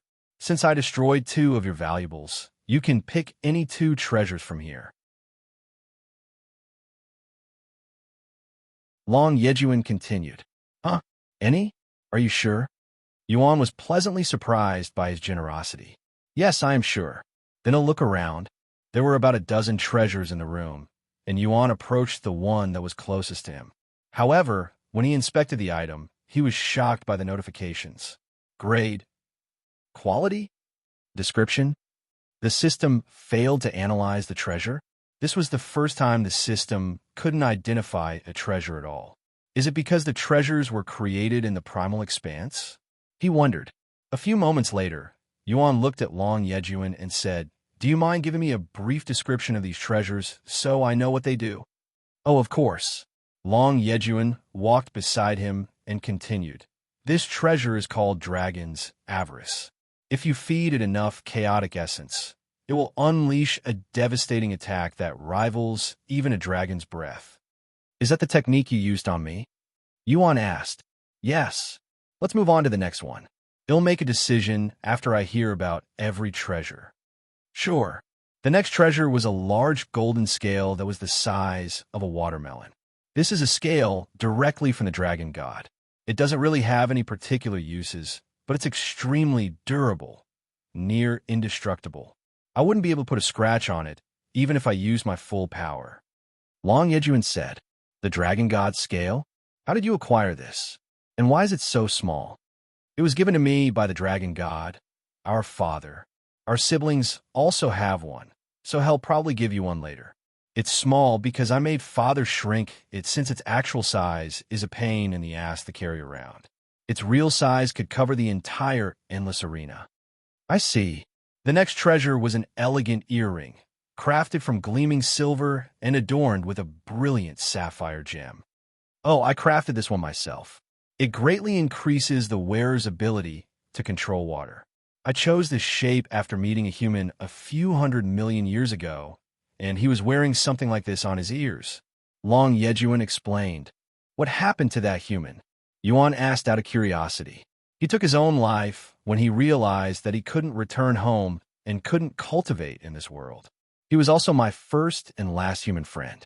A sorrowful expression appeared on Long Yejun's face as he recalled this tragic event. Sorry if I made you uncomfortable. It's fine. It happened a long time ago. The next treasure appeared to be nothing more than an ordinary sheet of black leather at first glance, but Yuan could sense an ominous aura emanating from it. This is dragon skin that belongs to the Dragon of Destruction, who is said to be the dragon god's strongest rival billions of years ago. After his defeat, he was skinned alive and eaten by the dragon god. This is all that remains of the Dragon of Destruction today. Yuan stared at the black leather with great interest. I can make new armor out of this, he thought.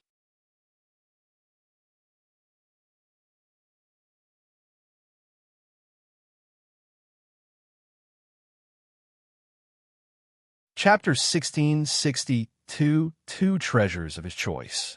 Chapter 1662, Two Treasures of His Choice. Long Yejun noticed Yuan's intrigued expression and smiled. You seem interested. Do you want it? He nodded. A little, but I will decide after looking at the other treasures. Then let's move on to the next one. The next treasure displayed was a beautiful golden marble resembling a dragon's eyes. This is the dragon's true eye. If you consume it, you'll significantly strengthen all of your senses and even learn Dragon's authority. Since you already know Dragon's authority, this treasure won't benefit you too much, but for an ordinary dragon, it essentially turns them into royalty. The next treasure appeared to be some kind of stone. It didn't have any distinctive shape, and its chaotic essence was also the weakest in the room. This is a small piece of the dragon god's claw. I acquired it from the first dragon god's descendant, who managed to chip it off the dragon god during a spar. If you know how to make your own treasures, this will definitely create a very powerful treasure. Yuan stared at the dragon god's claw with interest. Because he had recovered Tian Chiyuan's memories as the exalted blacksmith, these materials were more enticing than already completed treasures because he could easily customize the treasure to his own preferences. This material will be the most effective if used to create a weapon, but I already have enough weapons. Perhaps I can use it to upgrade the Abyssal Dagger. All sorts of ideas appeared inside Yuan's head. Sometime later, Long Yejun continued introducing the treasures to him. Since there were only a dozen treasures in the room, it didn't take long for the tour to be finished. So, have you decided on which two treasures you want? Ling Yejun asked him afterward. Yuan nodded and walked to the Dragon of Destruction skin. I want this for my first choice. I had a feeling you would pick that. If needed, I can get someone to craft a treasure for you with that skin. Yuan shook his head and said, It's fine. I plan on doing it myself. What? This material isn't your ordinary skin, but the Dragon of Destruction's skin. You'll need to be a master of crafting to deal with it. I know. I just need the proper equipment and place to craft the treasure. Yuan showed a confident smile. Unbelievable. How many talents do you have? Long Yejun muttered with a dumbfounded face. After snapping out of it, he continued, All right, I'll arrange the perfect place for you to craft the treasure. It might take a few months, though. As long as it can be done before the Dragon God Festival, Yuan said. Long Yejun retrieved the Dragon of Destruction's skin from the display and handed it over to Yuan. There's a lot more than I anticipated, Yuan mumbled after unfolding the skin to examine it properly. At a glance, there didn't appear to be much skin when it was neatly folded inside its display, but unexpectedly, after it was unfolded, its full size was revealed to be large enough to use as a ship's sail. With this much material, I can create more than just a piece of armor. Yuan smiled excitedly after realizing this. After storing the skin inside his spatial ring, Yuan approached his second choice. Long Yejun raised his eyebrows in a puzzled manner after seeing Yuan's second choice. Why did you pick this treasure? He asked. I'm not sure myself. It's a gut feeling, I guess. Yuan said with a genuine face. Are you sure? I only placed it here because of its mysterious origins. The treasure Yuan had picked for his second choice had an unknown origin and effects. Long Yejun had examined and tried to figure out its secrets since he acquired it, but to no avail. I'm sure. If you say so. Long Yejun didn't say anything else and handed the treasure to Yuan, who placed it inside his spatial ring without examining it. Seeing how confidently Yuan handled the treasure, Long Yejun had a feeling that Yuan knew the origin of the treasure, but he decided not to inquire about it for now. Once Yuan had his two treasures, they left the treasure room and returned to the main room. What are you going to do until the Dragon God Festival in 2 years? Long Yejun asked. I'm going to use the training grounds to strengthen myself. Which one? I'm not sure yet since this is my first time at the Divine Dragon Sanctuary. I see. Wait a moment. Long Yejun suddenly tapped his forehead, retrieving an orb of light. After extracting the orb of light, he made a flicking motion with his fingers, shooting the orb of light directly into Yuan's forehead. Once he absorbed the light, information on the Divine Dragon Sanctuary began filling his head, from its training grounds to other miscellaneous places. He was essentially given a map of the entire Divine Dragon Sanctuary. Sometime later, Long Yejun asked, Have you found a training ground yet? Yuan nodded and said, The Baneful Dragon's Poisonous Swamp. Long Yejun's eyes widened, and he hastily said, Wait a second. That's one of the most dangerous training grounds available. Unless you're a poison dragon, it's essentially suicide to train there. Even I don't dare to go there. It'll be fine. My poison resistance is quite strong. Yuan said. I never asked, but what kind of dragon are you? I'll keep it a secret for now. If you can guess it, I'll do you a favor. All right, I'll accept your challenge. Before I head to the Baneful Dragon's Poisonous Swamp, can you take me back to the Divine Dragon Hall? I came to the Divine Dragon Sanctuary with a friend. Sure thing. Long Yejun shattered a teleport stone to the Divine Dragon Hall a moment later. Sorry for making you wait so long. Yuan approached Ingzi, who was waiting beside the entrance. HM, where did you come from? Ingzi was puzzled since she hadn't noticed him leaving the Divine Dragon Hall, even though she had been watching it without looking away the entire time. Yuan immediately explained the situation to her.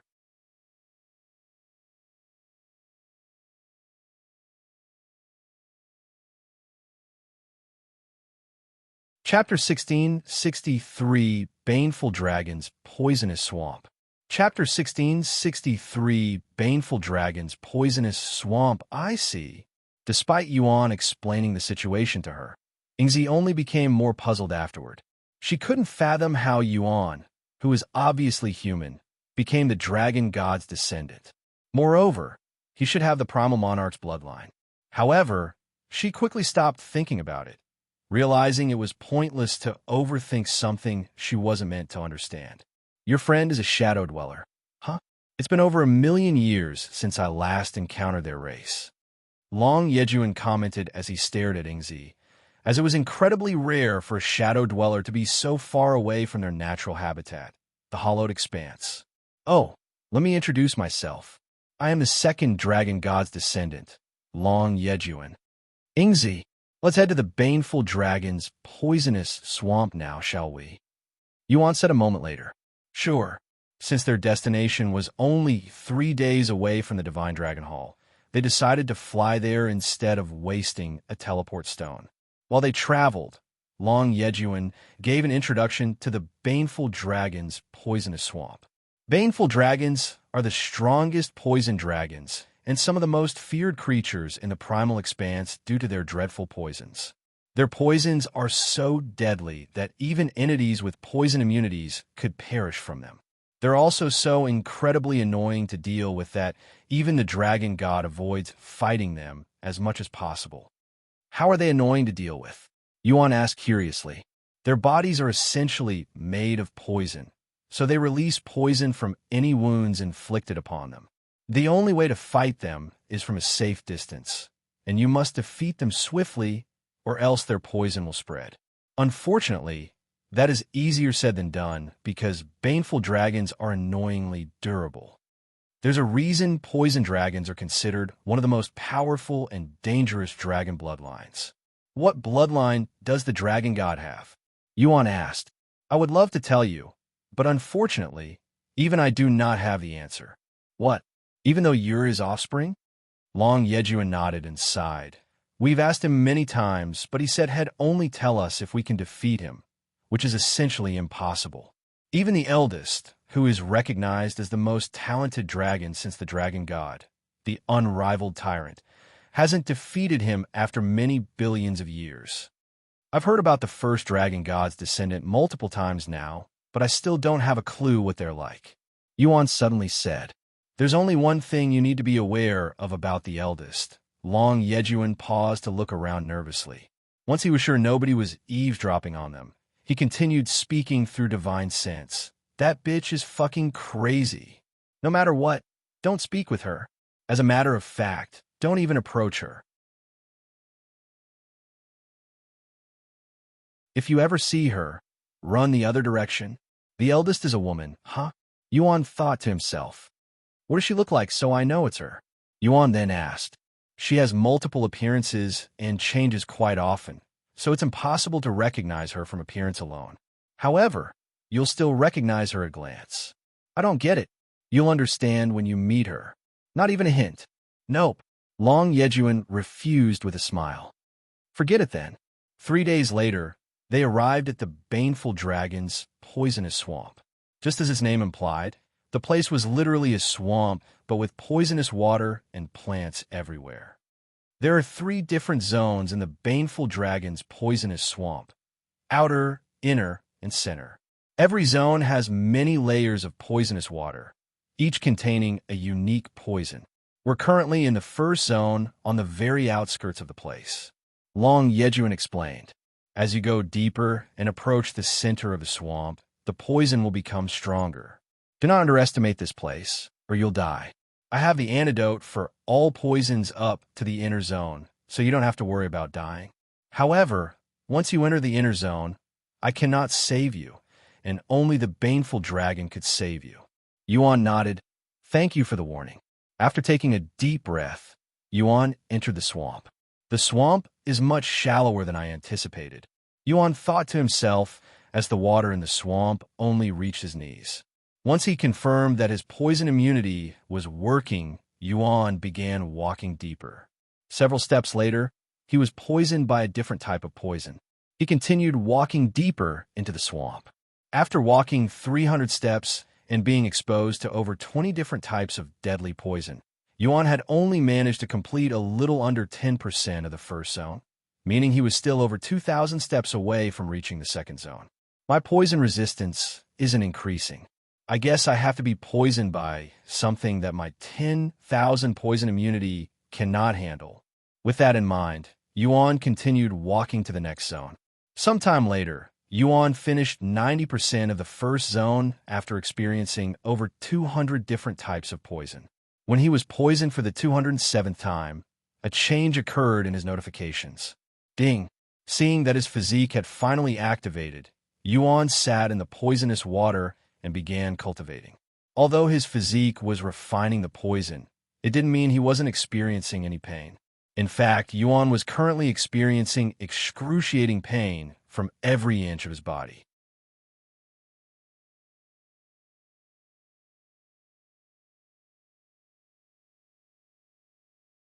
Chapter 1660, 400,000 Poison Immunity. Chapter 1660, 400,000 Poison Immunity. Wow, he's doing much better than I expected. Long Yejun muttered with a surprised look after seeing how far Yuan had progressed in the Baneful Dragon's poisonous swamp. He turned to look at Ingzi, who was standing beside him, and asked, How long have you been traveling with him? A little over 2 years. So only recently, huh? How did you guys meet? I was the one who approached him. He appeared out of nowhere and piqued my interest. Is that so? Sometime later, Yuan stood up after receiving a notification. Progress, 10%. Yuan stopped to cultivate again. A few minutes later, Yuan walked to the next layer. He continued this until he reached the last layer of the first zone. Progress, 25%. It was only when his poison immunity advanced to the next realm that he noticed an increase in his progress. This realization led Yuan to believe that he would need to continue elevating his poison immunity to even higher levels in order to complete his progress. Sometime later, Yuan walked forward, stepping into the second zone of the swamp. Long Yejun swallowed nervously when he saw this.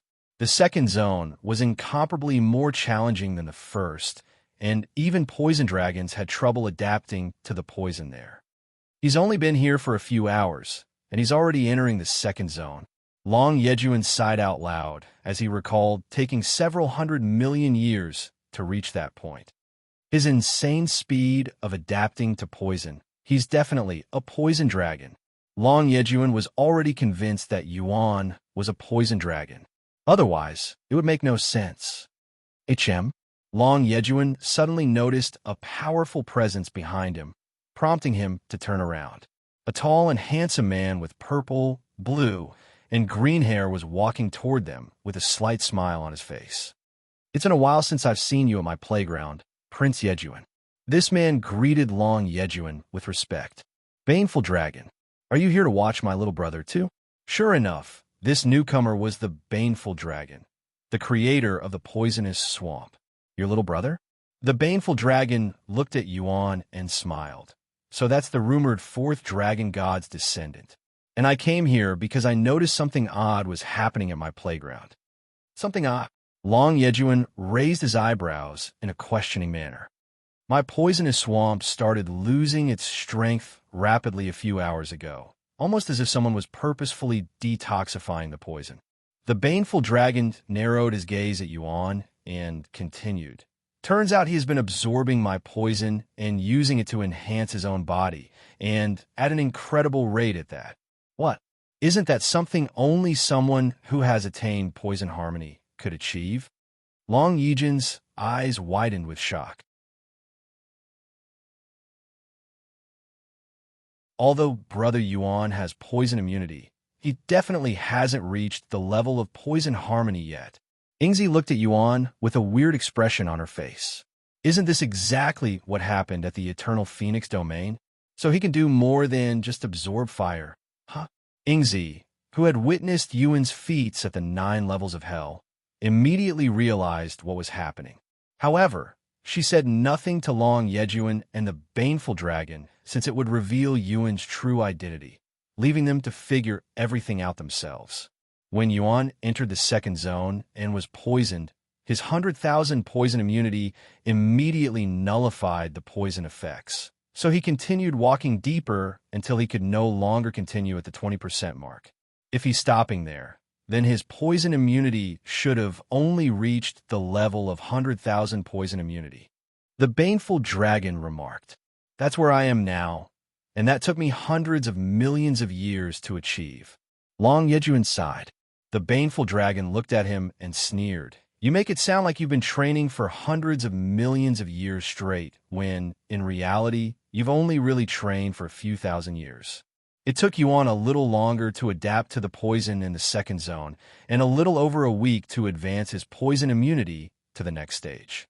Progress, 75%. Myriad poison immunity. Description: grants the user immunity to over 1,000,000 poisons, including immortal-grade poisons. When Yuan attained Myriad of poison immunity, had just traversed a little over 75% of the second zone. However, even with his improved poison immunity, he was only able to continue all the way up to 90% before needing to halt again. "I have never seen anyone adapt to poison so quickly." The Baneful dragon spoke with a shocked expression on his face. "That's my little brother for you." "Ha ha."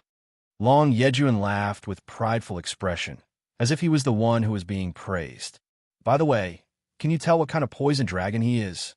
The Baneful dragon shook his head and said, "Everything about him tells me that he's a poison dragon, but for some reason, I cannot see him being a poison dragon. My gut tells me he isn't one." "What? He isn't a poison dragon? How is that possible? There's no way anything other than a poison dragon could adapt to poison so quickly. I'm well aware of that. If I have to be honest, even I cannot compare to him in that category. No way. You have the strongest bloodline and highest poison affinity as a poison dragon. How could you lose to someone who isn't even a poison dragon? That doesn't make any sense. Long Yejun exclaimed. The baneful dragon remained silent, almost as if he had no response to such remarks.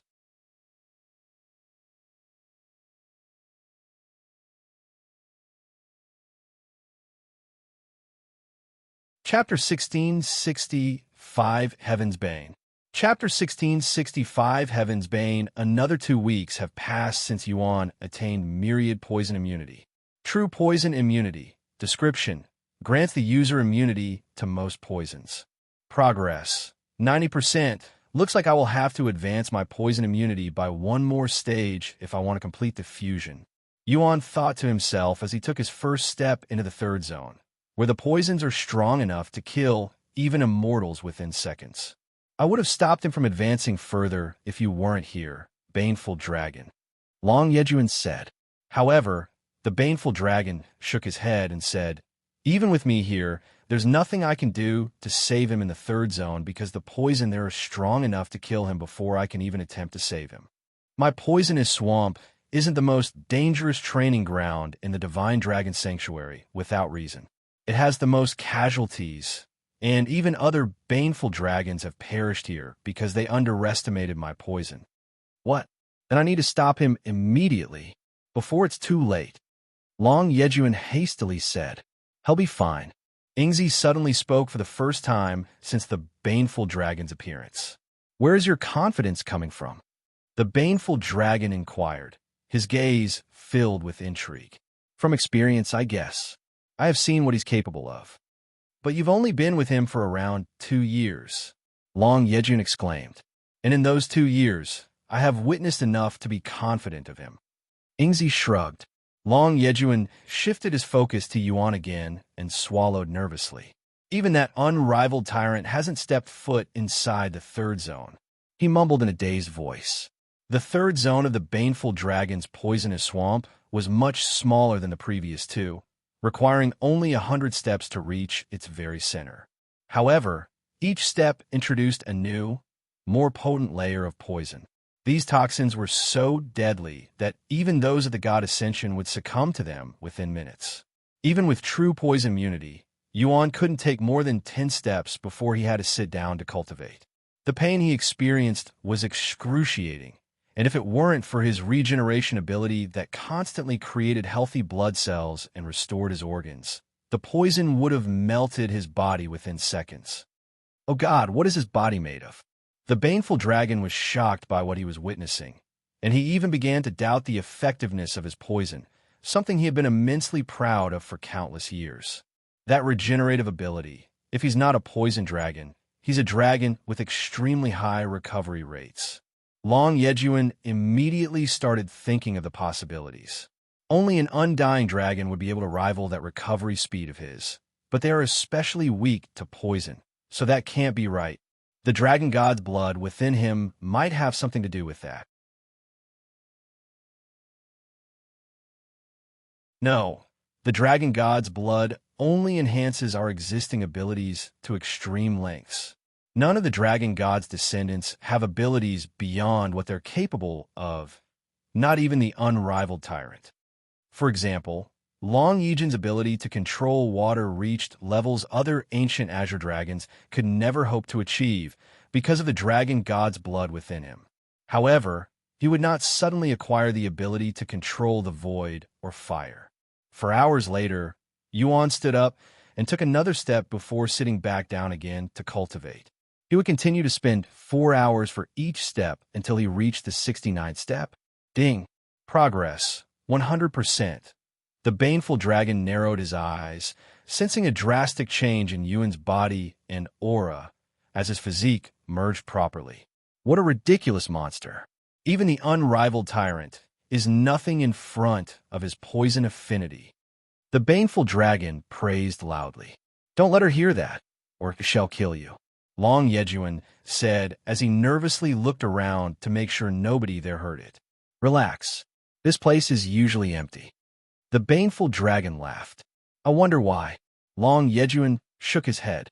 Meanwhile, Yuan continued his march toward the very center of the poisonous swamp.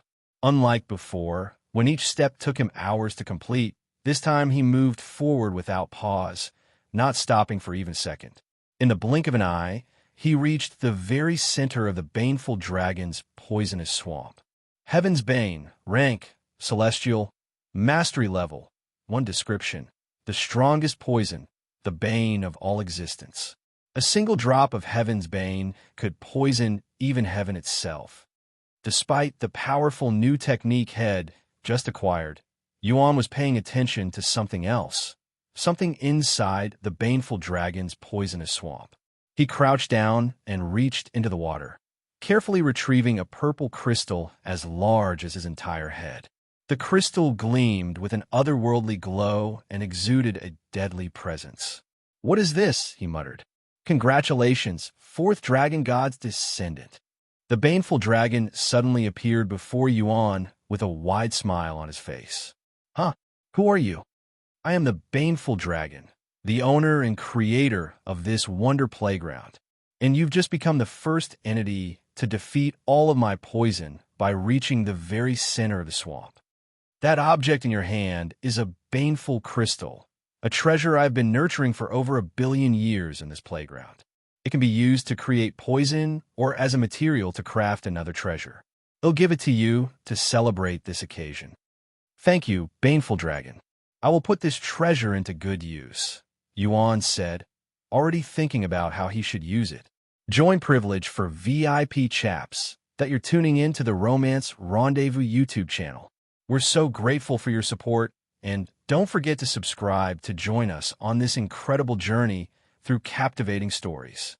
Your generosity through donations truly makes a world of difference, as it's the primary source of revenue that allows me to expand and enhance this channel for you. Thank you from the bottom of my heart for being a part of this adventure.